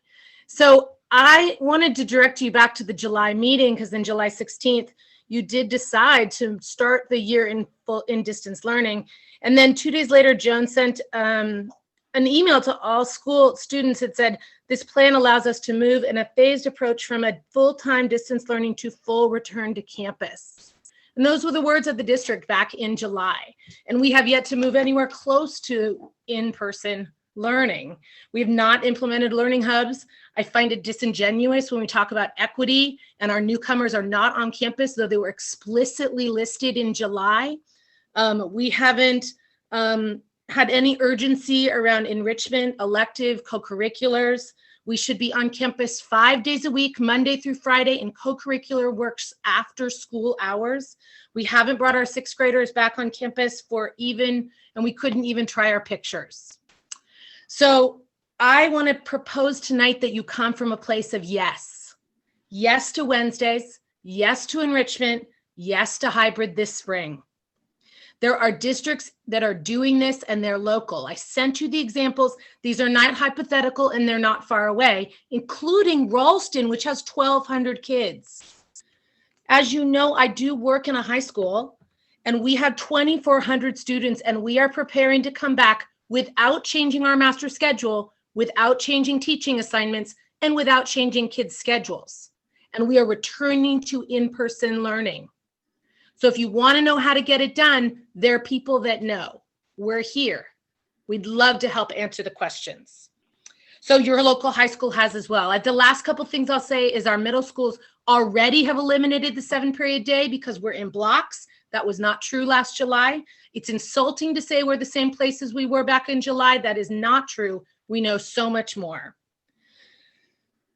Finally, it's never too early to plan and to bargain. We've got to get that settled sooner than later. Tonight, please be very clear in your motion and your directives, because you know some of us read everything that's out there. Thank you. Thank you, Jenna.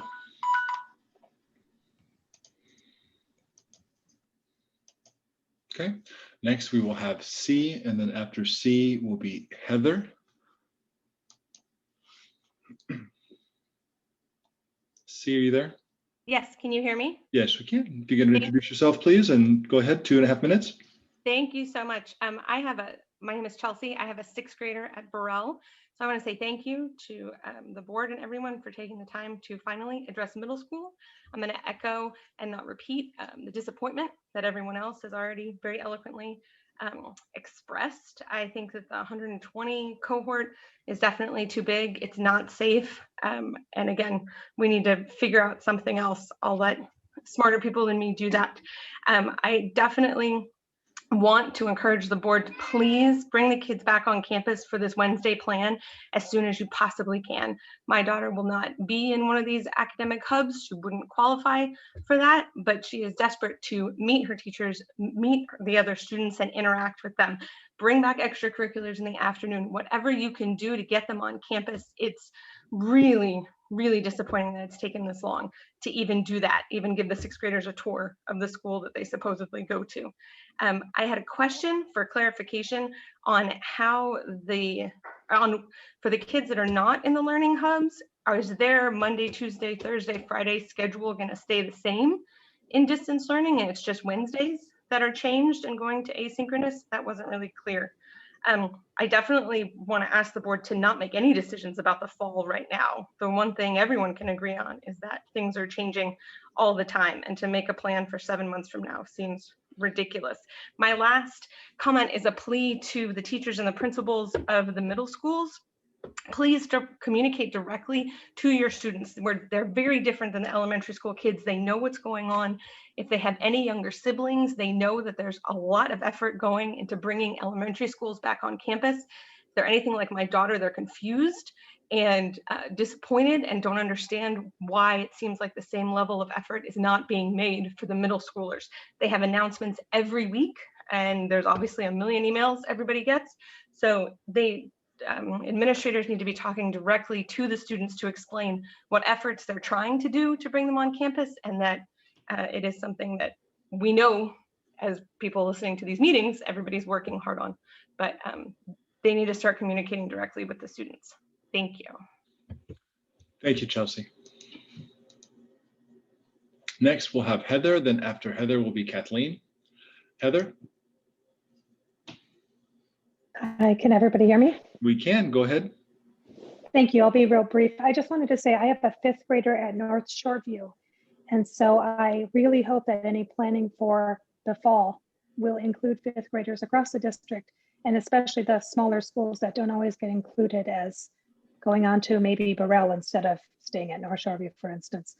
And I also just wanted to add about the Wednesday plan. I think it's maybe not the right plan as far as taking away a day of instruction from 75% of the students, so that 25% who are struggling get a full day of instruction. I'm not begrudging them that instruction. I just think maybe there's a better way to handle that. So that's all I wanted to say. Thank you.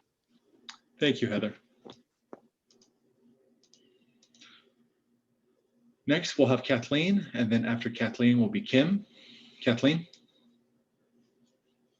Hi, my name is Kathleen Wells. I have a 2nd grader at Baywood and a 7th grader at Burrell. I realize I'm coming from a fairly privileged position in that I have honestly never felt so powerless. It is shocking to me to sit here on these calls and we ask you these questions and we point out these issues and you don't respond to them. You know, why on earth would we plan as though we're not going back in the fall, where when every public health official thinks that there should be sufficient vaccinations by then for adults? The children do not need to be vaccinated before they can go back to school. I haven't heard you answer these questions. On what basis are you making a decision potentially to not return to school 7 months from now on the theory that some teachers might not be vaccinated? In what scenario does that happen? They're choosing not to be vaccinated, then they should choose to retire from their positions, as you all should. If you cannot act for our children, it is inexcusable. Why are we so different from these other districts that have got their kids back to school? I could walk across the street to Hillsborough and see kids playing at school. Ralston, another example that someone pointed out. It is inexcusable. You people need to respond to our questions and not sit there as you have and not do anything. This is your job. If you can't do it, resign. Resign. It's appalling. Look around you. Look around the peninsula. Look around the country. Everybody I talk to every day at offices across my firm, their kids are in school. Why are ours not? You have no answers. The level of questions that you've been asking of each other and Ms. McGee on these calls tonight, that you didn't know that beforehand as part of your job? Do you only do this job every 2 months on these calls? Do your jobs. Get the kids back to school. Don't make another uninformed no vote because it's easier than doing something. Do something. Thank you, Kathleen. Next, we have Kim, and then after Kim will be Jennifer. Kim?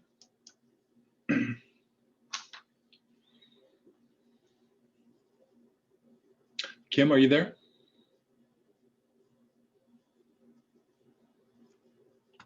Kim, you may need to unmute yourself in order for us to hear you. Okay, sorry about that. There you are. Go ahead. I'm a middle school teacher. I wanted to ask if vaccines have been considered in this timeline. From the first shot to the second is 3 weeks and at least another 10 days to build immunity. I also wanted to say that I'm willing to do whatever is asked of me because of my own unique isolated situation. I don't have children and already live away from my family. I want the board and everyone to consider that not everyone has that privilege.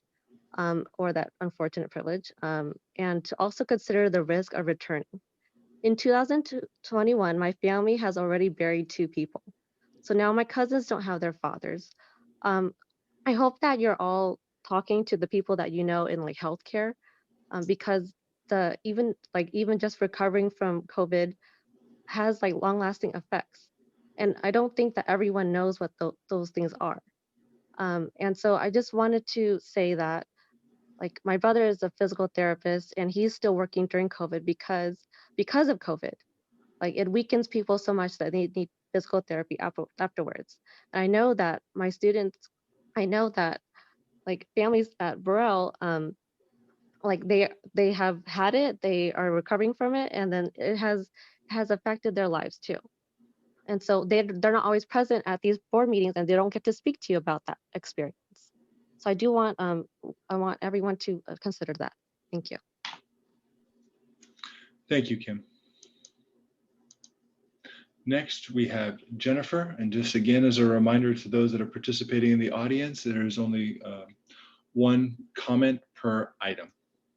Jennifer, go ahead.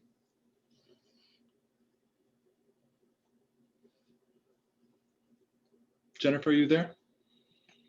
Hi, yeah. Next year, I'll have a 6th and 8th grader at Burrell, and I please urge you to vote for a safe hybrid plan for this spring so that we can be back on campus in some capacity by the fall. Thank you. Thank you, Jennifer.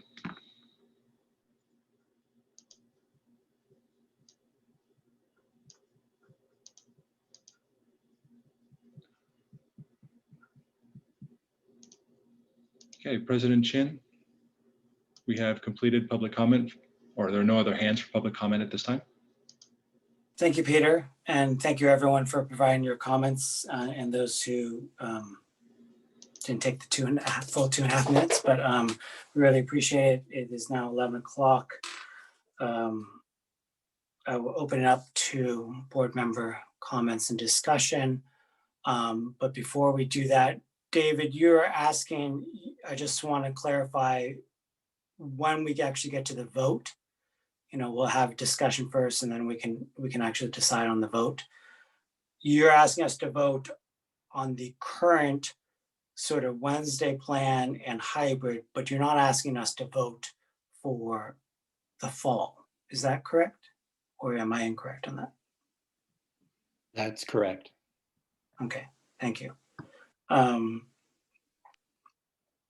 Great. Who would like to start?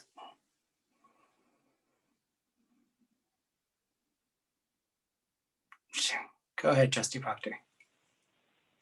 I'll start. Okay, I think it's obvious to everyone that I'm a mom of a middle schooler. I have a 6th grade student. I also have a 5th grade student that will be in middle school next year. So, you know, I'm kind of living this. And so I just want to share that although, you know, I think my kids will be fine, I'm having struggles myself with my own 6th grader. I mean, I think middle school, if I've learned anything about kids and my own kids, is that when kids go to middle school, they change. They're different. My 6th grader is a different human being than he was in elementary school. He's doing great academically, which is, I'm very proud of him. He is seeing a therapist weekly, and he's having some struggle. And I don't want to get emotional, but speaking about my own kids makes me a little emotional. But what I'm saying is he has some challenges. He's a student that he is social. He likes to go to school and see his friends, and we're being as safe as we can. So he doesn't currently get to do that. He is currently doing puberty talk in middle school, which is, I think, an awkward time for kids, and doing it remotely is weird. And he got off the call the other day and just kind of gave me a weird smile, and I don't know what to do about that, but these are just some of the things that are going on in my house. And on a scale of 0 to 10, where like 0 is crisis mode and 10 is like loving life, I think we're more in the higher end of things. I think we can make it work, and that's just, I feel privileged to be able to do that. But I recognize that there's a lot of students and a lot of families that aren't in the same position as me. And I think it's, you know, we have to really think about all children. And I think, you know, that this is a tough subject, but respectfully, I have been asking for things. I'm reading the minutes from December 9th, and I'm just going to read them again, but where it talks about what Trustee Proctor said. She appreciated that the district has started a plan for middle schools, but she felt that there is more to be done.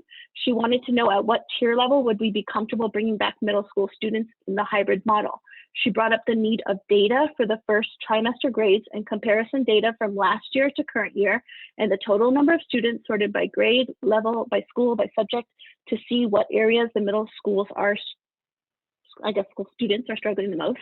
In addition, she asked for more information on the total number of students that are in the learning hubs, how many would be in the Wednesday cohorts. She thought that middle school families should be surveyed, and getting input from students would be important as well for developing a plan to bring them back to school.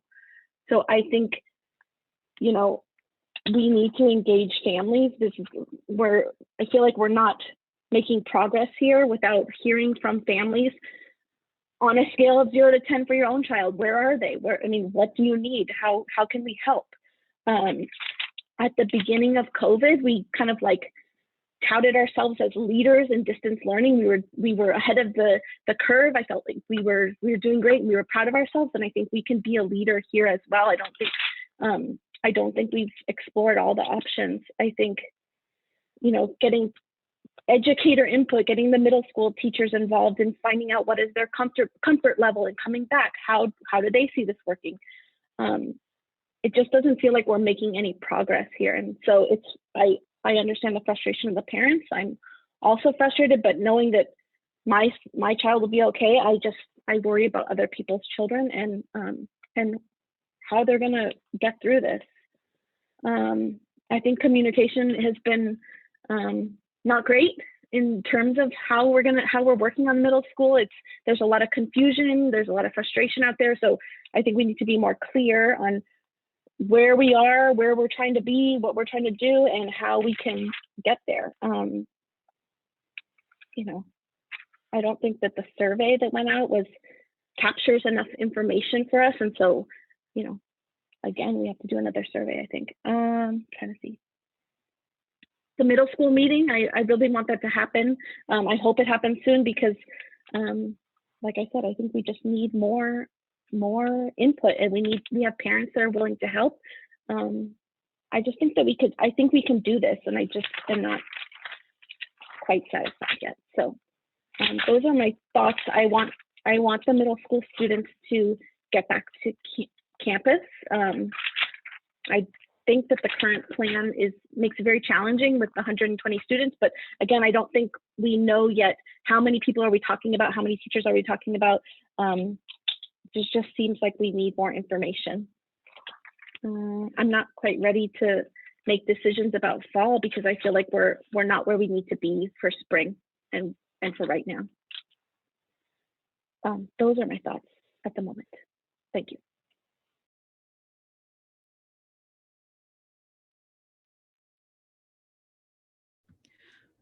I also have thoughts on this, as I'm sure everybody on this call does. And thank you, Trustee Proctor, for giving such a very heartfelt parent of a middle schooler testimony as to what you're going through. And I can only imagine that you're not the only one. We've heard it on this call so far. There's a lot of families struggling. And I think it's safe to say that the kids and the adults are not okay right now. I think with COVID, there's so much fear and anxiety surrounding that as it is. Everybody coming into this conversation is coming in already hyped up with that. Just to go back to Kim's comment about families that are being impacted with COVID, yeah, there are a lot of families. I have one baby in my NICU that has died from COVID, and it's ugly and it's uncomfortable and it's horrible. That being said, I'm looking at, the kids right now and hearing comments from parents really, really, really saying that their kids aren't okay. And the fact that we have these amazing students, amazing young adults that are being formed, and they are withering on the vine. I'm not okay with that, both as a mother, as a trustee, and as a member of the healthcare community. I am concerned about the learning gap. I am concerned, not only is it an equity issue, but it's an everybody issue at this point. We're asking kids to change from having even a bit of in-person learning to going to strictly online. And studies have shown that even adults that are doing online college completion programs, it doesn't work for everybody. And I think that does need to be taken into consideration, that there are some people who do learn best in person and in a classroom. I do believe that we can't even entertain the thought of bringing anybody back until we have teachers that feel safe at school and feel safe to teach. And I think we also have to agree among all the stakeholders that everybody has a different level of acceptable risk. And what my acceptable risk may not be the same as another person's, or theirs may not be the same as anybody else's. But there is a certain level of risk that people are willing to take, and that needs to be explored. And it seems like the easiest way to do that would be to explore it through a survey. So yeah, I think a survey does need to happen, both amongst the families that are looking to return or stay distance learning, as well as the teachers, who feels comfortable coming back.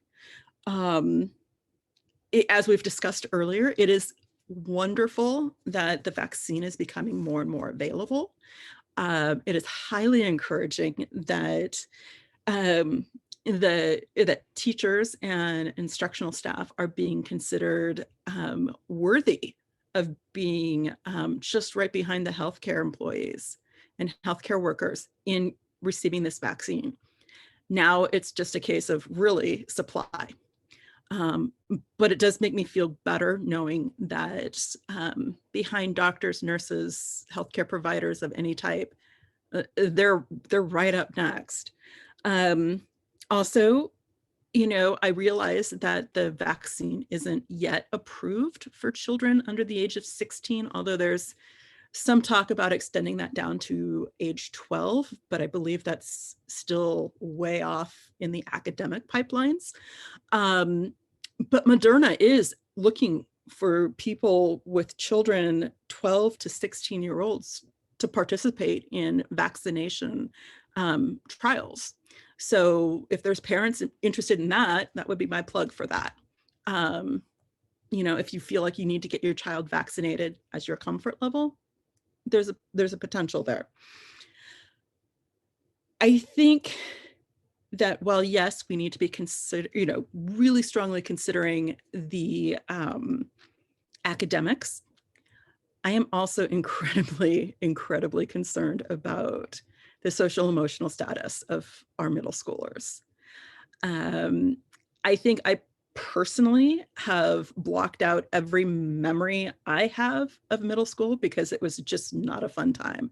And that was not even during a pandemic. I can't even imagine what it must be like to layer on hormones and puberty, stress of like what's going on with my government, with knowing that things aren't okay anymore. Many adults can't even manage that stress without even adding the hormones to it. So I do really feel that if we're here for all the children in our district, we need to be here for that mental health and mental wellness piece. And so I do feel like that is a great reason right there to bring children back onto campus as a hybrid. And I do believe that if we can do that sooner rather than later, that would be the best option. And just one thing I would also ask Dr. Chambliss to remember is that we're treating the kids in elementary. We've got this elementary hybrid thing pretty much wrapped up and planned out. We've got the hub and we've got those working pretty well. The same kids that are in elementary grow up to become middle schoolers. The personality doesn't necessarily change. It just gets expressed a little differently.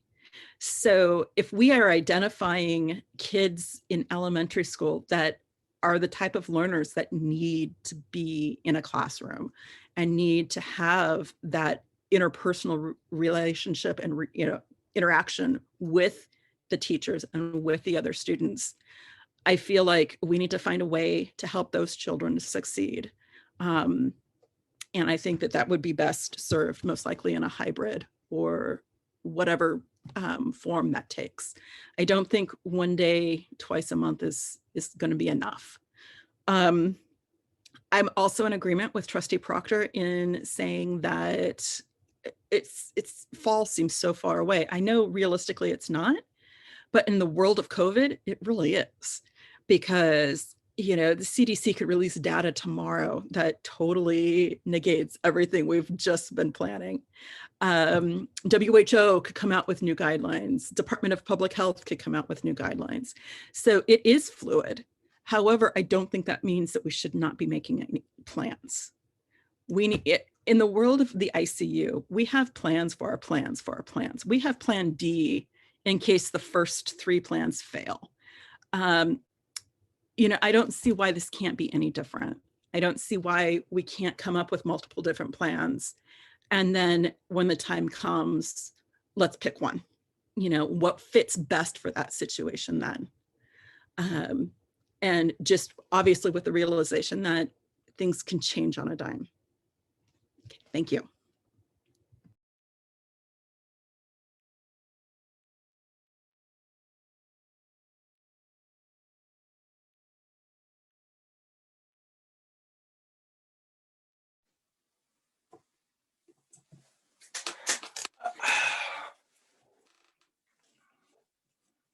I do feel like it's Groundhog Day. I feel like we talk about this all the time, with the exception that it seems like every single week, just like I mentioned before, well, in some ways this does feel like the summer all over again, with the same exact things where we are getting new guidance every single week.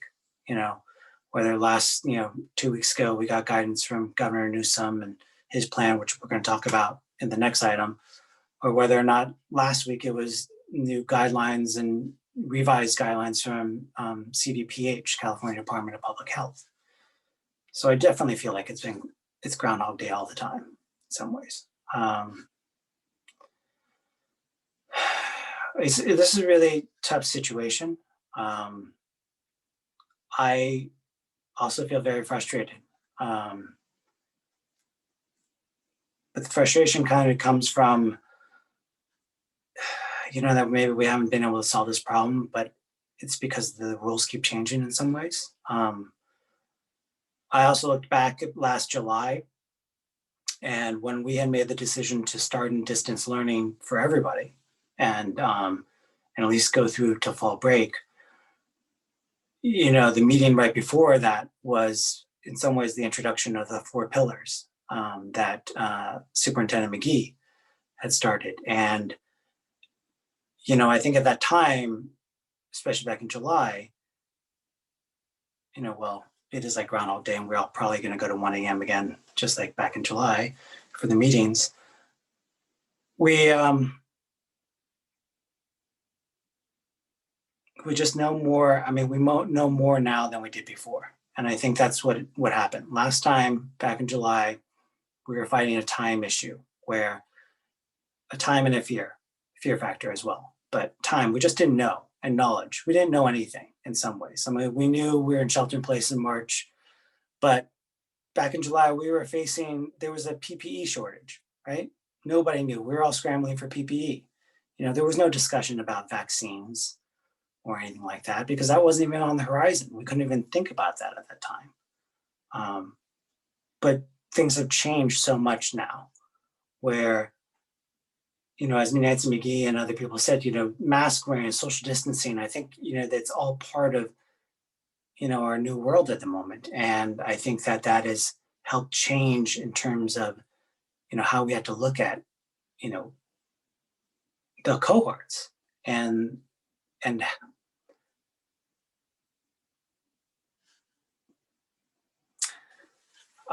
sorry, I think we need to move forward. And I think we do need to, I would say our plan essentially is, and what we talked about before, we had talked about at the last meeting that February 3rd was going to be sort of the opening of the hubs. So we pushed it a week to February 10th, which is fine. I personally think that we still need to continue with the hubs, because there are those groups that definitely need help.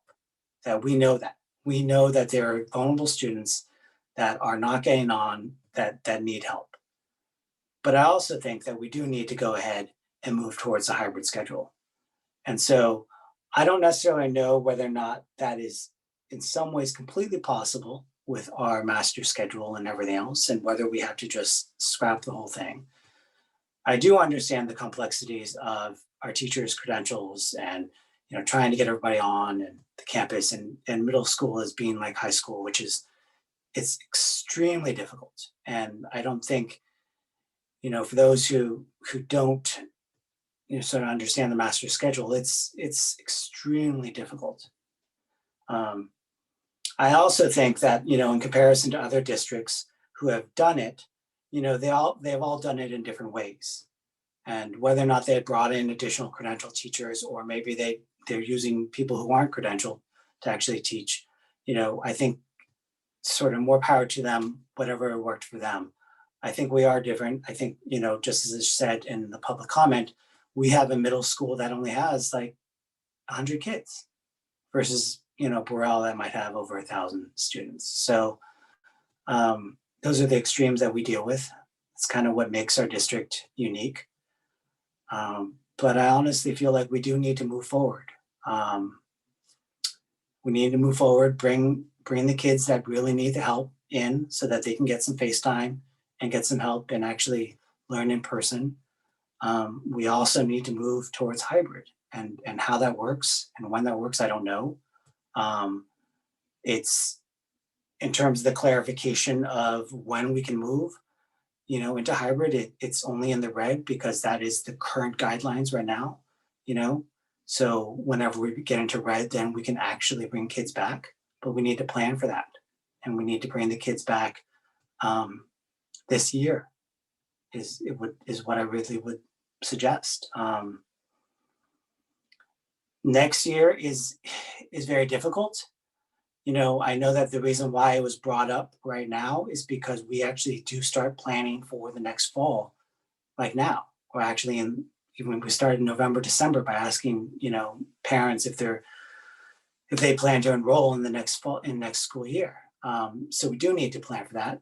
And the issue is it makes it very difficult when we have to figure out how many teachers we need, because, you know, we have to start figuring that out now so then we can go ahead and hire them if we do.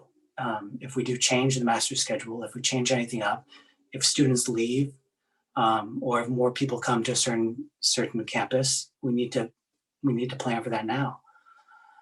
I am disheartened by Superintendent McGee's comment about how we may be in hybrid through December in some ways, or at least maybe she alluded to that.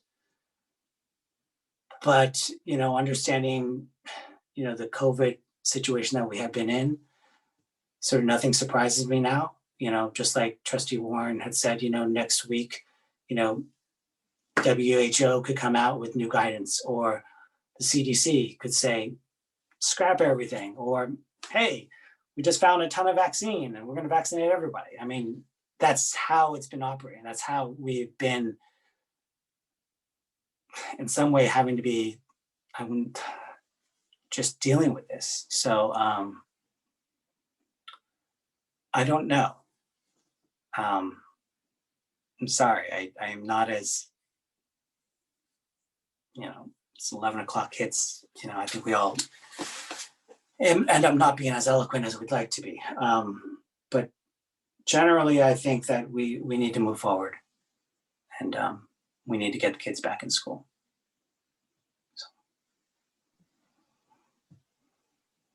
Okay, I'm gonna keep my comments brief. I just have to be super honest. Like, you know, we had some really harsh public comments, and like they're just kind of like replaying in my mind, because as someone that has a very different experience, I'm sorry, I'm like trying not to get upset, but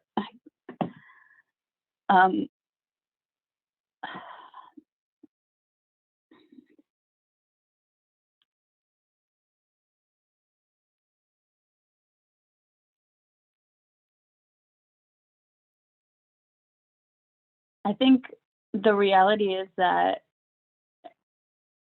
everyone that's on this call, we all care deeply about children. You don't go into education and want to harm kids. You don't have kids. I mean, well, can't speak for everybody, right? Because we're humans. People have mental health issues in general. And my point in saying that is everybody's doing the best that they can.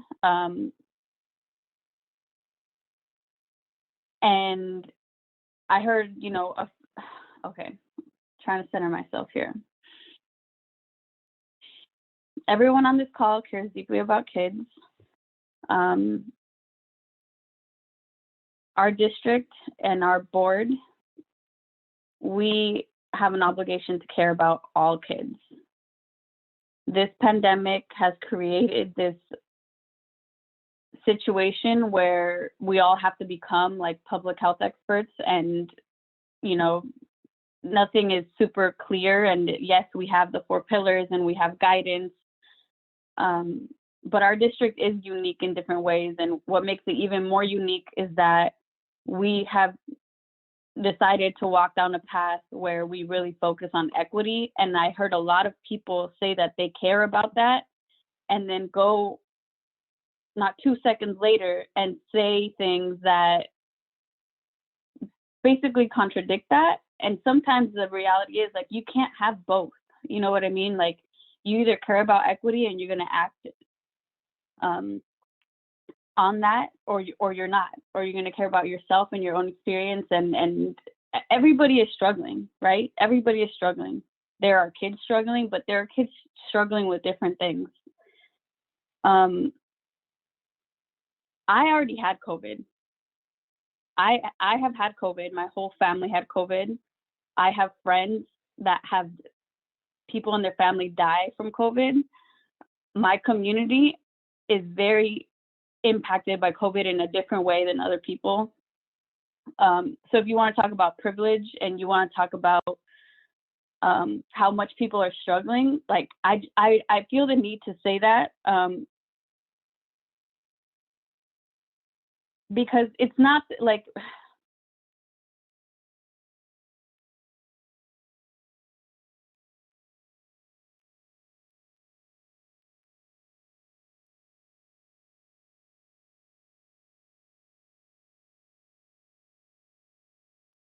I want kids to learn. I also don't want them to lose people to COVID. I am scared.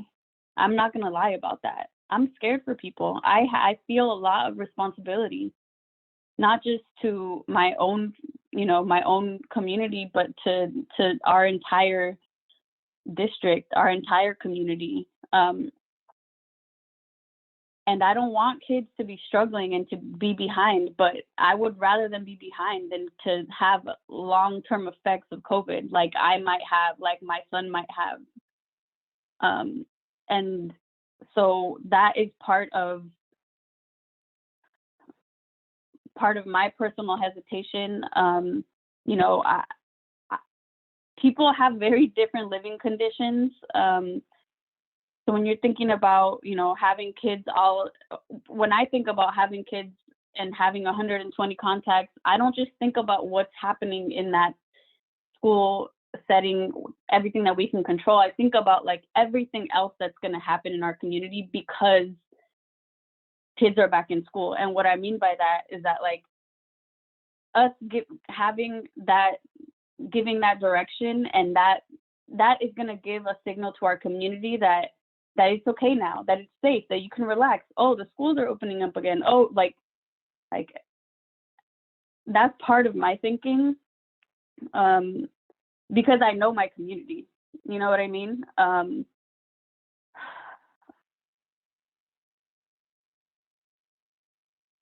This is not also though, like this is all very complicated. And it's just really, really difficult. And it's not something that I think anyone takes lightly. And as the person on this board right now that's been here the longest, I just want to kind of elevate the fact that like none of these board meetings like are a walk in the park. We make decisions all the time, but making decisions and these kinds of decisions during COVID, like this is just like next level. And I'm not gonna lie to you, I have thought about resigning.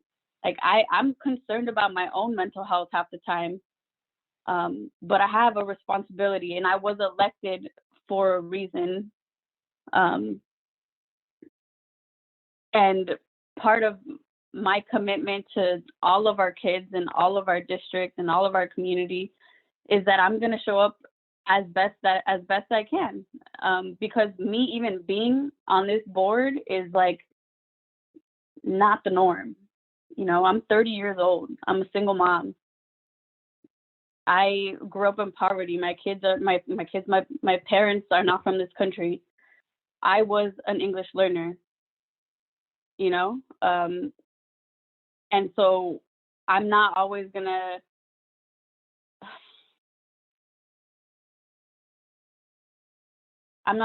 make the perfect decision or say the perfect thing. But I'm very committed to our kids, and sometimes I don't know what to say because I'm trying to find the words. I'm overwhelmed by the responsibility, by the heaviness, by the voices that aren't being heard here that I hear from people in the community, from my own experience, from my own family, my own friends.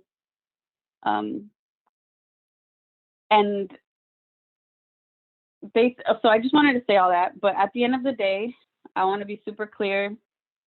What I think we need to do is move forward with Wednesdays. I would love to have kids back in hybrid, even for any amount of time during spring, if it's possible. I don't feel comfortable with 120 contacts. And I do think that I really want our district to focus on getting it right in the fall. And whether that means getting rid of people's precious advanced mathematics and all of their extra courses that make everything super complicated, that's fine with me. I would like our district to, like, you know, continue to put equity at the forefront and do it even more so than we have been doing. And I will take all the heat that there is for that any day. But I do just, like, feel really like I want people to hear me when I say that, like there are other people that are suffering so much right now. They're grieving people that have died in their families. They don't know how to pay their rent. They're behind on bills. They can't even pay for internet. And those kids and those families, like, they need our support the most. And so while I have sympathy for people that are struggling, but I'm going to be super honest, like, I'm not going to prioritize your needs because you have the resources to handle things for the most part on your own. Like, there are people and families that need our district to step up, and, you know, there's a lot of competing priorities, and I'm not going to, like, sugarcoat it. Like, those priorities to me are number one. What that means isn't always, like, super clear because, again, like, we're trying to do things in a way that it's the more difficult path to walk by prioritizing equity. But it's not just, like, this word that you can throw around. Like, there are real people and real kids and real implications and real trade-offs that have to be made. And that's kind of that's just where I'm coming from. But like I said, that's in terms of the decision that I'm advocating for, that's it for me right now. I don't know. I'm not super clear on where everyone else stands. So I would like for us to kind of, like, we're gonna have to vote. So let's try to do that. And then we have at least 2 more hours of this meeting probably. So let's get to it. So I just want to clarify that if you are to move forward with the hybrid, then that is really where district energy would go. You wouldn't be opening both, because if you're opening the hybrid, you're bringing back kids. So just to kind of clarify that. So let me be more clear. What I'm thinking, we can't open in hybrid right now, right? It's not allowed because of the tier that we're in. That is kind of a ways away. Correct. We're also about to receive a presentation on the governor's plan that is going to be, like, new information that we also have to take into account. So what I'm saying is, what we can do now immediately is start working towards the Wednesday, and there are things that need to happen for that to be possible still, right? So that's what I'm advocating for. And with the caveat that if things change, let's say in June, we have new information, we're in orange or, you know, a much lower tier. And if we can get kids, you know, in a hybrid for even, you know, just like a month or a couple weeks, that's kind of what I'm thinking, or that's what I would like to see. But does that make sense, or is what you're saying still? So like, well, I think you should, whoever makes a motion, then I'll just make sure that staff is really clear about what we're being directed to do. So you're basically saying it's one or the other, correct? If you make a motion to come back in the hybrid and that's what we're going to do, then what I'm trying to say is that does bring kids back. So you wouldn't be doing both. But if you're saying that we're coming back in, that you would advocate for coming back on the Wednesdays and maybe come back at the hybrid at another tier level, then that's another kind of direction. So I'm hearing you. Saying, but I think we need to like kind of let's hear from the rest of the board members. That's just what I'm saying, but that second part. I do have a comment. Trustee Corzo, thank you so much for sharing your own personal COVID story. I know it's not easy, and it's certainly not easy to convey what you're seeing because it is horrific. And I can speak from firsthand as well. I would never even want my worst enemy to die of COVID or even have to deal with COVID. I mean, it's a beast, and and I really appreciate you shedding light on what COVID is doing with amongst different communities within San Mateo, and I really appreciate hearing that. I am also concerned, looking at it from a different equity group standpoint of mental health. Like I said earlier, I don't think the kids are okay. As an adult, I can surely speak to the fact that I don't think the adults are okay. I remember, like I said, I've blocked out most of my middle school experience because it was horrific. I also know that middle school age is about when you start to see, serious clinical depression. You start to see, you can even start to see bipolar disorder.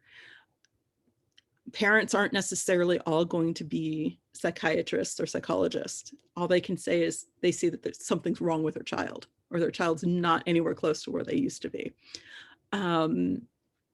Teachers and staff at schools may be a little bit better trained to be able to pick out those differences and be able to, talk with parents and be able to get those children's the help that they need. And that's just, baseline, middle school. And then we have COVID on top of it, where, yeah, it is scary. And now we're adding that element of fear on top of it. I'm also concerned about the child abuse numbers. That to me is actually the scariest and the most frightening. We don't know what's going on behind closed doors. We don't know what happens when that screen is off. I do feel like we're mandated reporters. Teachers are mandated reporters. School personnel are mandated reporters. And when you can visibly lay eyes on the child, in person as opposed to over screen, you can make a better judgment. You can investigate closer and clearer and be able to make that call much easier than over a two-dimensional view of the child. So that's concerning to me as well. That how many of those cases are we missing? And now I'm going to get emotional because these are all concerns, and these are all valid concerns. And that's one of the reasons why I feel like we should be bringing kids back on campus. I mean, this is the practical, this is like the non-emotional, it's just basically things that we're missing otherwise. And I would hate for a child to be lost, either to some sort of mental health issue or to a child abuse issue. Because once again, I feel like we'd be failing our community. So I think that's another thing to take in consideration in making our decision towards hybrid this year.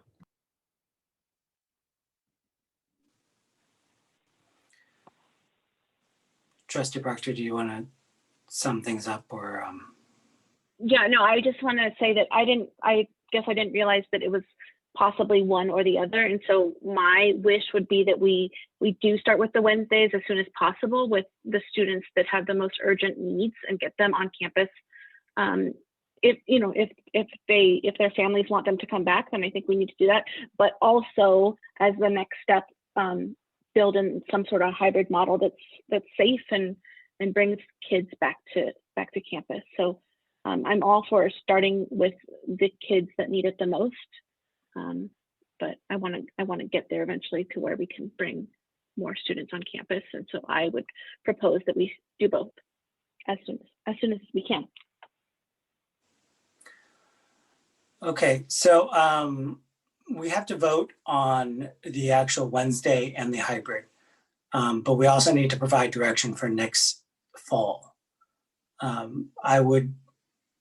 think maybe it might be better for us to provide direction for next fall right now, because I think it might be easier. Well, actually, if you're moving forward with the hybrid model, then we will continue to work on that and can bring back further direction for fall. But I really need a motion on what we're doing right now. No, I get that. I just wanted to say, obviously there's been public comment about the fall. We've talked about fall. There's been, Superintendent McGee has said that you might be in hybrid through December or whatever. I think, what I was trying to say is that I think we can make a statement about fall now and then come to the vote regarding what we need to do right now. I know that's a little opposite, but I get the feeling that we all maybe might be in consensus about the fall in my mind, but maybe not.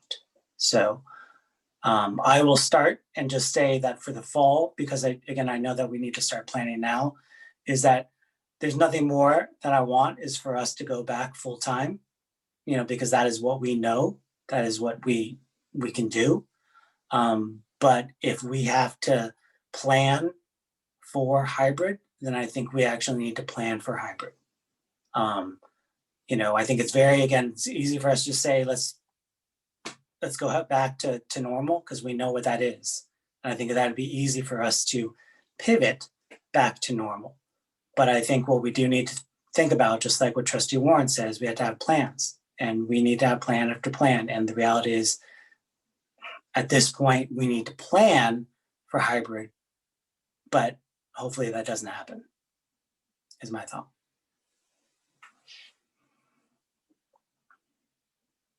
Does anybody else want to provide any feedback on the fall?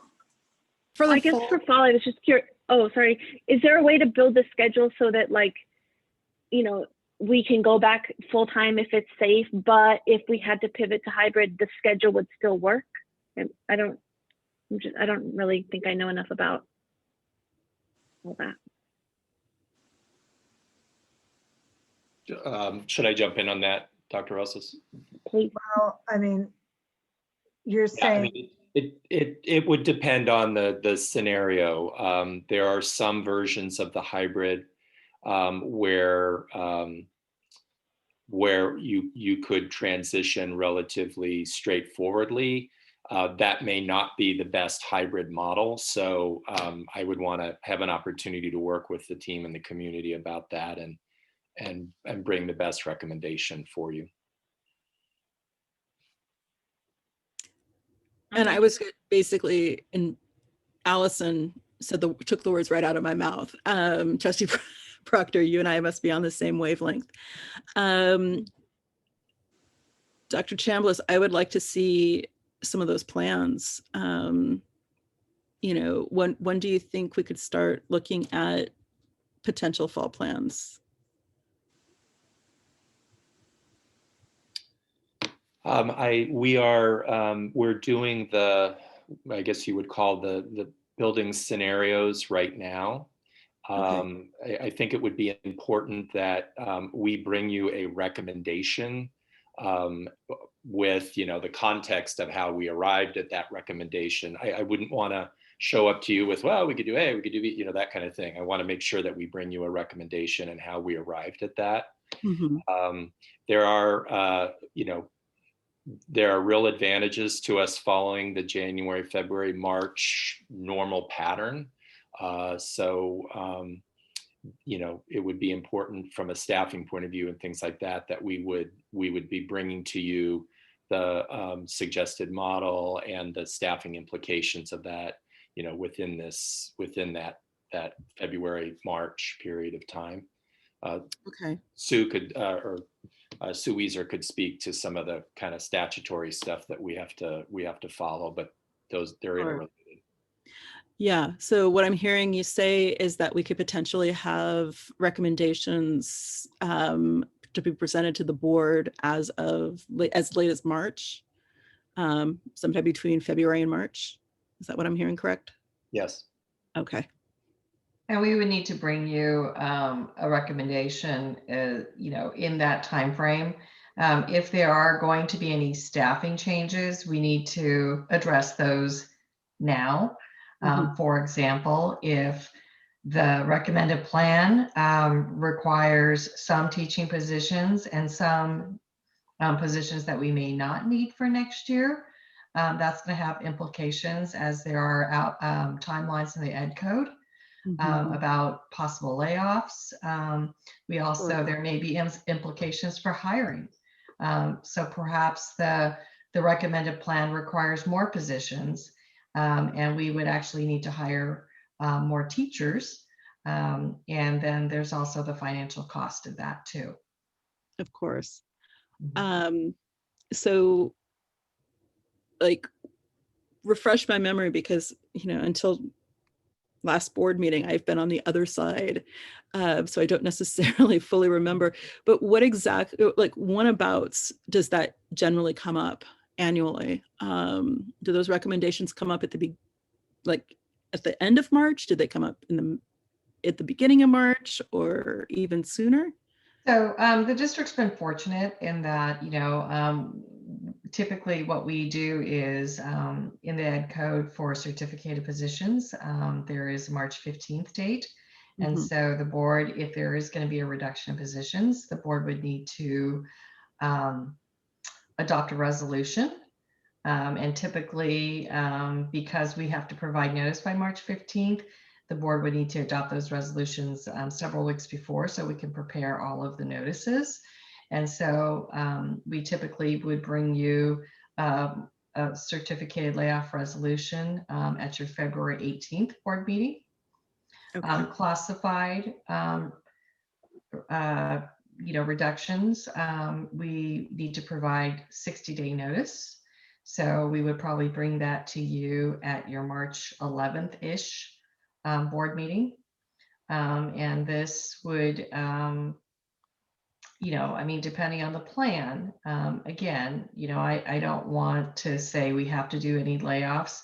In the past, what we've done is we've laid off, like, for example, positions that were funded by PTA, because those are temporary positions. And we've been fortunate that we haven't had to lay off actual people. If there is a plan that's recommended that is going to make some big changes to staffing, then there's a possibility.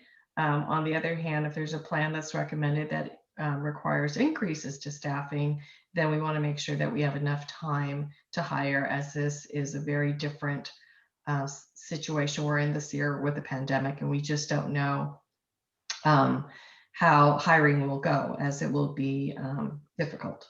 But, you know, I think the sooner that there is a decision made, the sooner that we can move forward with planning.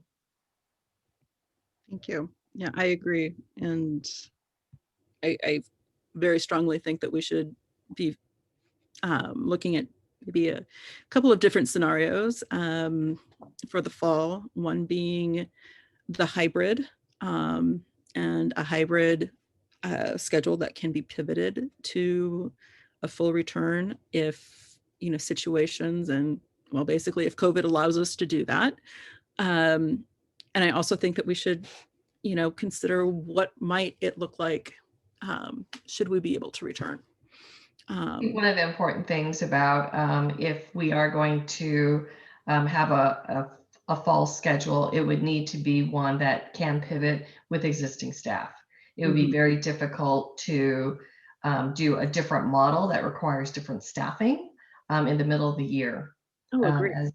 Yeah, because all of our certificate contracts are for on an annual basis. And so it would be very difficult to make any staffing changes in a short timeline like that. Oh, 100%, 100%. Yeah, that's just not a feasible thing to do.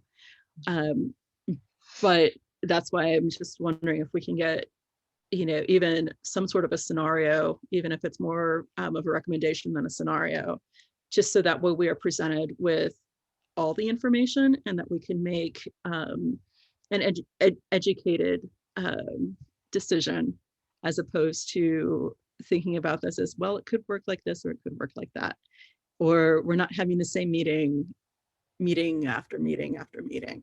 I feel like the more information we can get up front, the better. Also realizing that some of that doesn't always lend itself to the most appropriate timing either, because it's COVID. So anyway, I unless Trustee Corson, unless you want to jump in, I just want to say I think I misread the situation here. I thought that we might be able to make the fall a quick discussion, but and then talk about the actual current situation. But yeah, I'm just going to sum up. It sounds like we need to, have scenarios for us to pivot back and forth if we can, and for us to kind of come back at a future meeting to figure it out. Is my sum up. But I don't know, Trustee Corzo, if you wanted to jump in, or if anybody else wants to disagree with that one on the fall.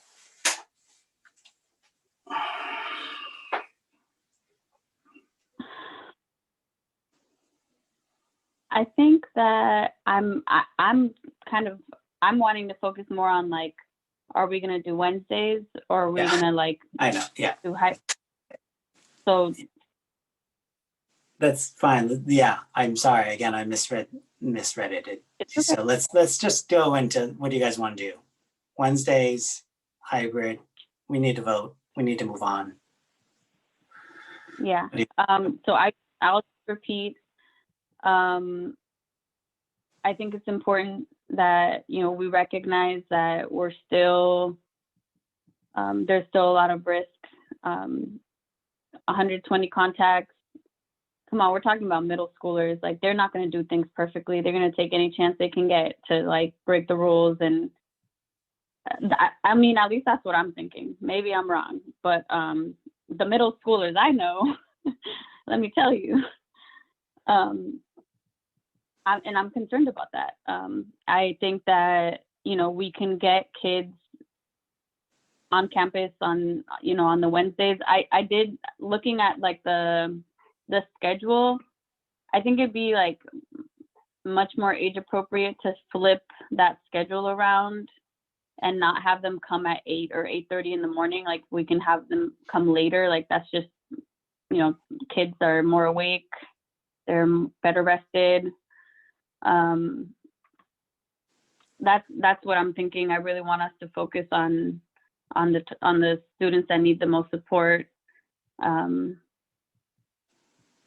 And yeah, just, looking at the family surveys, that's where I'm going for right now. I do, again, like I said before, so basically my vote is for the Wednesdays. Right now, February 10th, that was the target date that I saw. If it could be done sooner, that'd be amazing. And if things change and if we get more information and we can, figure out a way to lower the contacts or get more accurate numbers, like one of the speakers, kind of highlighted that, like, it might actually be lower than that. Then we can explore that at a later date. But we can start planning for it either way. So that's my vote. How's everyone else feeling? I would like to do Wednesdays as soon as possible. If February 10th is the earliest we can do it, then starting February 10th. And I would like behind the scenes, well, not behind the scenes, but at the same time, I would like the hybrid plan to be worked out so that we can pivot to hybrid as soon as it's safe and as soon as we've nailed down all the details. So that would include having parent meetings, surveys, surveying parents, surveying students and teachers, and moving forward in that fashion. I am going to agree that basically at this point, whatever we can do to bring students on campus the quickest is the plan that we should go with right now. And if that's bringing kids on campus on Wednesdays, let's do it. I also agree with Trustee Proctor in saying that we do need to plan on bringing kids back and bringing them back in a hybrid manner this spring. As with the elementary, we know that not every family has chosen to do hybrid. I'm imagining that's going to be the same way for middle school. So I do feel that, you know, all stakeholders should be surveyed to comfort level and risk assessment. And I really feel like that needs to be our driving goal, is to bring the campus, or bring kids back to the campus and bring kids back into being able to learn the way they can best learn. So I'm going to take it one step further. I think that we originally had talked about the plan to bring back the learning hubs on Wednesdays, which we can do outside of the tiers, outside of the colors. At our last meeting, we talked, I thought it was February 3rd, but if we move to February 10th, that's fine. I would like us to go ahead and I will vote whenever someone wants to make a motion for this, to actually vote to start with the learning hubs on Wednesdays, because that was our plan. And that deals with our equity groups and everything else. And I think we need to do that as soon as possible. So if February 10th is what we're planning on doing it, and we have things lined up for that, then let's go with that. I would rather us actually look at the calendar, and when I look at it, and I look at, okay, what is feasible between now and, you know, when we possibly can be in the red, when our teachers can get the 2 rounds of vaccines and everything else. When I look at it, okay, we start the learning hubs on the 10th, and we could have that 7 weeks before spring break. My recommendation, instead of us sort of kicking the can down the road again, is to actually say, we are going to come back in hybrid after spring break for middle school, if we are in the red.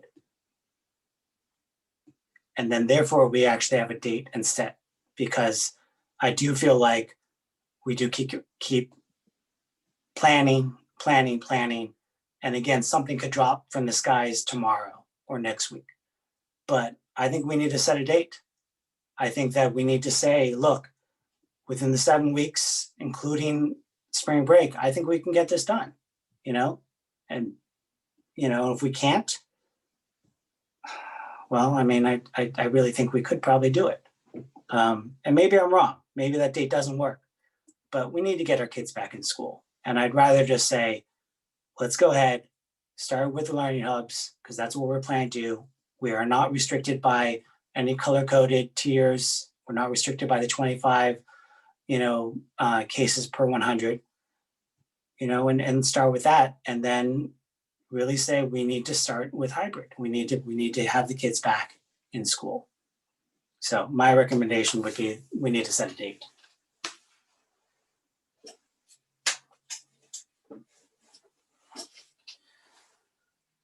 So I think we're sort of in consensus about the learning hubs. But we would need to talk about whether or not, and it sounds like there might be a majority for bringing kids back in the hybrid session sometime this spring. So, I've said my 2 cents, but I, would welcome someone to actually make a motion to move this item along. Okay, I motion to approve Wednesday learning hubs as soon as possible. I mean, approve it now, but to start as soon as possible. Do we need to include the hybrid as well, because or is it 2 separate motions, Dr. Roses? You can do what you wish. I just want it to be really clear. Sure. Okay, Is there's it a motion possible to on, clarify something? Oh, sorry. I just Go wanted, ahead. okay. Go ahead. I was just wondering if it's possible to clarify what Trustee Corzo is asking for. Because the Wednesday has 3 different like categories. And so you mentioned Wednesday learning hubs. Are we wanting to do the rotation cohorts and the enrichment Learning activities hub- as well? Learning hubs are what you can do in Now is what you're saying. Okay, I just want to be now. clear. All of these aspects. Well, Okay, so let me, okay, that motion is still there. Does anybody want to second the motion?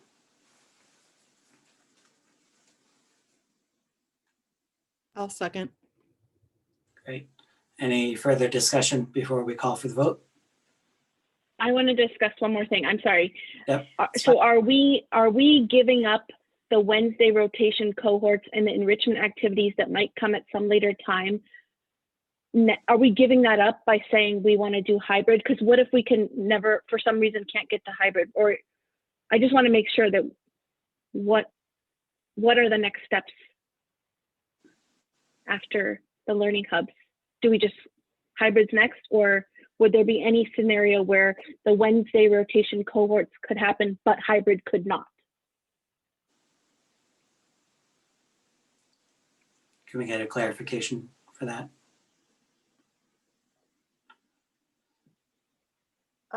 I think what I'm trying to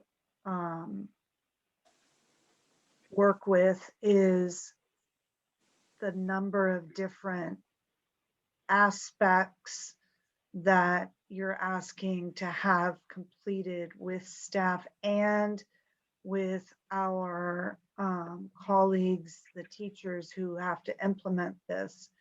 Right now, I'm hearing a Wednesday learning hub, I'm hearing rotations, I'm hearing spring hybrid, and then, by the way, bring fall back, hybrid that can pivot.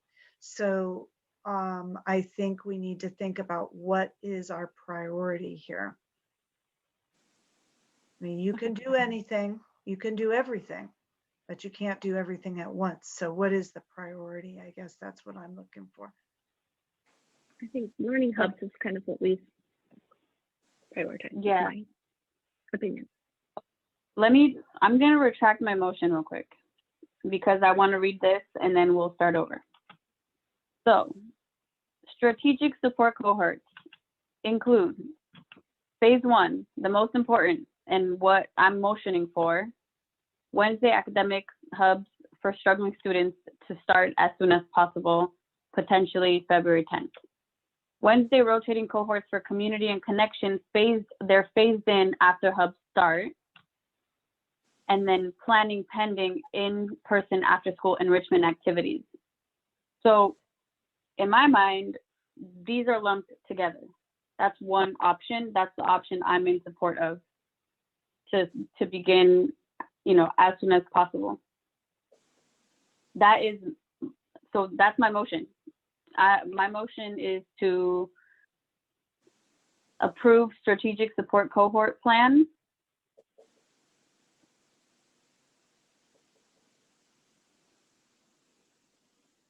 As soon as possible. Right. Do we have a second for this motion? I'll second. Great. Any further discussion before the vote? Okay, roll call vote. Trustee Corzo. Yes. Trustee Proctor.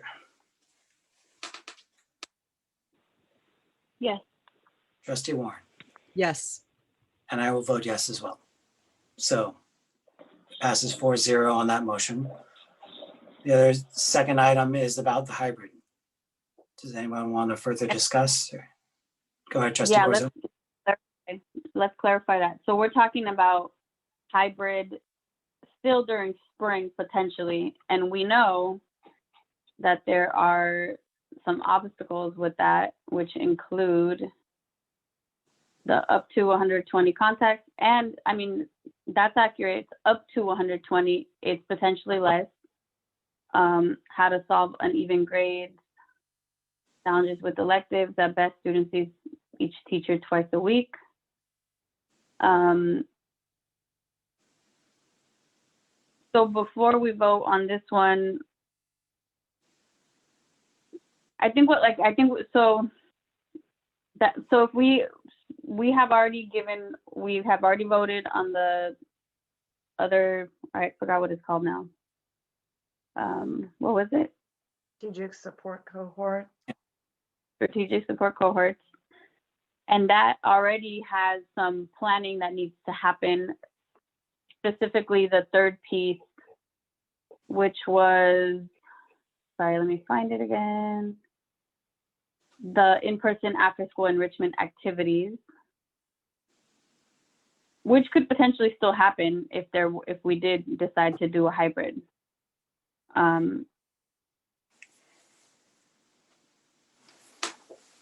It's something that I really want to know is like from Dr. Rosas and David, do you have a PhD too? Are you also Dr. Chambliss? I really welcome the opportunity to clarify that. Yes. I am not a doctor. Okay. So I didn't know the moment when I could clarify that so Lisa, I appreciate the, or Trustee Warren, I appreciate the effort, but it's not actually. Sorry, in my world, everybody's a doctor, of something, even if they have the degree or not. So it's Stanford, what can I say? Okay. So I would like to know from staff, like super just honestly, like, is that already like a super full plate, just the strategic support cohorts? I know like there's a lot of reasons already listed for why going hybrid during spring would be really difficult. I also know that there are, we do have to talk to our teachers and to all of our staff. And so I would just like realistically, like, is that what is going to be best for kids? Is it doable? Is that too much planning all at once? I would defer to Sue, who's been in more direct contact with our teachers. I don't know. We had not started any of this conversation. Well, there's a process that we need to implement when we make changes to programs that may impact working conditions. Far as the Wednesday cohorts, we have provided formal notice to SMETA to inform them that the district is planning to implement these small group Wednesday cohorts under the CDPH guidelines. And SMETA has responded that they would like to bargain the effects of the change on their working conditions. And so that notice was sent, and we will need to negotiate the effects. If we are planning to come back in the spring in a hybrid model, much of our negotiations around the hybrid model have been around elementary, because that was what was on the timeline that we were going to come back with TK1 and SDC, earlier. And so that's been our focus in negotiations. Now, if the board makes a decision to bring back middle school in the spring in a hybrid model, so we will need to conduct negotiations around those possible issues as well. So, that's one part of the process. If the board decides to implement the Wednesday cohorts in addition to a middle school hybrid, is that we would need to bargain the effects of both of those changes, possible changes to working conditions. In terms of the planning, I think David could talk a little bit more about the planning. So, I mean, there has been planning for the Wednesday cohorts, but there is still more to be done.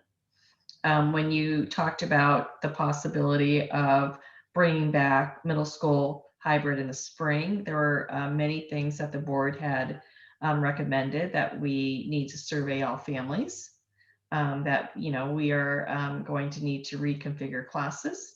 We are going to have to survey staff. We are going to have to reassign some staff based upon whether they're going to be teaching in full-time distance learning or in hybrid. So it'll be much the same process as we did with elementary. It may be a little bit more complicated given the various assignments that, you know, staff members have. And we're also talking about a 7-period day in the current schedule, and then developing some sort of A/B schedule based upon that, whether it's, you know, 2 days a week on, 2 days a week off, whether it's week to week. I mean, those are all things that need to be planned for as well. So the middle schools have been part of the, you know, site preparation and planning already. That's already underway. There's a staff handbook in place. They would need to do, you know, there is a site addendum to the district handbook that's being worked on right now. So, you know, the middle schools have been part of all of that planning as well. But I think the big pieces of the work will be in, you know, obviously developing the model and the board to make a decision about, you know, the model, and then, you know, surveying staff and families, reconfiguring classes, you know, redoing assignments for HR to follow up on any, you know, medical conditions that may be in place for staff that may not be able to come back. So it's a significant amount of work. And I think what's going to be difficult is to do it both at the same time, to try and do the Wednesday cohorts while at the same time planning for a hybrid model.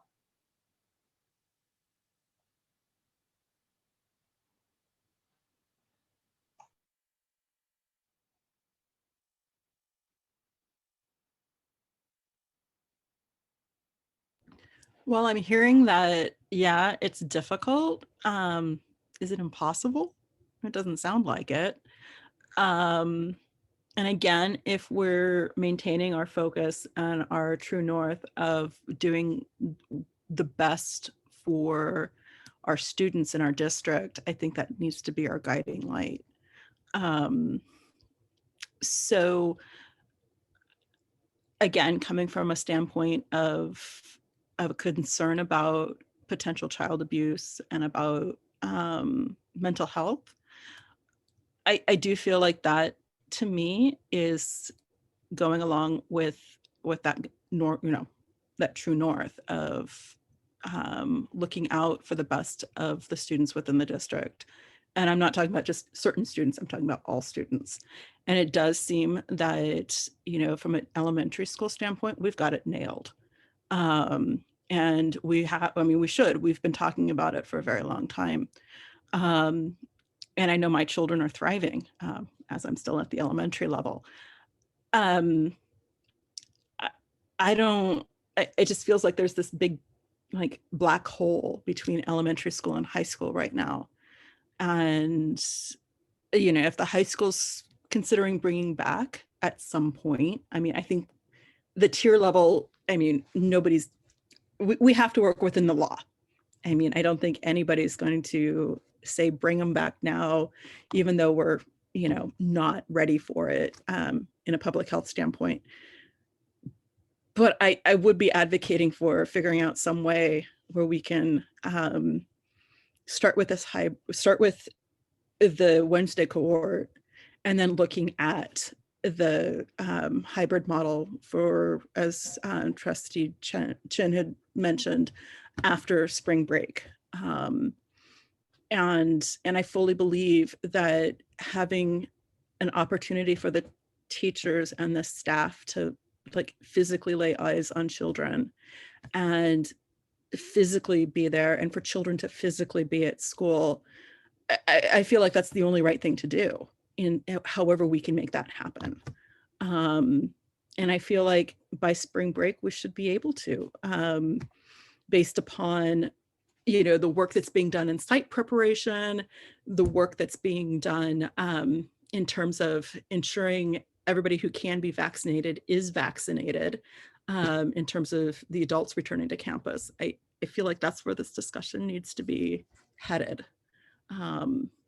So I think I'd love to hear from my other board members, like what their thoughts on that are. I was gonna say, I think we're moving, we need to move on. We need a motion, because we got like 2-3 hours left if you look at the agenda on our board meeting here. So does anyone want to make a motion so we can actually, okay, Trustee Proctor. I will make a motion that we return middle school students in the hybrid model this spring. Great. Is there anyone with a second?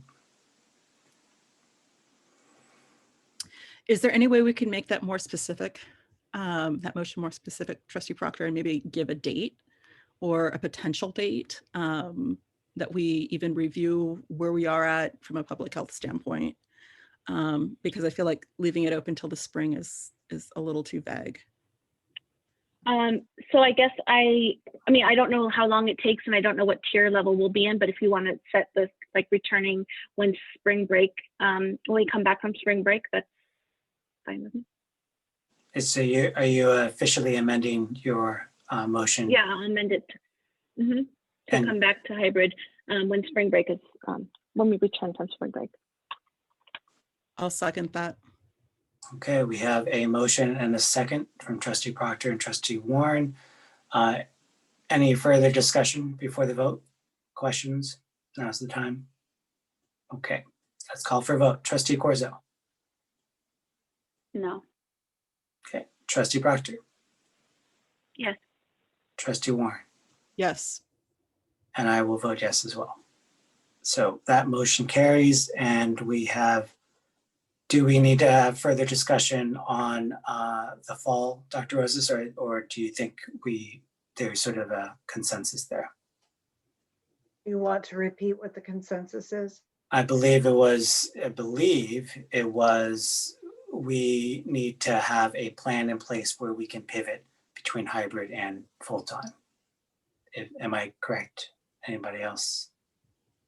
Yes, I believe that's what we came up with as a consensus. And then being able to have that plan presented to us as soon as it would normally be presented, understanding that we'd have, this HR ed code constraint in place. But I do believe that was what we all agreed to, and please correct me if I'm wrong, but that's going from my memory. I guess I'm not super clear what that means exactly. I'm not super clear, basically. What I would like to see for fall is a plan that prioritizes addressing learning loss to the students that need the most support, lowering the amount of contacts and changing the master schedule so that it is, again, lowering the contacts, more equity focused, and just a different direction in our district.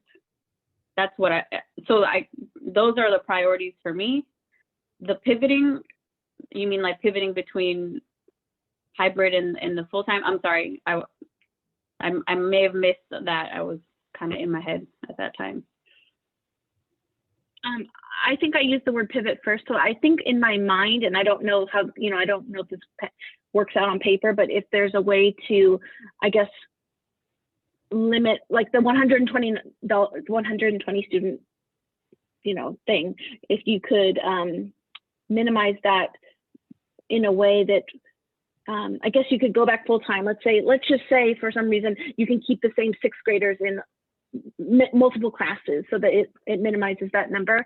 Then we could either go back in regular full-time schedule if the the levels and the tiers allow it, or it could be a hybrid method. That's just in my mind what I was envisioning, but I don't actually know if that works.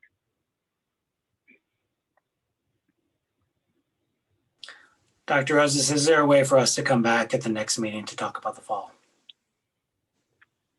Fine. Okay. Is everyone okay with that? Great. Let's talk about the fall of the next meeting. So I need to do, so you guys, you know that our agenda does look like we have another 2-3 hours. Dr. Roses, we've never done this before, but under our bylaws, we have the ability to sort of continue a meeting to a different day. I'm wondering whether or not, there is a point of diminishing returns for us in terms of us providing, eloquent and well thought out feedback. And I'm wondering whether or not we go ahead and under our bylaws, consider that we continue, my suggestion would be to have the next item and then continue everything else after the next item to tomorrow evening. I know that we've never done that, but according to our bylaws, we can continue the meeting to a later date. Yep. Unless it would need to be posted, I think. it's within 24 hours after the time of the adjournment, a copy of the notice would have to be posted on the door. So therefore, we still could have it tomorrow. We just need to post tomorrow morning or within 24 hours, according to our bylaws. Does it have to be tomorrow? We have a bunch of things that need to happen, like there's timeliness to it. And that's why, you look at our agenda, there's stuff that we need to do. You're saying that that it can be posted for 24 hours. That's an emergency meeting, basically. I'm just reading it straight from our bylaws, Government Code Section 54955. Okay, so 24 hours if we post in the morning, It's just saying within 24 hours of the call of adjournment, we just have to post. It doesn't say that we have to wait 24 hours to have the meeting. It just says within it. Now, if you guys think that we can plow through, I'm there with you guys. If you think we need to wait more than 24 hours, we can do that. But I just think that we need to really seriously consider, that we have this at 12:21 and we just struggled through middle school without really being as direct and concise as we possibly could. And the next item is a very big item. And I do think we need to plow through that. But beyond that, I think, we can pick these things up right away and plow through it really quickly if we're all in the right mindset.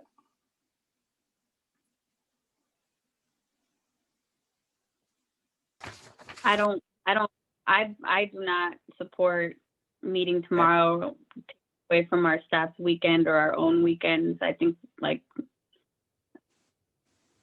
I would rather just do it all tonight or a later date. Or we can get more specific about what exactly what's the most timely, which items are super urgent. Looking at the agenda, we can totally postpone 6.7 for the next meeting. We can maybe everything else we do need to do. How's everyone else feeling? I'd rather get it done tonight. Yeah, I'd rather keep going just to get it done. But I'm night open shift. to whatever. That's I'm okay. hitting my prime now. So. I think that if I didn't raise it, I don't think I would be doing, my job. So I think, well, that's a consensus. Let's move on. So we're moving on to item 6.5. Did you want to postpone any of the items to the February 4th meeting? Which ones do you think can be postponed? I think that Patrick. Yes, Jill. Yes. Yeah, I need to note on the governor's budget, they don't have to have that. No, that's just information. You can certainly postpone that. But the resolutions for the bonds do have to go, right? That'll be quick too, John. For that, that'll be a quick vote on those. Okay. And so then, as Noelia said, we can discuss events of January 6th later. And then I think that's, so it would only be 6, 7, and 7 too.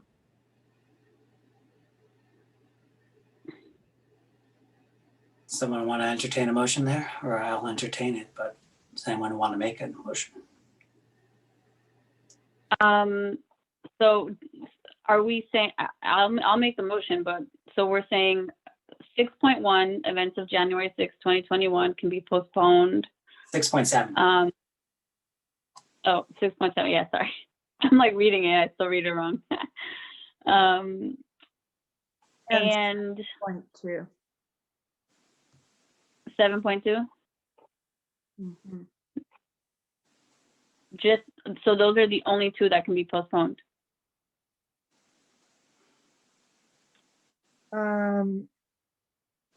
Patrick, what do you think about HVAC? I think we could. Waiting. Yeah, until I now. know there. Yeah. So whatever your preference is, Joan, it's a lengthy set of information too, just for folks to consider. But the team has been waiting. But I think if you chose to postpone it to the first board meeting in February, I think that would be okay. We're planning based on the information we shared tonight, but I think that that's something you could postpone as well. So just make one argument about that is that directly relates in some ways to our COVID opening. So I mean our reopening directly relates to COVID. So, that's why my insistence in saying, hey, we need to do it like tomorrow or as soon as possible. Yeah, that's fine. It's fine. So if we can continue a couple items, that's great. Let's continue a couple items and let's move on. So okay, I motion to postpone items 6.7 and 7.2 to our next board meeting. Great. Do I have a second? Great. Who's a second? Thank you, Trustee Corzo for the motion and Trustee Proctor for the second. Roll call vote. Trustee Corzo. Yes. Trustee Proctor. Yes. Trustee Warren. Yes. And I will vote yes as well. Okay, item 6.5. Peter, could you put up my slides?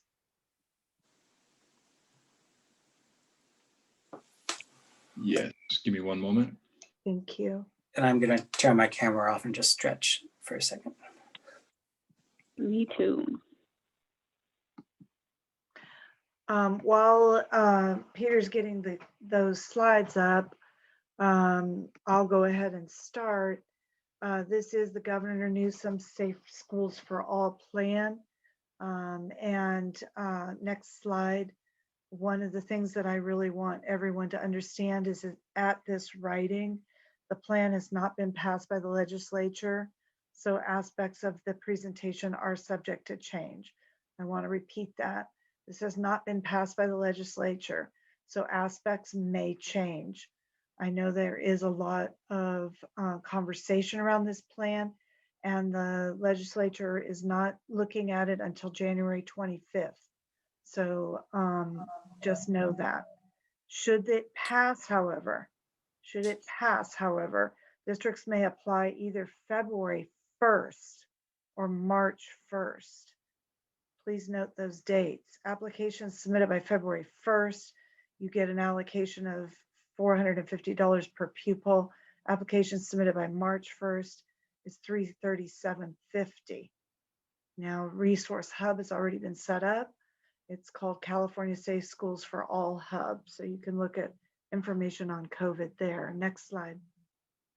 The funds are available for use until December 31st, 2021, and they can be used for the purposes listed below.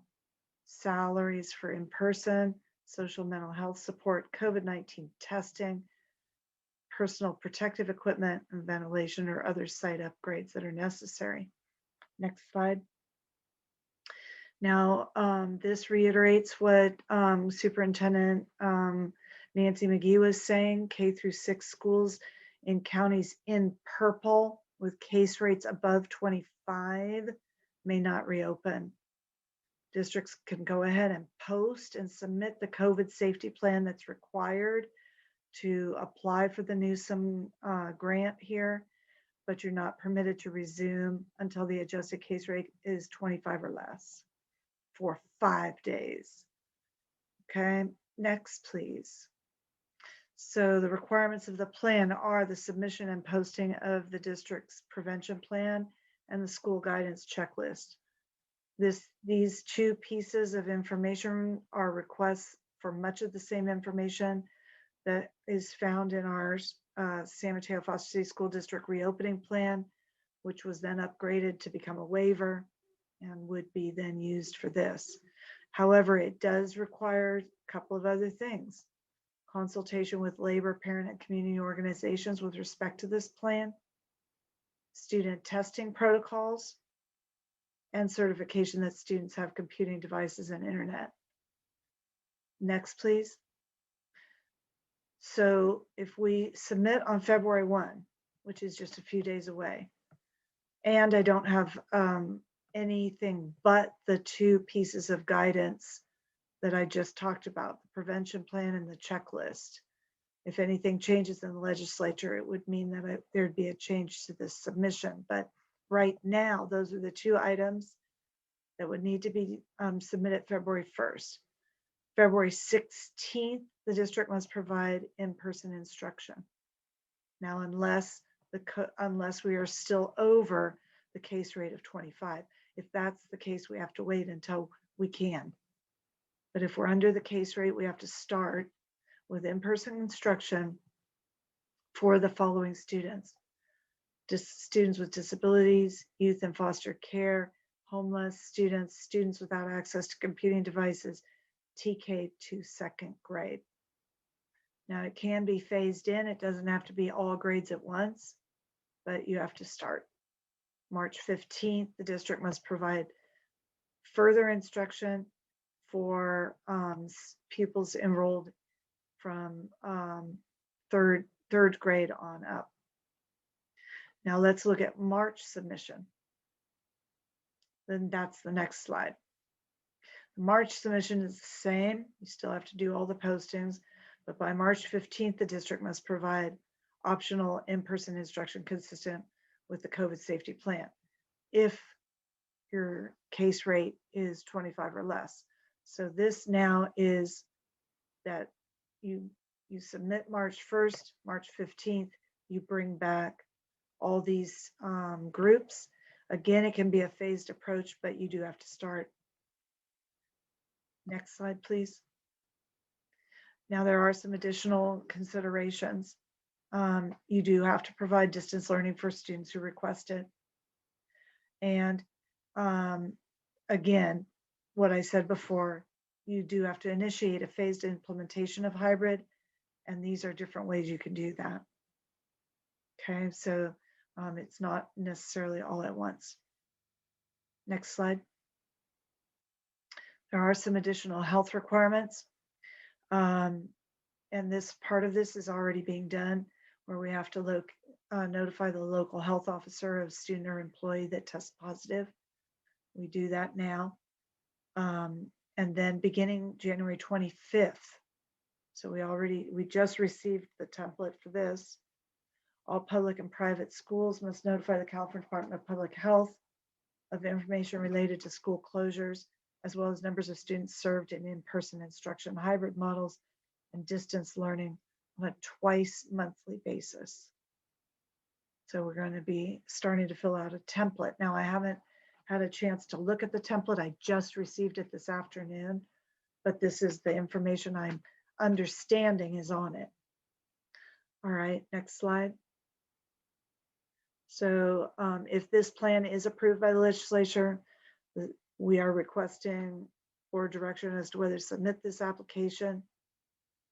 If you want the staff to submit the application, are you wanting it submitted February 1 or March 1? Thank you. You can shut my slides. Thank you, Dr. Rezes, for the presentation. Clarifying questions from the board. Anyone? I'll start. On slide 5, which is the requirements of the plan, regardless of whether it's February or March, there are 3 sort of, or 4 sort of bullets, request much of the same information found in the reopening plan. Well, I'm just wondering, I was going to read it because it's not up, but on Could you page put it 5, back up? Could you put it back up? Because I don't. on page 5, yes, please. Peter, I'm sorry. What slide was it? Page 5, this is the one. Of these requirements for submission, do we have all these, or No. are we close to having them, or which ones do we not have and which ones do So we we have? do not have a student testing protocol yet. I have to do consultation with labor, parent, and community organizations with respect to this plan. We just got this plan, so no, these haven't been done. The certification that students have the computing devices, that can be done rapidly. The submission of the checklist, the prevention plan, those things are mostly found in our reopening. But the 2 pieces that I just stated have not been done. And in terms of student testing, from my recollection, the county has sort of provided guidance, or they did do, wasn't there some guidance from the County of Office Ed about it? County Superintendent McGee spoke to this. She said you can't require students to be tested, but districts are encouraging families to go to local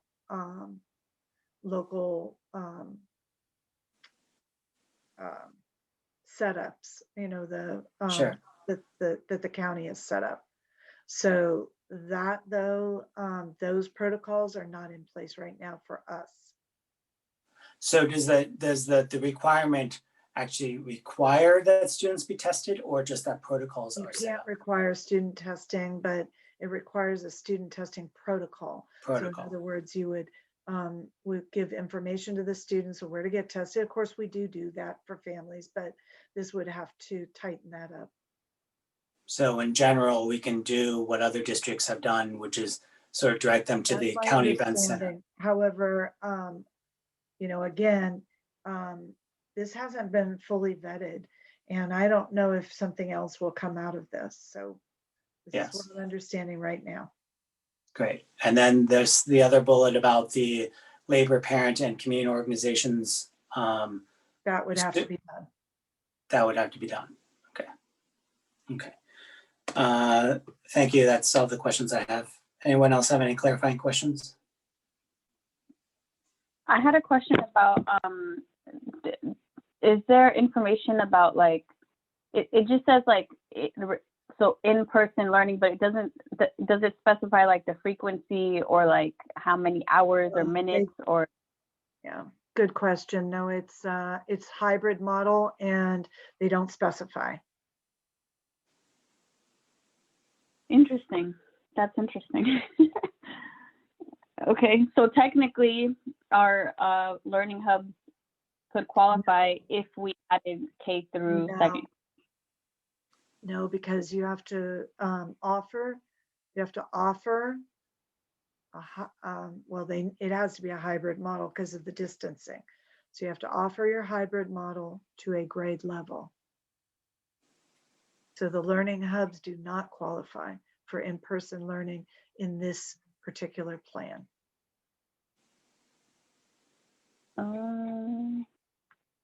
Okay. Again, that is my understanding at this point in time.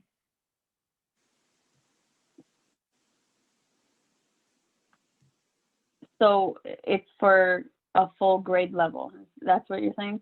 Yes. So like, yeah. So the groups. They want to ensure that all those students are getting instruction, but to qualify for this plan, you have to offer it to the full grade level in a hybrid model. And of course, it states that you do have to provide distance learning for those who don't want it.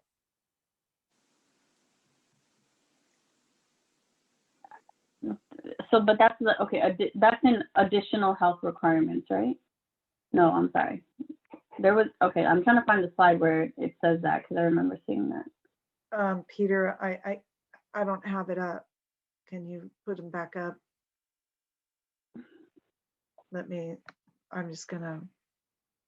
Oh, so by March 15th, 2021, the district must provide optional in-person instruction consistent with the COVID-19 school safety plan to all pupils enrolled in elementary schools up to grade 6. Mhm. If you submit by February 1st, that's the case. If you submit by March 1st, you do a phased in approach of all the grades at once. Okay, if we did February 1st, I mean, it'd be a big list because we would have to consult with labor, parents, and I mean, there's like, I think it's not impossible, but the only thing we wouldn't already be doing, or we wouldn't already have a plan to do, is the 6th grade, no? Yeah, and it has to be a case rate of less than 25. So for us, is that going to happen even if we submit by February 1st? I don't know when the case rate will drop. But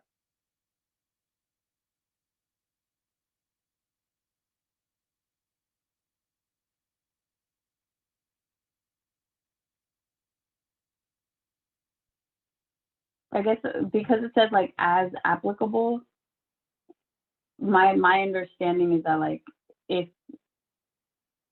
it's possible because the case rate is 25 or less per 100,000, then we have to do that by March 15th. Correct. If it's not possible, then we have more time. Correct. And we are already planning to do these things somewhat. Okay, sorry. I don't know if I'm just confusing people more. Does anybody else want to chime in?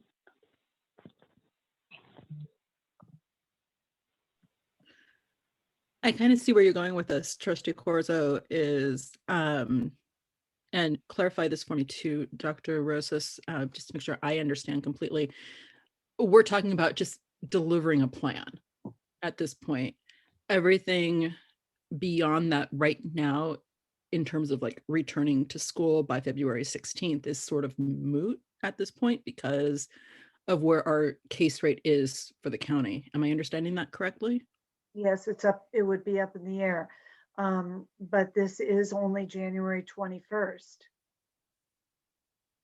So I wouldn't, I mean, I think you should think that you might need to comply by February 16th, because that is, several weeks away.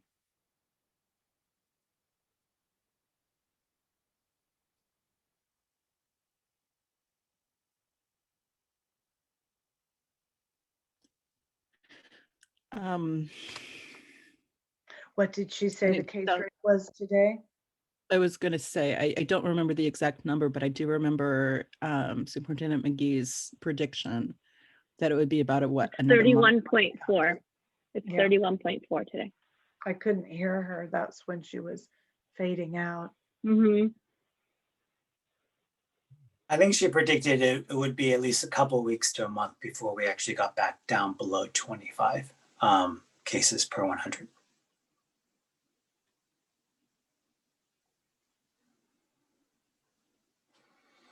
And oh, sorry, I couldn't tell if I was muted or not. Anyone else with any clarifying questions before we go to public comment? Or any public members who are actually still here? Just one question. So the last vote we took on elementary school hybrid, returning to school and hybrid, was in the red tier. Is that correct? And this is saying purple with the 25 case rate. Okay. But just as a clarification, we didn't actually take a vote there. We had sort of board direction. Is that correct? Okay. Dr. Rose? I'd have to recheck. Yeah, so as I recall, My direction was that you wanted to open in the red tier. Yeah, but yes. I just recall it was board direction rather than a vote, but yes. Okay. I just wanted to remember what we said, so thank you. Anyone else with clarifying questions? I can't see anybody, so I'm just, if you don't voice up, I will. Oh, thank you, Peter. All right, anyone else? No. All right, let's go to public comment, please, Peter. And I will reduce it from 3 minutes to something less because it is 12:44. Okay. President Chin, what time would you like for public comment? Well, let's see. Does anybody who wants to have comments? Thank you. 1, 2, 3, 4. Anyone else? Anyone, please raise your hand if you want to comment on this item. Let's go 2 minutes, please. Okay. All right. First one is Chelsea. Then after Chelsea will be Marcella. Chelsea. Hello, board and Superintendent Rosas. It's Chelsea Bonini. Thank you for sticking it out this late. I just wanted to chime in on this briefly because I was able to attend a couple of a lot of budget summaries this week, and one today with Capital Advisors. And just as an overarching comment, this suggestion or proposal by the governor is intended, of course, to be an incentive to get students back in the classroom, right? So, and the timeframes are, as you note, they're very short. And what I heard today was he anticipated the legislature being back last week, and they're actually not going back until this week and next, like tomorrow and Monday. And so there was also a lot of discussion today on the legislative floors, as far as we heard, that, it's a short timeline and there are many other proposals at hand. So that said, the other thing I wanted to share was that they've confirmed today that the case rate, you can apply if you can get everything together by these dates. Of course, you get less money if you do it later, but you can apply and then hold the money until you can actually do it. So it doesn't determine whether you can apply, whether or not you're within the case rate. Right. So I thought that might help you in that discussion. And that's all I have. Have a good night. Thank you, Chelsea.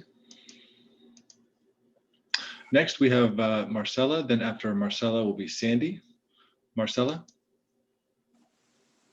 Hi, thank you. I am just speaking out in support of submitting as early as possible. I think there's like a $1.5 million difference between February 1st and March 1st. The plan offers millions of dollars to our district that can be utilized to support equity as we seek to recoup some of this education debt that we've been accruing over the past year.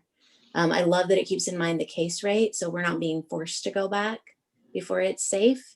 The priorities for equity groups look just like what we talk about within the district. And from all the stakeholder feedback, I can guarantee you that parents will get on a call whenever you plan it. Just tell us when and we'll be there to support you. Thank you. Thank you, Marcella. Next, we have Sandy. Then after Sandy will be Rhiannon. Sandy. Hi, just wanted to call and encourage that we shoot for the stars, go for February 1st. This is what we've been talking about and, hemming and hawing and debating over. And now we have an actual timeline, a number that we can shoot for, a goal, and there's money for the students attached to it. So let's go for it. Thanks. Thank you, Sandy.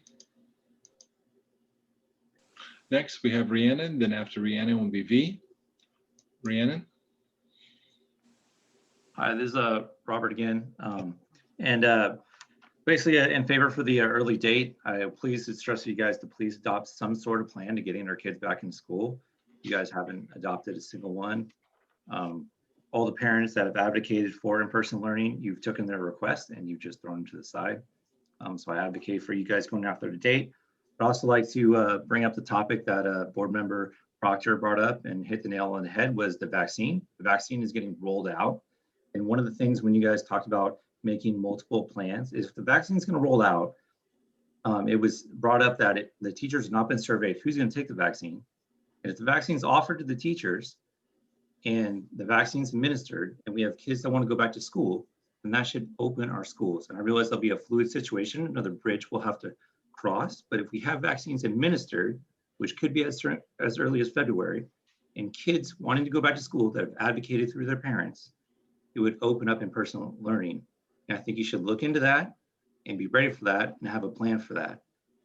Board member Warren brought up that, how there's multiple plans. You need to be a fluid situation. You've asked our kids to be flexible. You've asked the teachers to be flexible. And we've been there every step of the way. The only person that's been rigid and not opened up our schools and given any hybrid has been the school board. Thank you. Thank you, Robert. Next, we have V. Are you able to hear me? We are. Go ahead. I first want to remind you that I just want to bring up this analogy that for the elementary school, you drew a line in the sand and shot for January 19th. Of course, we're not opening, we didn't open January 19th, but the fact that you targeted January 19th, we are now where we are today, where we're ready to open when we get into the red. And that's the exact same thing that you need to do for the middle school, is you need to just choose a date, target it as soon as possible. Even if you can't work out the kinks by the time that date comes, at least you are trying. At least that is the target. And if it needs to be moved, it needs to be moved, whether guidelines have changed, whether circumstances have changed, whether you haven't worked out all the kinks, and it needs to be changed. But you have to just target a date and shoot for it. And then, because if you don't put something down, like you said, if you don't draw that line in the sand. V, I'm sorry, I have to interrupt you just because of the late hour. We've had the middle school discussion. We're talking about Governor Newsom's plan right now. If you can keep your comments to the Newsom's plan. I'm trying to relate it back to that. Yes. Thank you. Go ahead. I'm trying to relate it back to that. Good. I'm trying to relate it back to that, where it is, shoot for February 1st is basically what I'm trying to say. Why not, right? Okay, thank you, V.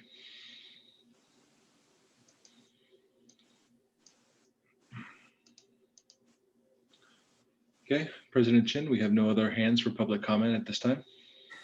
Thank you. I'm going to officially close public comment. I'm sorry, V. I just wanted to make sure that we were talking about the same item. So I don't mean to cut people off. It's not right. It's not what we do. It's just that it's getting late. So board member discussion on this item.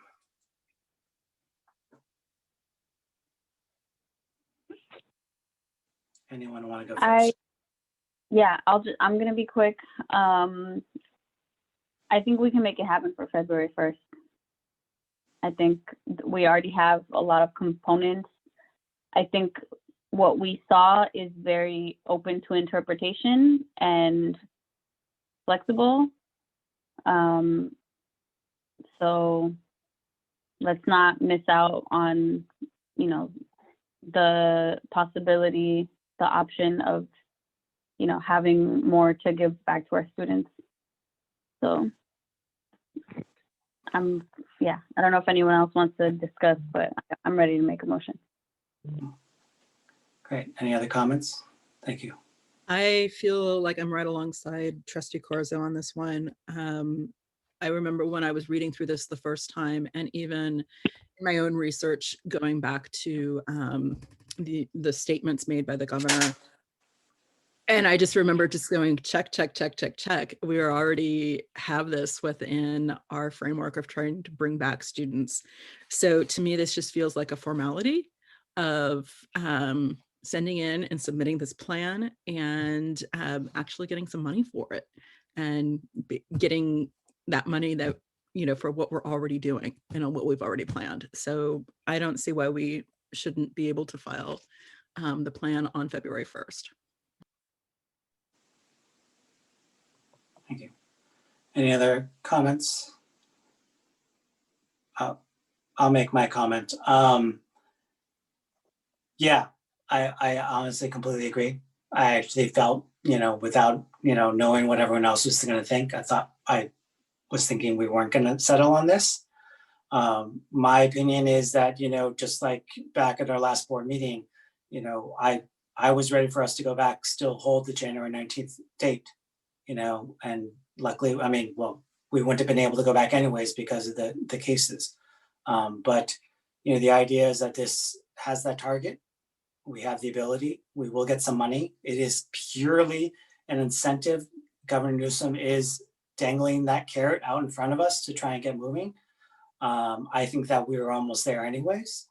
And so I think that we should keep on going. I think the fact is, and I want to make sure it's clear that, we are in a completely different situation than other districts.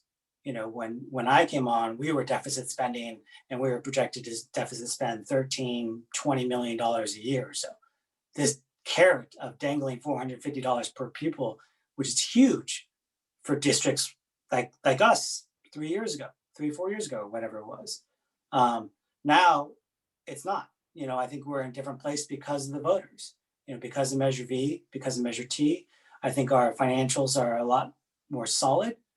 So honestly, I just want to make it clear, my decision is not based on the actual money incentive. But to make things clearer is that with the way that the schools are funded in California and how messed up it is, if someone is going to offer money, we got to go ahead and look at it, right?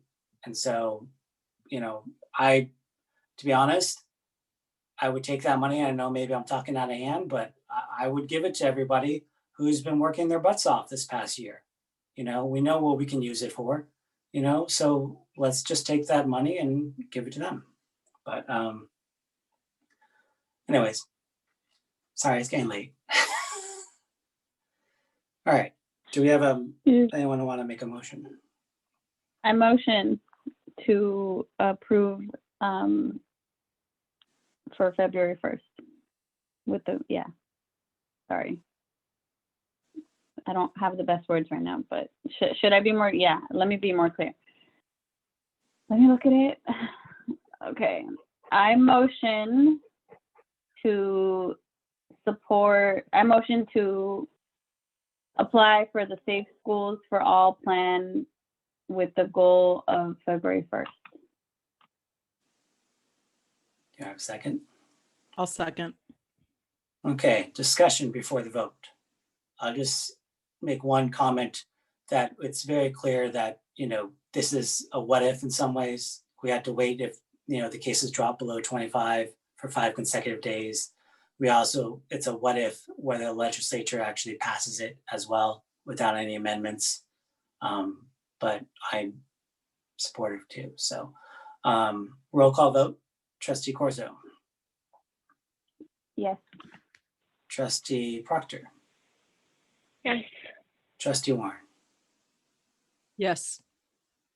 And I will vote yes as well. So 4-0. Next item. The next item is mine.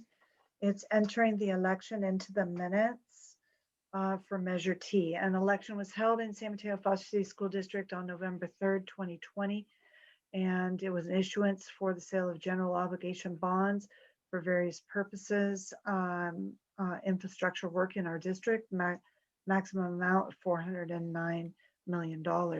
This resolution enters into the minutes of the meeting that Measure T was approved by more than 55% of the votes cast at the election, and declares that the proceedings have been accomplished according to law. So adoption of this resolution starts a 60-day period by which time the district must have established a citizens bond oversight committee and members being appointed by the board. So I would like to recommend today, this evening, that the Board of Trustees approve resolution number 21, 2021, entering the election results of Measure T into the minutes. Thank you, Dr. Roses. Clarifying questions? Public comment? Please, Peter. We'll open public comment if anybody wants to provide comments.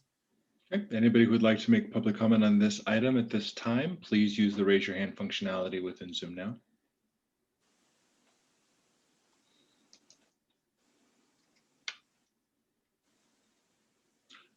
President Chin, we have no hands raised for public comment. Great. Thank you, Peter. I'm going to officially close public comment on this item, and we'll either talk about discussion or entertain a motion.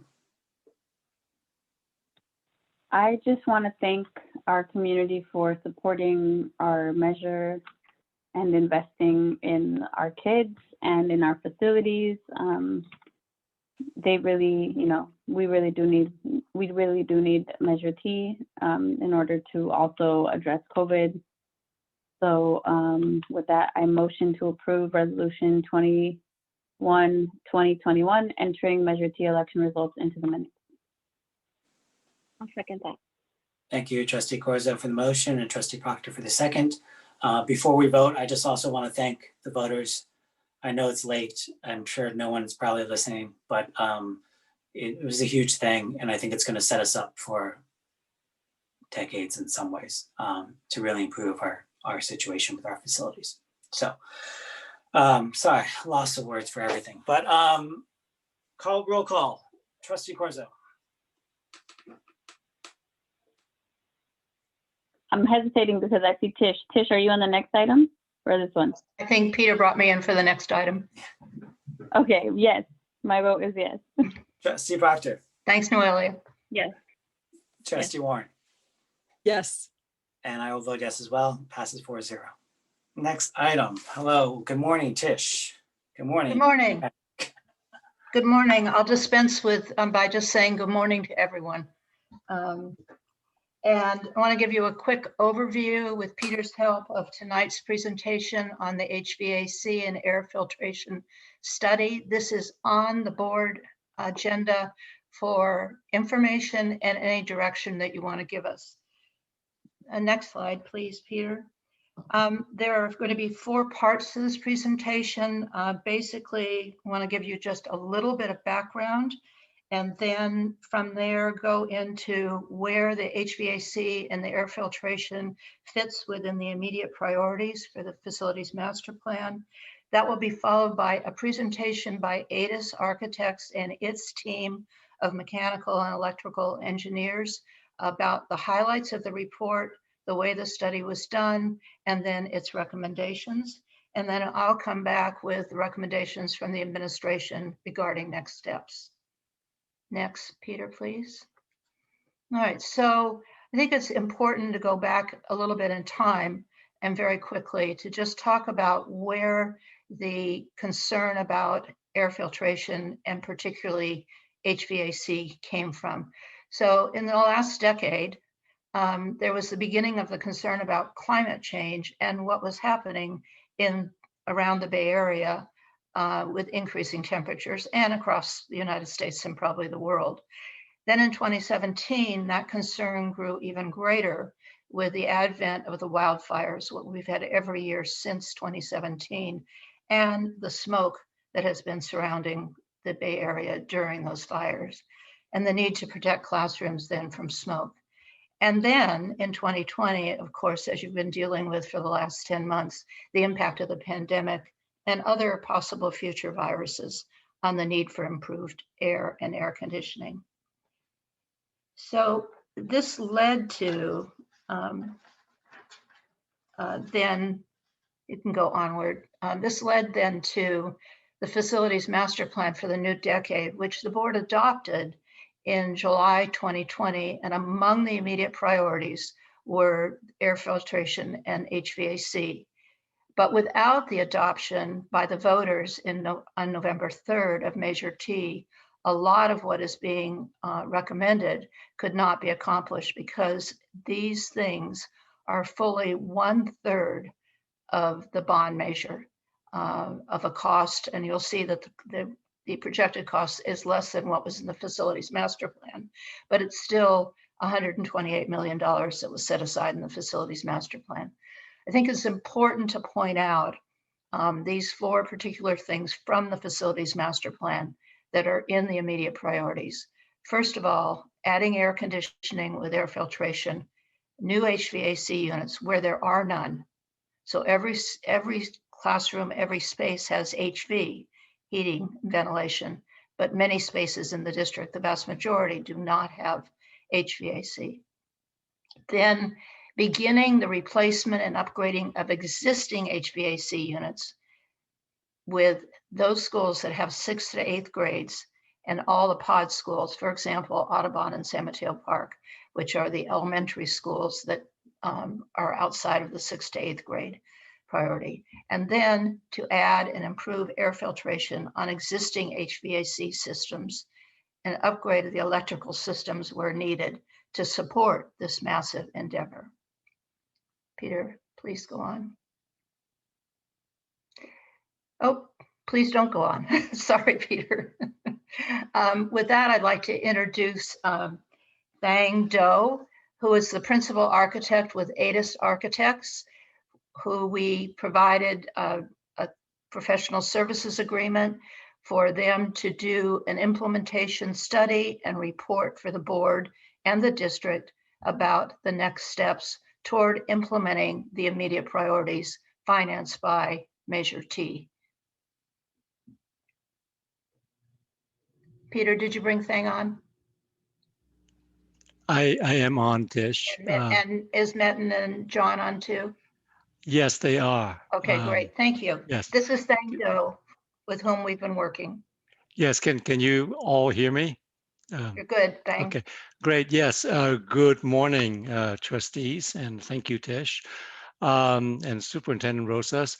Thank you for giving us time on your very busy agenda. I think the last time we presented to you, it was also around this time of the morning. So I think that it's easy for us to think that all your meetings last this late, but obviously that's not the case.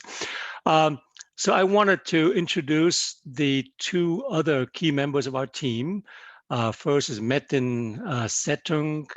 He is with Cypress Engineers, and they handle the mechanical engineering aspect for our team. And then John Kaka, who is with American Consulting Engineers, who handles the electrical side of our work. So next slide, please. So this is just an overview of the report that we have submitted to you, and which you should have a copy of. That report goes into a lot greater detail than what we're going to cover in this presentation. But if there are questions, and we'll field them at the end. Actually, okay. So this slide was added to. Can you move to the next one, please? I think that the Peter, you're not in ADIS's presentation. I am in ADIS's. I just tried to merge them earlier for simplicity's sake, and so if you could just move to the picture that it's slide number 6. The children, yeah. Yeah, slide number 6. Sorry, my apologies. It's okay, thank you. Thank you. All right, so so what we're covering tonight is that we will give you just a quick overview of the process that we use in working with the district to prepare the study. And we'll talk about the existing conditions as well as recommendations, and those issues are separated into the mechanical side and the electrical side. And then we'll discuss the cost summary and go into the recommended implementation plan, which is there are a number of items in there that we want to talk about, and close with the issue of building this plan in the context of aiming toward a future of energy positive and fossil fuel-free facilities. Next slide, please. So the facilities master plan was the basis for the study that we're doing. And as Tish had mentioned at the beginning, that there were the 4 priorities that this the study is intended to take a deeper dive into, and to confirm or to to confirm the assumptions that the facilities master plan had, and to come up with ultimately a more detailed, more accurate set of cost estimates to prepare for the district to go forward with all this work. There was a lot of district data that we reviewed in terms of existing plans, in terms of other records on electrical and mechanical equipment. And our team went to the site, each of the sites that are covered in this study. We spent multiple weeks and multiple days looking at the sites, and under the practicing all the safe social distancing and temperature checking and all of those things. We first identified the predominant conditions at the sites with the idea that we wanted to do some test cases so that we could look at, we could use those test cases and then apply them to as many campuses as possible. And then we analyzed the options and prepared cost estimates.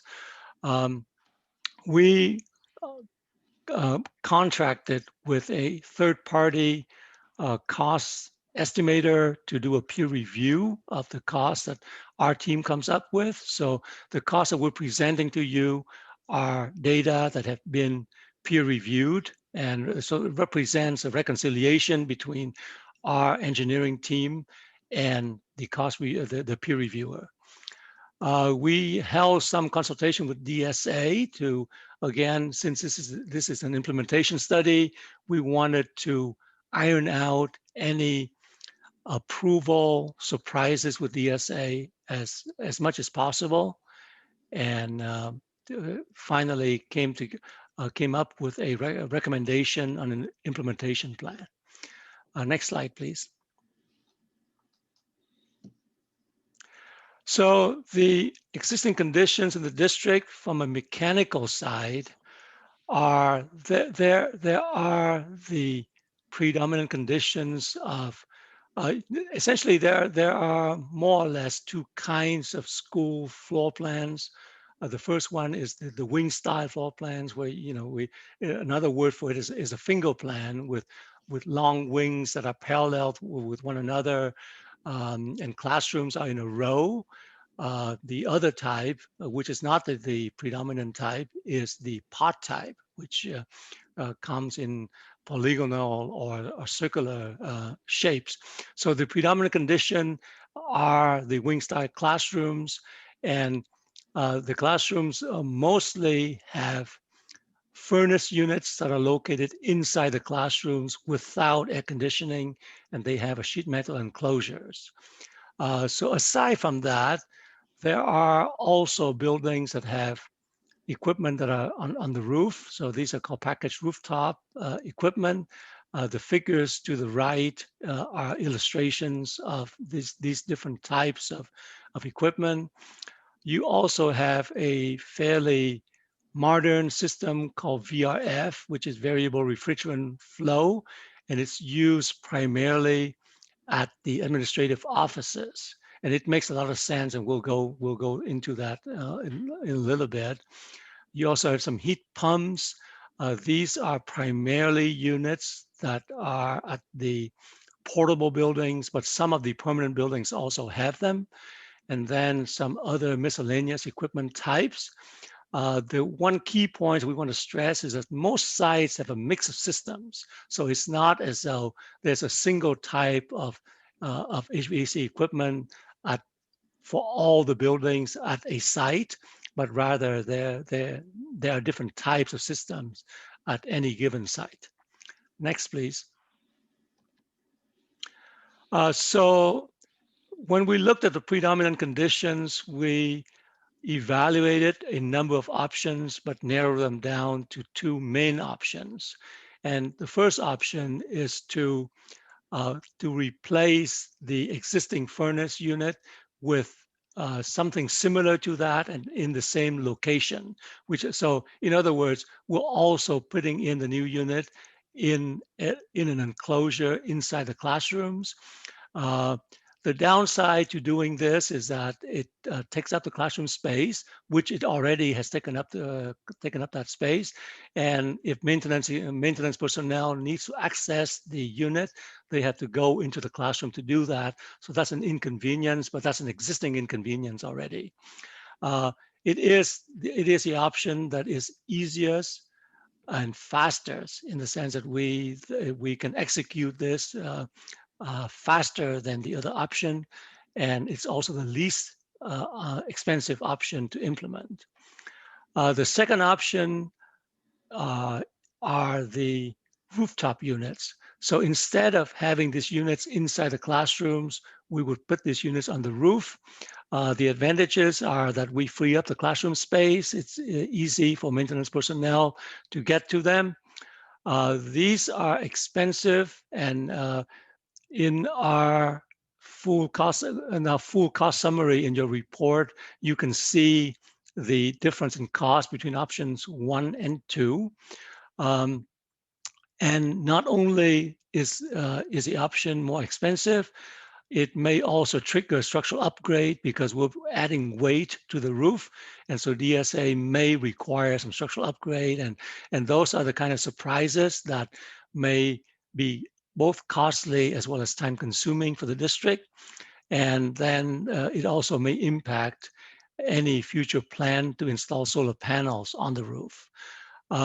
For each of these options, we looked at both the choice of using mixed fuel, which is using gas for heating and electric for cooling, which is the predominant existing condition, or switch that over to an all-electric type of equipment. Next slide, please. Peter, yeah, there you go. And so on the recommendations on the mechanical side, we're recommending option 1, which are the in-classroom units. We're recommending that we switch, that we use all electric equipment. And so that applies to the predominant condition, which are the wing style classrooms with in-classroom furnace units. There are other conditions at the sites, and where there are rooftop HVAC package units already, we would replace that with similar equipment on the roof as well. That way we can take advantage of the infrastructure, which means the utility connections that are already there. And in some of the administration buildings that don't already have VRF, which are variable refrigerant flow, we recommend that we switch the system to a VRF system. The VRF has two key advantages. One is that it is very energy efficient, and two is that it's great when you have a lot of rooms that require separate and independent control. So there's a lot more flexibility in terms of temperature control for different spaces. So that's why you have used VRF at some of your administration buildings, and we recommend that we change the remaining administrative buildings to a VRF system. And then some heat pump units also need to be replaced, and we recommend replacing them with a similar type. On the filtration side, air filtration side, we recommend that we upgrade the current MERV 11 filters that the district have been putting in with MERV 13 air filters, and we'll go into greater detail later on. And these filters can be supplemented, which would be an ideal condition to supplement them with the standalone air purifiers that the district already has and has already installed in the classrooms. Next slide, please.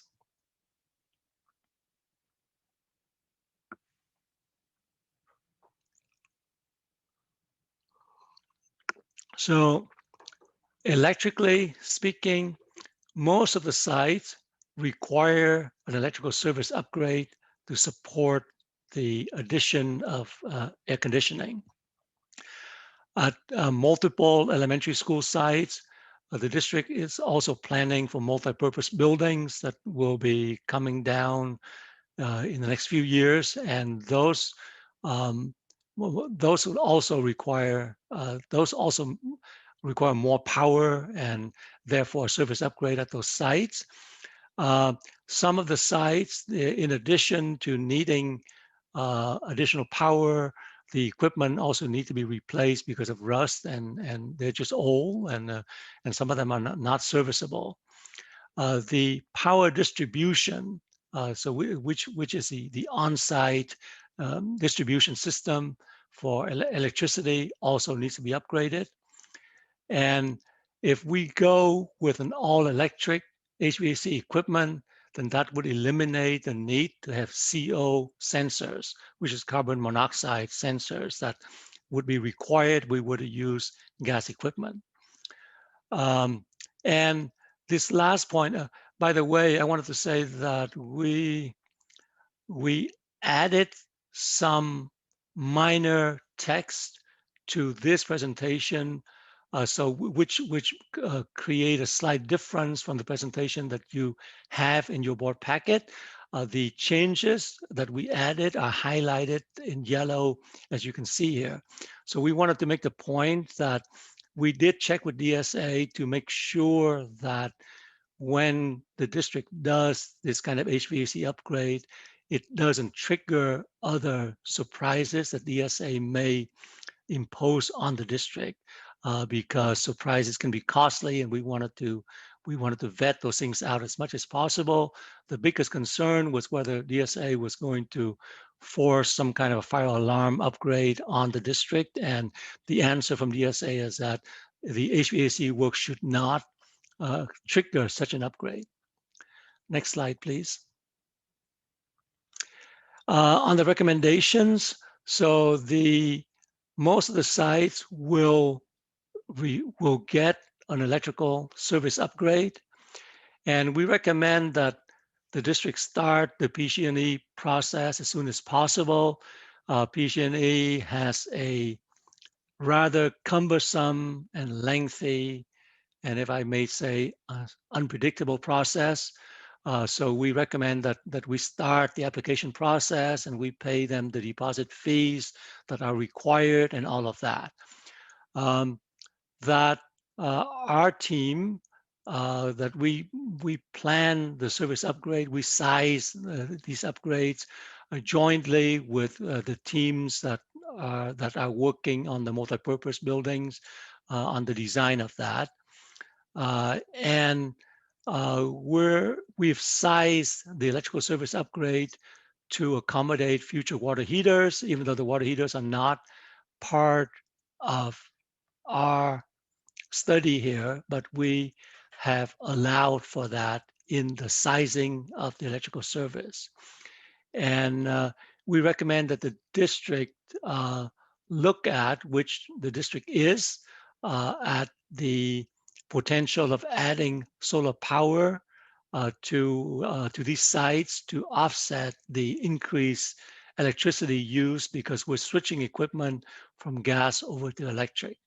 The cost will go up, and so a solar plant would help tremendously in terms of offsetting that increase in cost. Next slide, please. So in terms of costs, so again, you have a side-by-side breakdown cost in your packet, but just to summarize what the total numbers came to, the current construction cost estimate. So this does not include soft costs, is almost $70 million. And that compares with what the master plan had projected to be 95 million. So the master plan made certain assumptions that were pretty conservative. And through this process, we were able to confirm which assumptions apply and which did not, and which brought the cost down to this level. So when we apply soft costs, the total cost goes up to 93, 94 million as compared to 128 million for that the FMP had allowed. So again, these estimates are more refined than FMP, are more refined and more accurate than the FMP. How we calculated these costs was that on the mechanical side, we calculated them by unit of space. So in other words, per classroom or per mechanical unit. And then once we have the cost per unit, then we multiply that by the number of units at each of the sites. Electrically, we did the cost very differently because the electrical system is a site-wise system. It applies to the entire site. And so we calculated per site, and with the mechanical and electrical costs that make up the construction cost of the project, well, actually it makes up the subcontractor cost of the project. We then apply a general contractor markup of 22.5%, which is the industry average for general contractor markup that includes their general conditions, their overhead, and their profit. And then we allow an additional design contingency of 20%. And all of this is within the construction cost number. And a design contingency of 20% is an appropriate level of contingency that is allowed at this early level of planning for any construction project.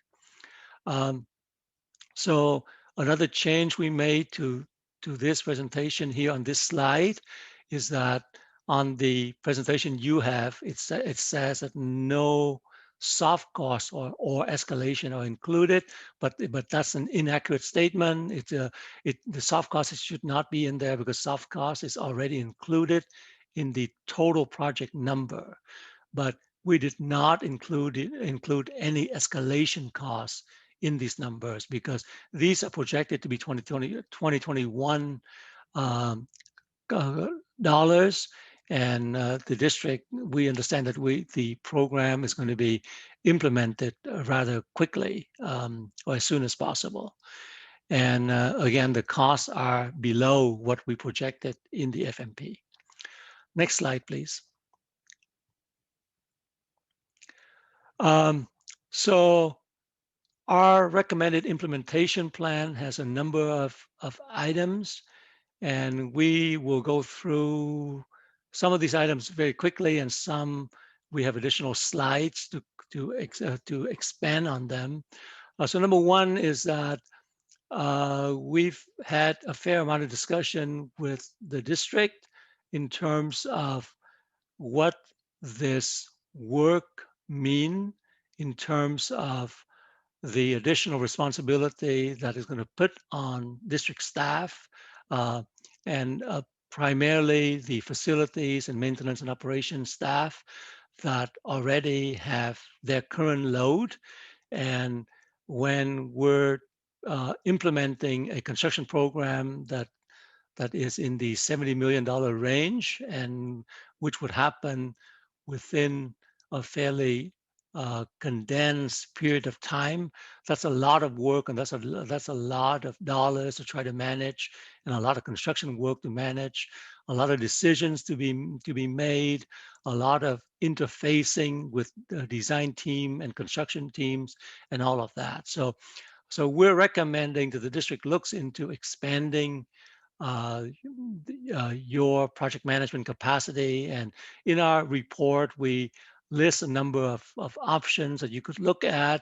I think that some type of construction management entity might be something that you may consider as a reasonable and good way to add that capacity on a short-term basis as a district needs that added capacity.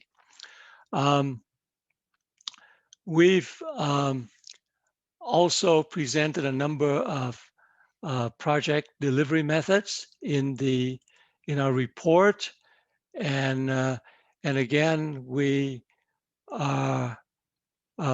not going to go into a lot of details for that right here. And there are different delivery methods with advantages and disadvantages, and there are unique circumstances in this project in the sense that the scope is large and the timeline is short, and we would want to pick methods that would minimize the impact on school operations in terms of displacing teachers and students. So the next issue is the possibility of combining or bundling or packaging projects. And we raise this issue because there are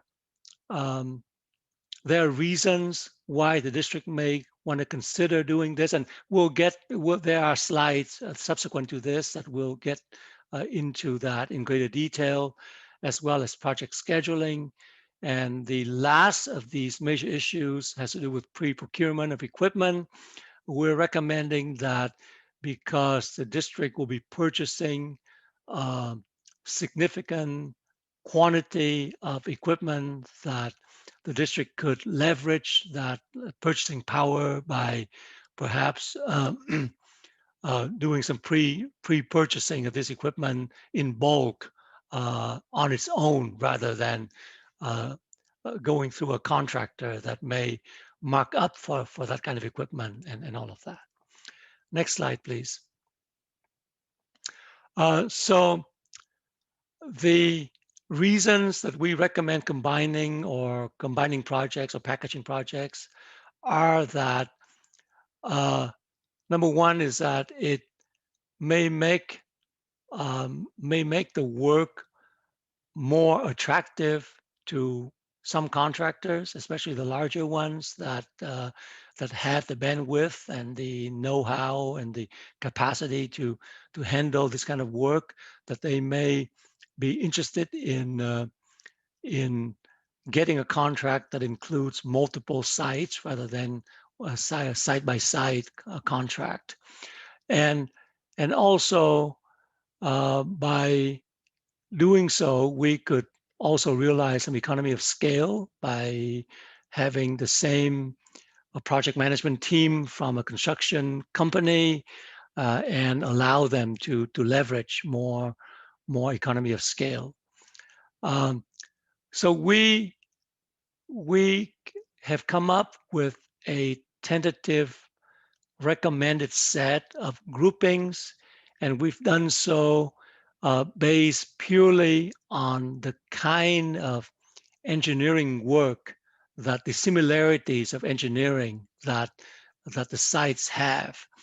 And our groupings don't imply at all any kind of priority order. So we're not saying that group one should happen first or last, or that it's more or less important than the other groups.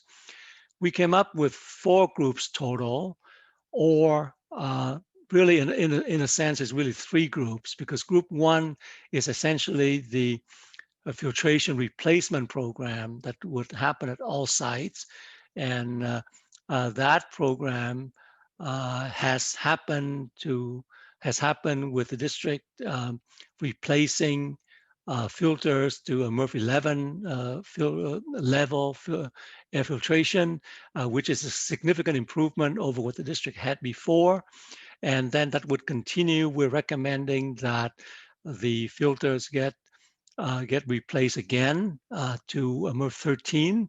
and because filters need to be replaced on a regular schedule anyway, and some equipment in the district could take the MERV 13 without any modifications.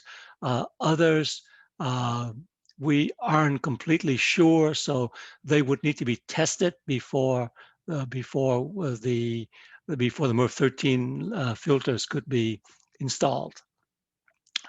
But in terms of the other three groups, what we call group 2 is we group them as the sites with finger plans, finger plan of the wing plan with in-classroom furnaces, and which are College Park, George Hall, Laurel, Meadow Heights, and North Shore View Montessori School. And then group 3 are the sites with a pod plan, which the pod buildings come with rooftop HVAC. So we thought that we group them together, as well as a larger sites. And actually another way we look at these groupings is that we also want the groups to have roughly the equivalent size of scope. In other words, the dollar volume is somewhat similar amongst the groups, so that it doesn't put too much stress on one group versus another. So group 3 combines the size with the pod plan with the larger size, which are two of the middle schools. So into this group, there are only 4 sites, and that includes Audubon, San Mateo Park Elementary School, Burrell Middle School, and Abbott Middle School. Next slide, please.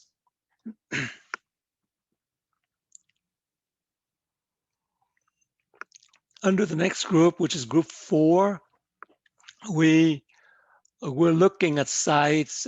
These are sites that don't fall in the first 2 categories, and they have more hybrid systems, or they have more special conditions. And so there are actually 6 sites in this group: Bayside Academy, Baywood, Foster City, Lead, Parkside Montessori, and Beresford. And then the sites that aren't included in these other groups because they already have air conditioning and they don't get air conditioning, they don't get HVAC work, but they are getting filtration upgrades. And those are the Bayside Theater, Brewer Island, Fiesta Gardens International School, Highlands, and Sunnybray.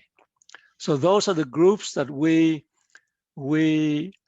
are tentatively recommending. That's one way to organize the sites so that you could release contracts for design and for construction. But there are other ways to group this work as well. Next slide, please. From a project scheduling point of view, we know that it's very important for the district to get this work done fast. Adding air conditioning and adding air filtration are both very important for the district under the circumstances that Tish explained at the beginning of the presentation. And I know that everybody wants to do this work fast, but when we look at all the processes that are involved, we estimate that it's more or less a 12-month process from start to finish. So if you authorize the work to proceed immediately, it's going to be roughly 12 months before it gets complete. We've mentioned before that PG&E process is time-consuming and unpredictable. It involves multiple phases, and one phase cannot happen until other phases are complete. And certain, for example, the contractor can't do certain things until PG&E complete their process. So PG&E, in a sense, it's like another jurisdictional authority that we have to go through. And then there's DSA, which is the Division of the State Architect. Their process is It's also time consuming. It's we say unpredictable. It's less unpredictable because we know what it takes, but it takes time, and typically it's a 4-month process roughly. And so the groups that we talked about previously, we recommend that you consider staggering them as opposed to going with them all at the same time. And we say this because design teams and construction teams all have availability and capacity and all of that. And so staggering these teams helps in that sense. And furthermore, it also helps in avoid overtaxing district staff because it's a lot of work. There's a lot of teams and people that district staff will have to coordinate and manage and all of that. And so we just thought that having some staggering, having one group go first and then another group go after a certain interval to be determined. And there's also the benefit of having some lessons learned from that first group as well, because inevitably there's going to be lessons learned that we can gain in the process. Next slide, please. And so this is simply a typical schedule for any one of those groups. And there are essentially 3 major phases: planning and design, which we estimate to take about 3 months. That's a pretty fast, expedited process, but it can be done. And then the next major milestone is a DSA review and approval. We estimate about 4 months. And then the main construction phase is about 9 months, but we're estimating that much of the PG&E and PG&E related process could overlap with DSA. And so even though it's 9 months, but it overlaps 4 months with DSA. So the net addition to the schedule is about 5 months. And I believe that, So let's Peter, see, yes, we have more slides. Next slide, please.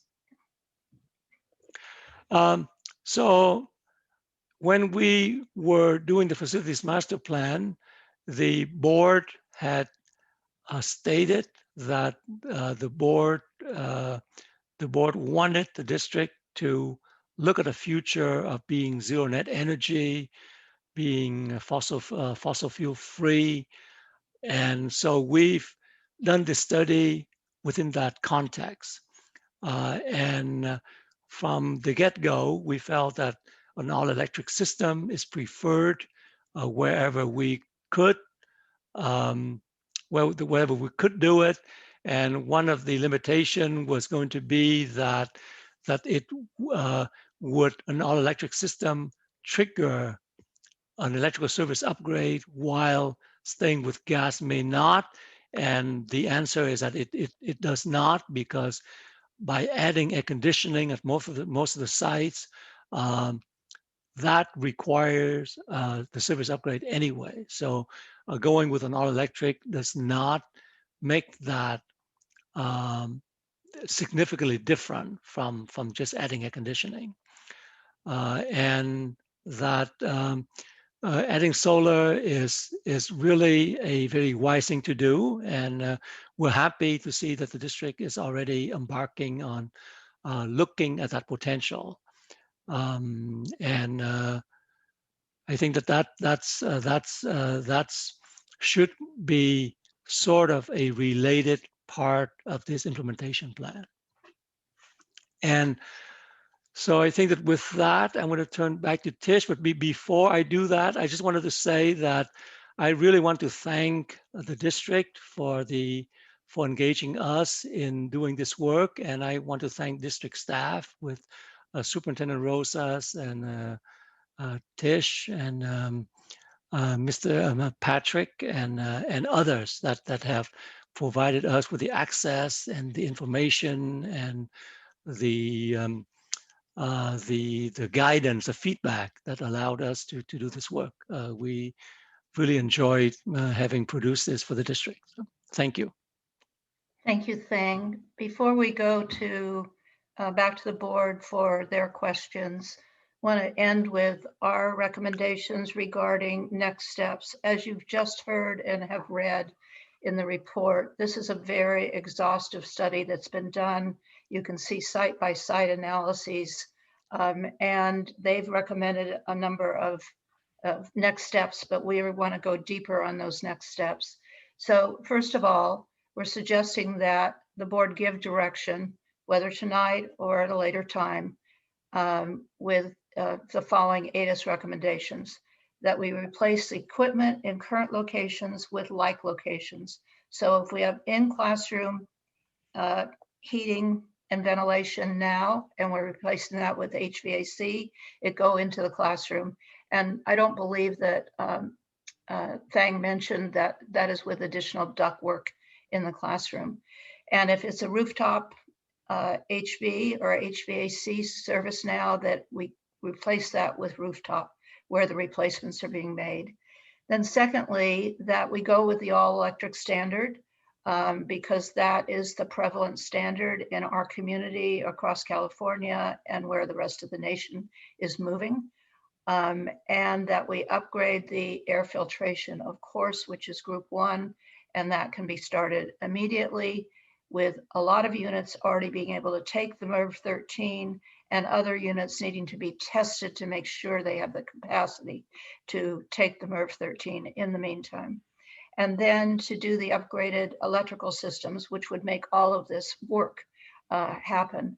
And so what we would do with that direction is then come back to you with an implementation plan very soon for the next steps for items such as, and I'm just calling out a few, getting the PG&E connections started, because that could be the one that could really delay the schedule. So we want to start with that. And we've had experience with the PG&E upgrades at other sites, including specifically recently at Burrell.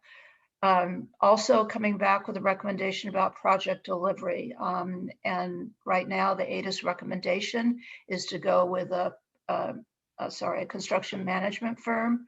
And then they have other set of recommendations, which you probably saw within the report about the actual project delivery itself. We would also come back with recommendations about the groupings and the sequencing for board review and direction. And then any other direction that the board wants to provide in this early hours of the morning.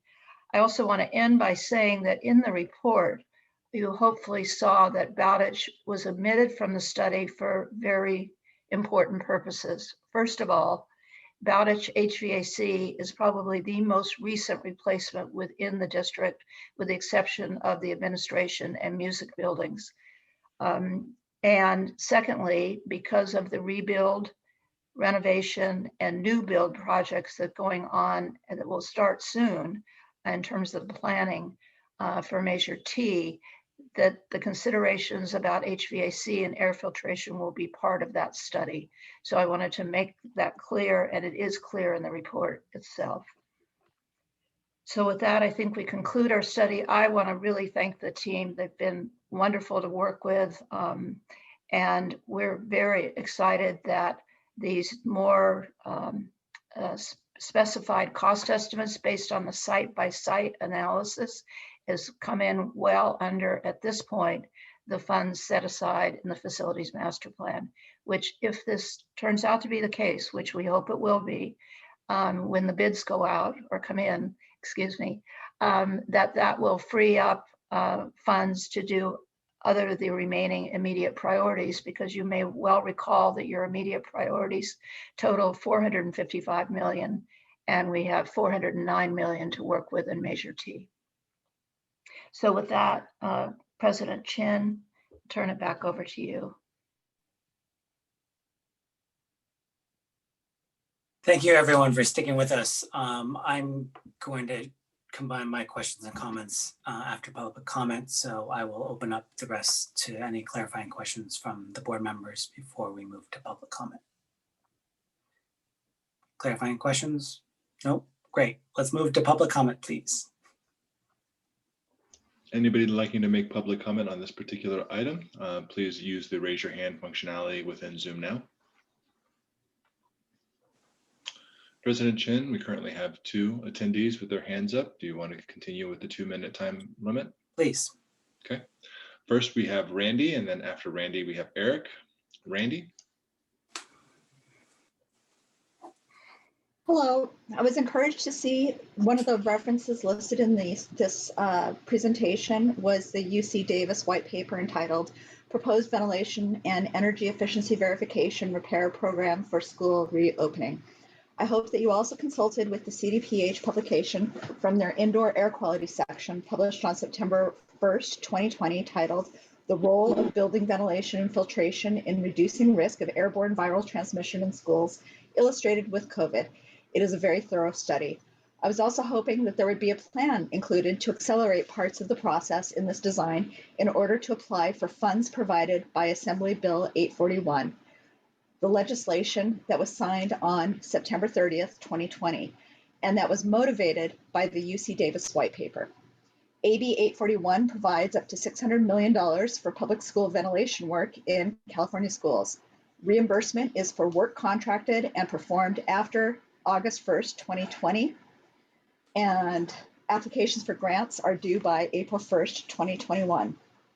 AB 841 funding allows for testing of existing ventilation by a certified TAD technician. So why might this be important to consider? Because the recommendation in front of you states that they anticipate that these projects will be designed and approved by DSA and bid in late 2021 or early 2022. This means that the actual work or installations won't even begin until, at the earliest, well into 2022. COVID risk mitigation through ventilation needs to happen now and not be put off as part of a larger, later strategy. I urge you to consider risk mitigation through ventilation now. My understanding is that there are funds available if you're just willing to care about this as an issue and the ways that you as an institution are responsible for this risk mitigation. Thank you for your time. Thank you, Randy. Next, we have Eric. Good morning, board members. Randy actually covered most of the comments I wanted to make. The only additional thing I wanted to bring to your attention was that AB 841 also covers the cost of installing CO2 meters. And the CO2 meters per classroom are important because that's how you verify that the ventilation is actually working properly. That's it for my comments. Thank you. Thank you, Eric. President Chin, there are no other hands for public comment at this time. Great, thank you. I'm going to officially close public comment on this item, open up for board discussion and then direction. Does anyone want to start? Nothing? Well, I guess I would just ask if there's any way we could, you know, accelerate this to fall within this AB 841, or is there a chance? Would you like me to respond, Dr. Sure. Roses or Trustee Chin? Sure. President Chin, excuse me. Trustee Proctor, the air ventilation, the grouping 1, that will can commence without any additional planning other than getting people on board to do it, to augment the existing staff within M&O. It's beginning with groupings 2 through 4, where that year-long planning, start of planning to final installation and use would occur. And yes, we're looking at all possible funding sources because we have Measure T, but any other funding we can bring in will free up Measure T. And now having the study in place would put us in line to be able to apply.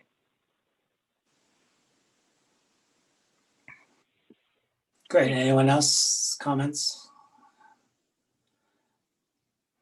Nope, I'll start. I'll go. Thank you for the report. One quick question or comment. I know that the PowerPoint was updated. If you guys can give us the revised PowerPoint so we can make sure that that is up on the website. So Yes, it's clear. it will go up tomorrow. Thank you very much. The report was great. Loved it. Honestly, I mentioned to Joan, brought me back to my public works days. I loved everything about it. I thought the analysis was really good, thorough. I was pleasantly surprised at your calculations in terms of the estimates.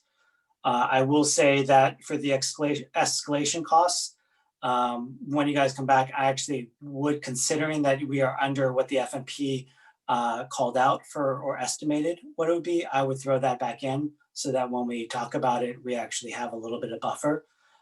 Because as we all know with construction, DSA could take a year or whatever, and there could be additional costs, whatever it is. So I would throw that in just so that we are covered, and therefore we are basically covering our bases. Thank you, Tish, for the comment about the ABA 841 and the additional funds. I also think that what President Biden has proposed, there may be some additional funds there too. And the more that we are able to offset what we would be getting from Measure T would be helpful, because then there'll be more money for other projects that we have in our facilities master plan. The one question I do have just related to Measure T is, do we have, the Measure T funds are not actually available yet, of course, because we actually just did a sort of resolution saying that, or not a resolution, but we did certify the election. The funds that we'd be using for, let's say, option 1 for the filters, those are not part of Measure T, or, I'm sorry, I'm under, when would we be able to actually access the funds from Measure T to pay for the successive options? So Ken, I would share with you the Measure T funds, we anticipate closing out on anything in March, but in the short term, the district also has other capital funds that we could access and replenish. You know what I'm saying? It's late, it's early, I'm sorry, but yes. we have Thank capital you. funds we can utilize. Sorry, if that makes sense. No, that's exactly that. Yes, thank you. That's Okay. exactly what I wanted to hear. I think that's great. I also, just as a plug, I don't think we're not going to access all 409 million. We would only access 100 million of it, right, to cover the. You're gonna be voting on that shortly, Ken. It's Yes. $100 million on the resolution. Yeah. Yes, thank you. I know. Sorry, it's early. So I am very pleased with that. The one thing that I did point out, I'm glad, Tish, that you had that one extra slide about the recommendations. My plug, and just per the ADIS report, would be to look at a construction management firm, look for augmenting our staff, trying to get this done as soon as possible, because the reality is that we have empty classrooms at the moment, or and we had time is of the essence. Anything that we can do now would be better off, and we don't have to interrupt everybody later on when we're actually back in school. The other thing is, when we do file for DSA approval, it occurred to me that maybe that's the time that we actually call up our legislatures and tell them, hey, we have this this is directly related to COVID. It'd be really great if you could help us out. Not that they could do it, but you might want to call them. Overall, great. I think it's good. I think the project schedule is great. I'm glad we have that. I just hope that we move forward faster, of course. The last comment is in terms of the options. Option 1 is easy because it's just a filter replacement.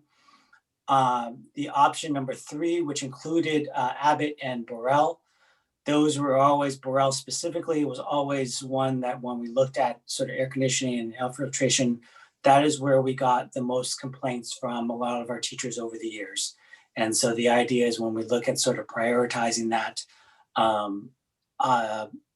option number 3 or group number 3 is probably one that I would say that is a preference of mine, just because the middle schools are an issue. And then when you actually look at the geography and the microclimates of the different groups, grouping 3 actually makes more sense because they get a lot more heat. So that's it. Those are my comments. Thank you guys for sticking in with us. And I'll open up to the rest of the board for any comments or direction.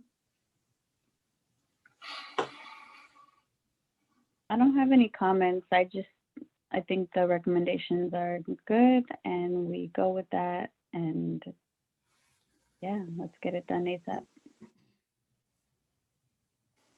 And I'm just going to reiterate what everybody else has been saying is, that was a phenomenal report. Very, very thorough. And thank you so much for putting so much effort into creating and delivering such a thorough report for us.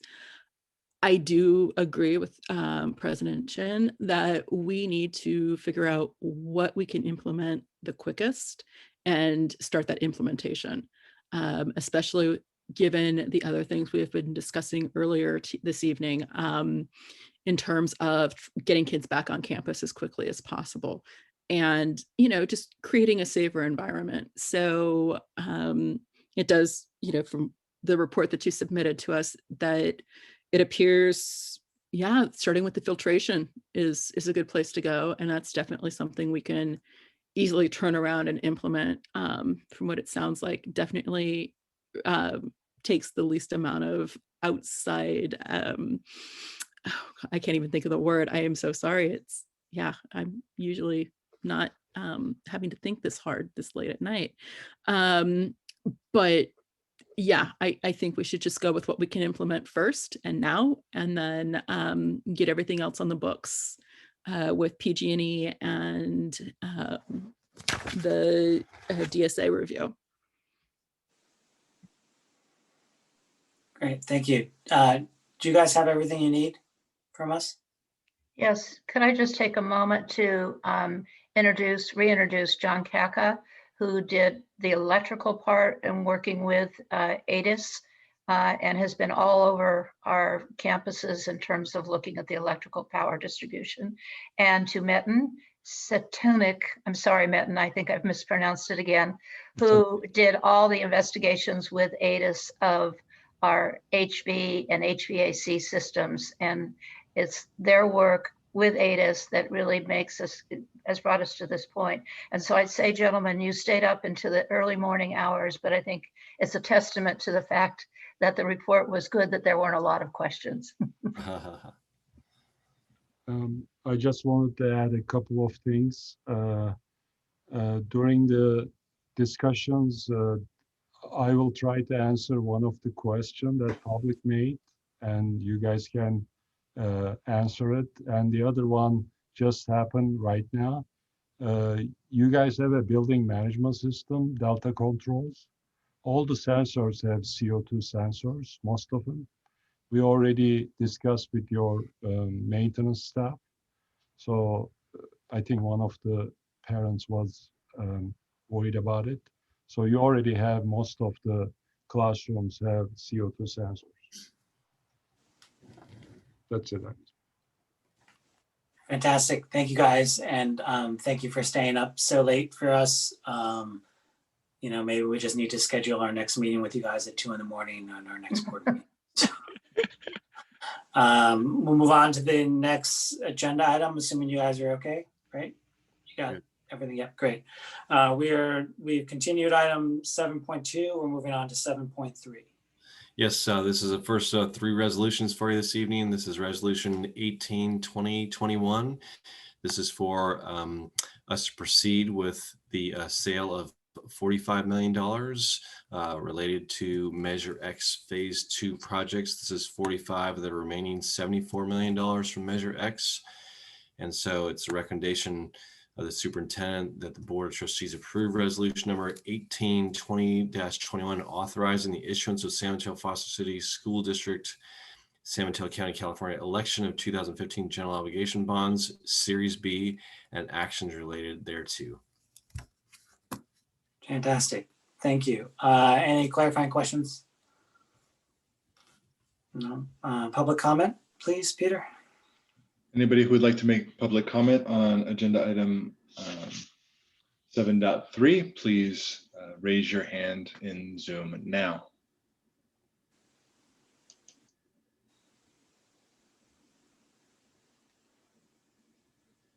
President Chin, we have no hands for public comment at this time. Great.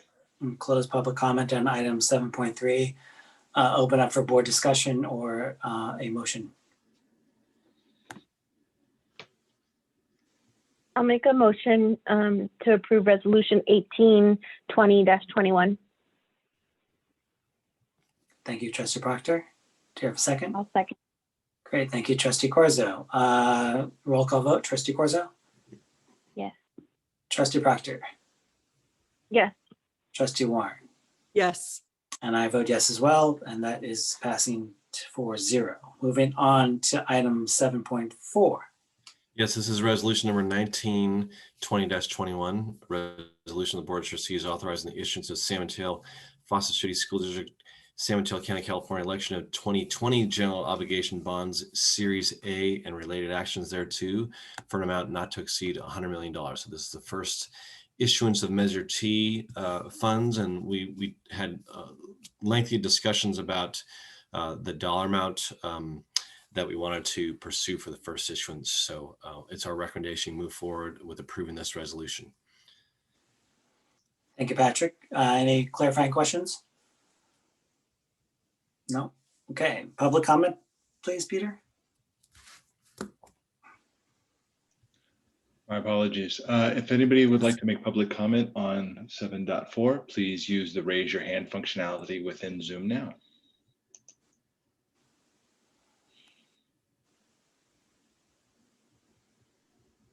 Okay, President Chin, we have no hands for public comment at this time.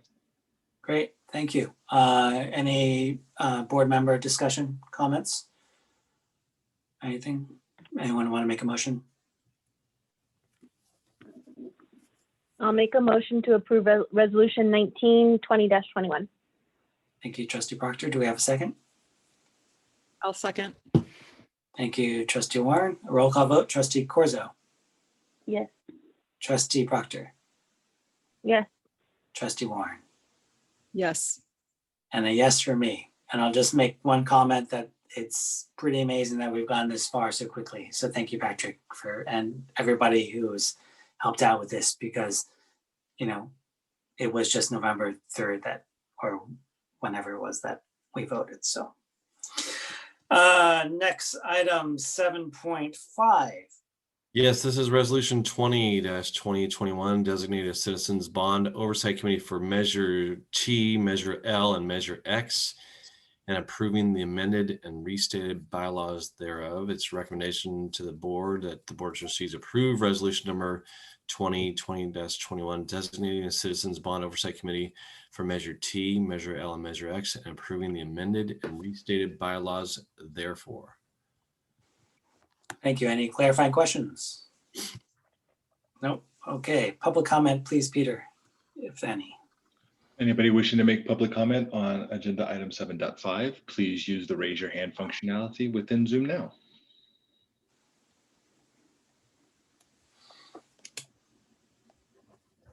Okay, President Chin, we have no hands for public comment this time. Great. I'm gonna close public comment for this item. Anyone want to discuss or make a motion? I motion to approve resolution 2020-21. Thank you, Trustee Corzo. Do we have a second? I'll second. Thank you, Trustee Proctor. Roll call vote, Trustee Corzo. Yes. Trustee Proctor. Yes. Trustee Warren. Yes. And I will vote yes as well, 4-0. We are rolling. Agenda item 8.1. Good evening.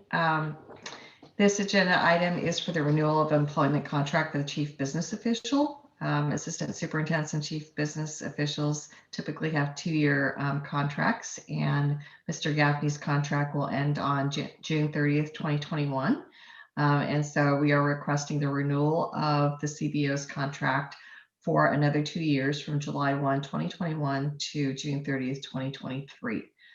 So I respectfully request that the board approve the renewal of the chief business official's employment contract for 2 years. Fantastic. Thank you. Sue, any clarifying questions? Anyone? No. Public comment, please, Peter. Anybody wishing to make public comment on agenda item 8.1, please use the raise your hand functionality within Zoom now.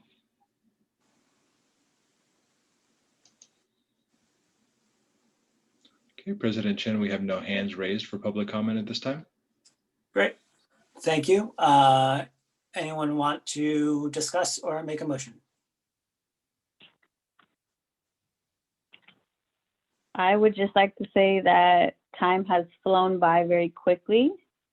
I can't believe it's almost 2 years that you've been with us, Patrick. Thank you for your work. I would have more words, but I'm really tired. I motion to approve the contract. Do you have a second? I'll second. Second.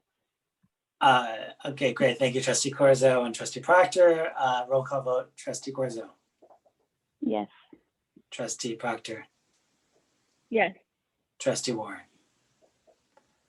Yes.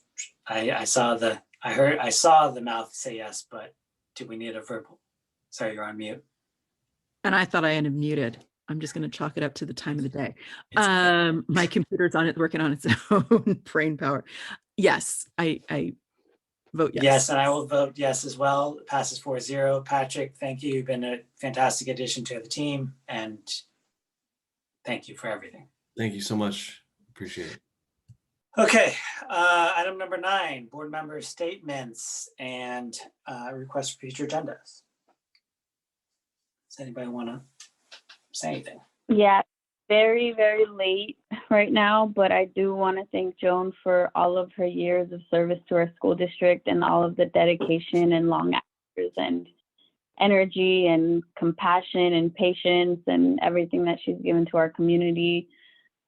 She was the first principal at Fiesta Gardens, has done a lot of good work, made sure that we have a super, super solid foundation, and has, welcomed each and every one of us trustees into the district. And there's been a lot of ups and downs, but just super grateful to have had the opportunity to work with Dr. Rosas, and really excited for,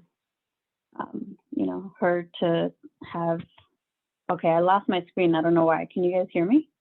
Yes. Okay. Yeah, thank you so much.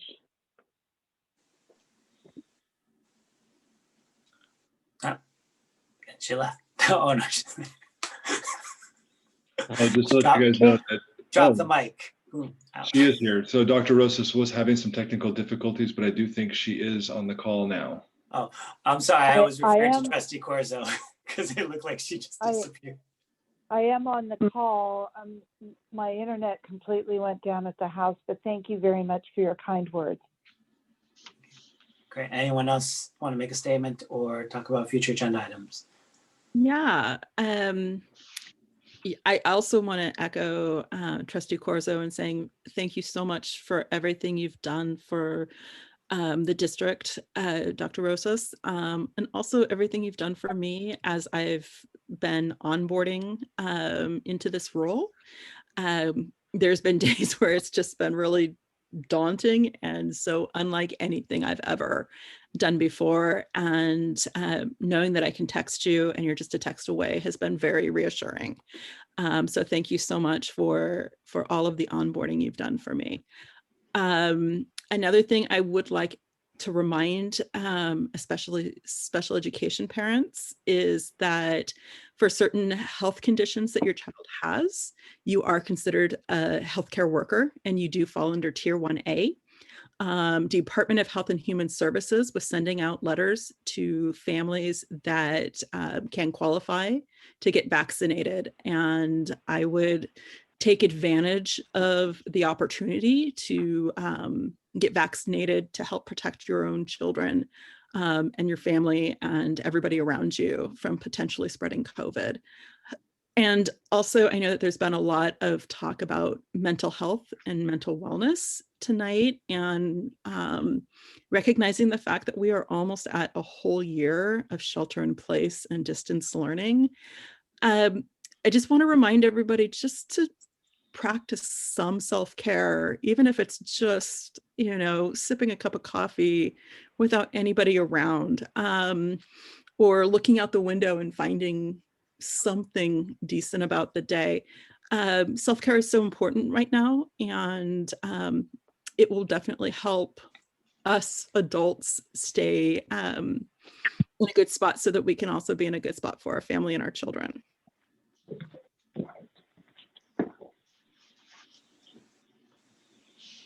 Hi, I just also wanted to thank Dr. Rosas for her dedication to educating our students.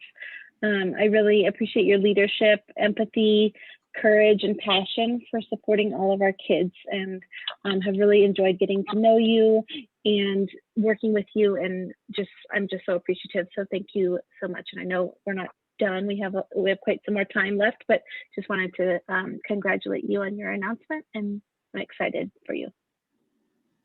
Thank you. I also want to congratulate you, Dr. Rosas. I think that for everything that everyone said, what I want to add on is that you have been sort of the steady hand for us. We have talked before many times, not publicly about this, but you have had 6 boards eventually. This is essentially the 6th board. And when I came on, it was pretty much a brand new board except for Audrey. And you were, to me, the steady hand to guide us and to onboard us and to train us. And even though you had all these other accomplishments well before I came on the board, what I believe, you have done for me specifically, I think is with, there's just no words. So I will just say that, I'm thankful that you have announced now so that we can go ahead and try and find someone who can even hold up to your accomplishments and leadership and wisdom and experience to measure up to. But I also am grateful that we have still another 5 or so with you. So I know that there will be much more to say as we move forward, but I just want to congratulate you on your announcement and your pending retirement. And I look forward to having a drink with you, Joan, as soon as we're not in this COVID situation. Well, thank you so much. I mean, it's bittersweet for me. I've spent a lot of years in this district, and I have enjoyed every moment of it. So, but I do think it's time, and I'm looking forward to helping with that transition. And I've enjoyed working with all of you so very much. So thank you. Okay. Considering there's no future agenda item requests, the next item is future meetings. Dr. Rosas, do you want to just state? And I can't get okay. the anything up. So there is a listing of the future meeting dates there in your packet. And I'm sorry, I can't read them to you, but they're there. That's okay. I don't know how much reading we're doing at 2:17 in the morning anyways, but they are in the packet. The final item on the agenda is the adjournment. Do I have a motion for that? I move that we adjourn board meeting at 2:18 a.m. Friday, January 22nd. Whatever day it is. Welcome to my world. Do we have a second? I'll second, but I almost accidentally just pushed the leave button right when you started saying it was time to go. So I'll second it. Roll call vote. Thank you. Trustee Corzo. Yes. Yes, thank you. Trustee Proctor. Yes. Trustee Warren. Yes. And I will vote yes. This is our record-breaking meeting. So I hope we don't do this again. Thank you guys. See you guys whenever. Good night. Good night. Night. Bye. Good night.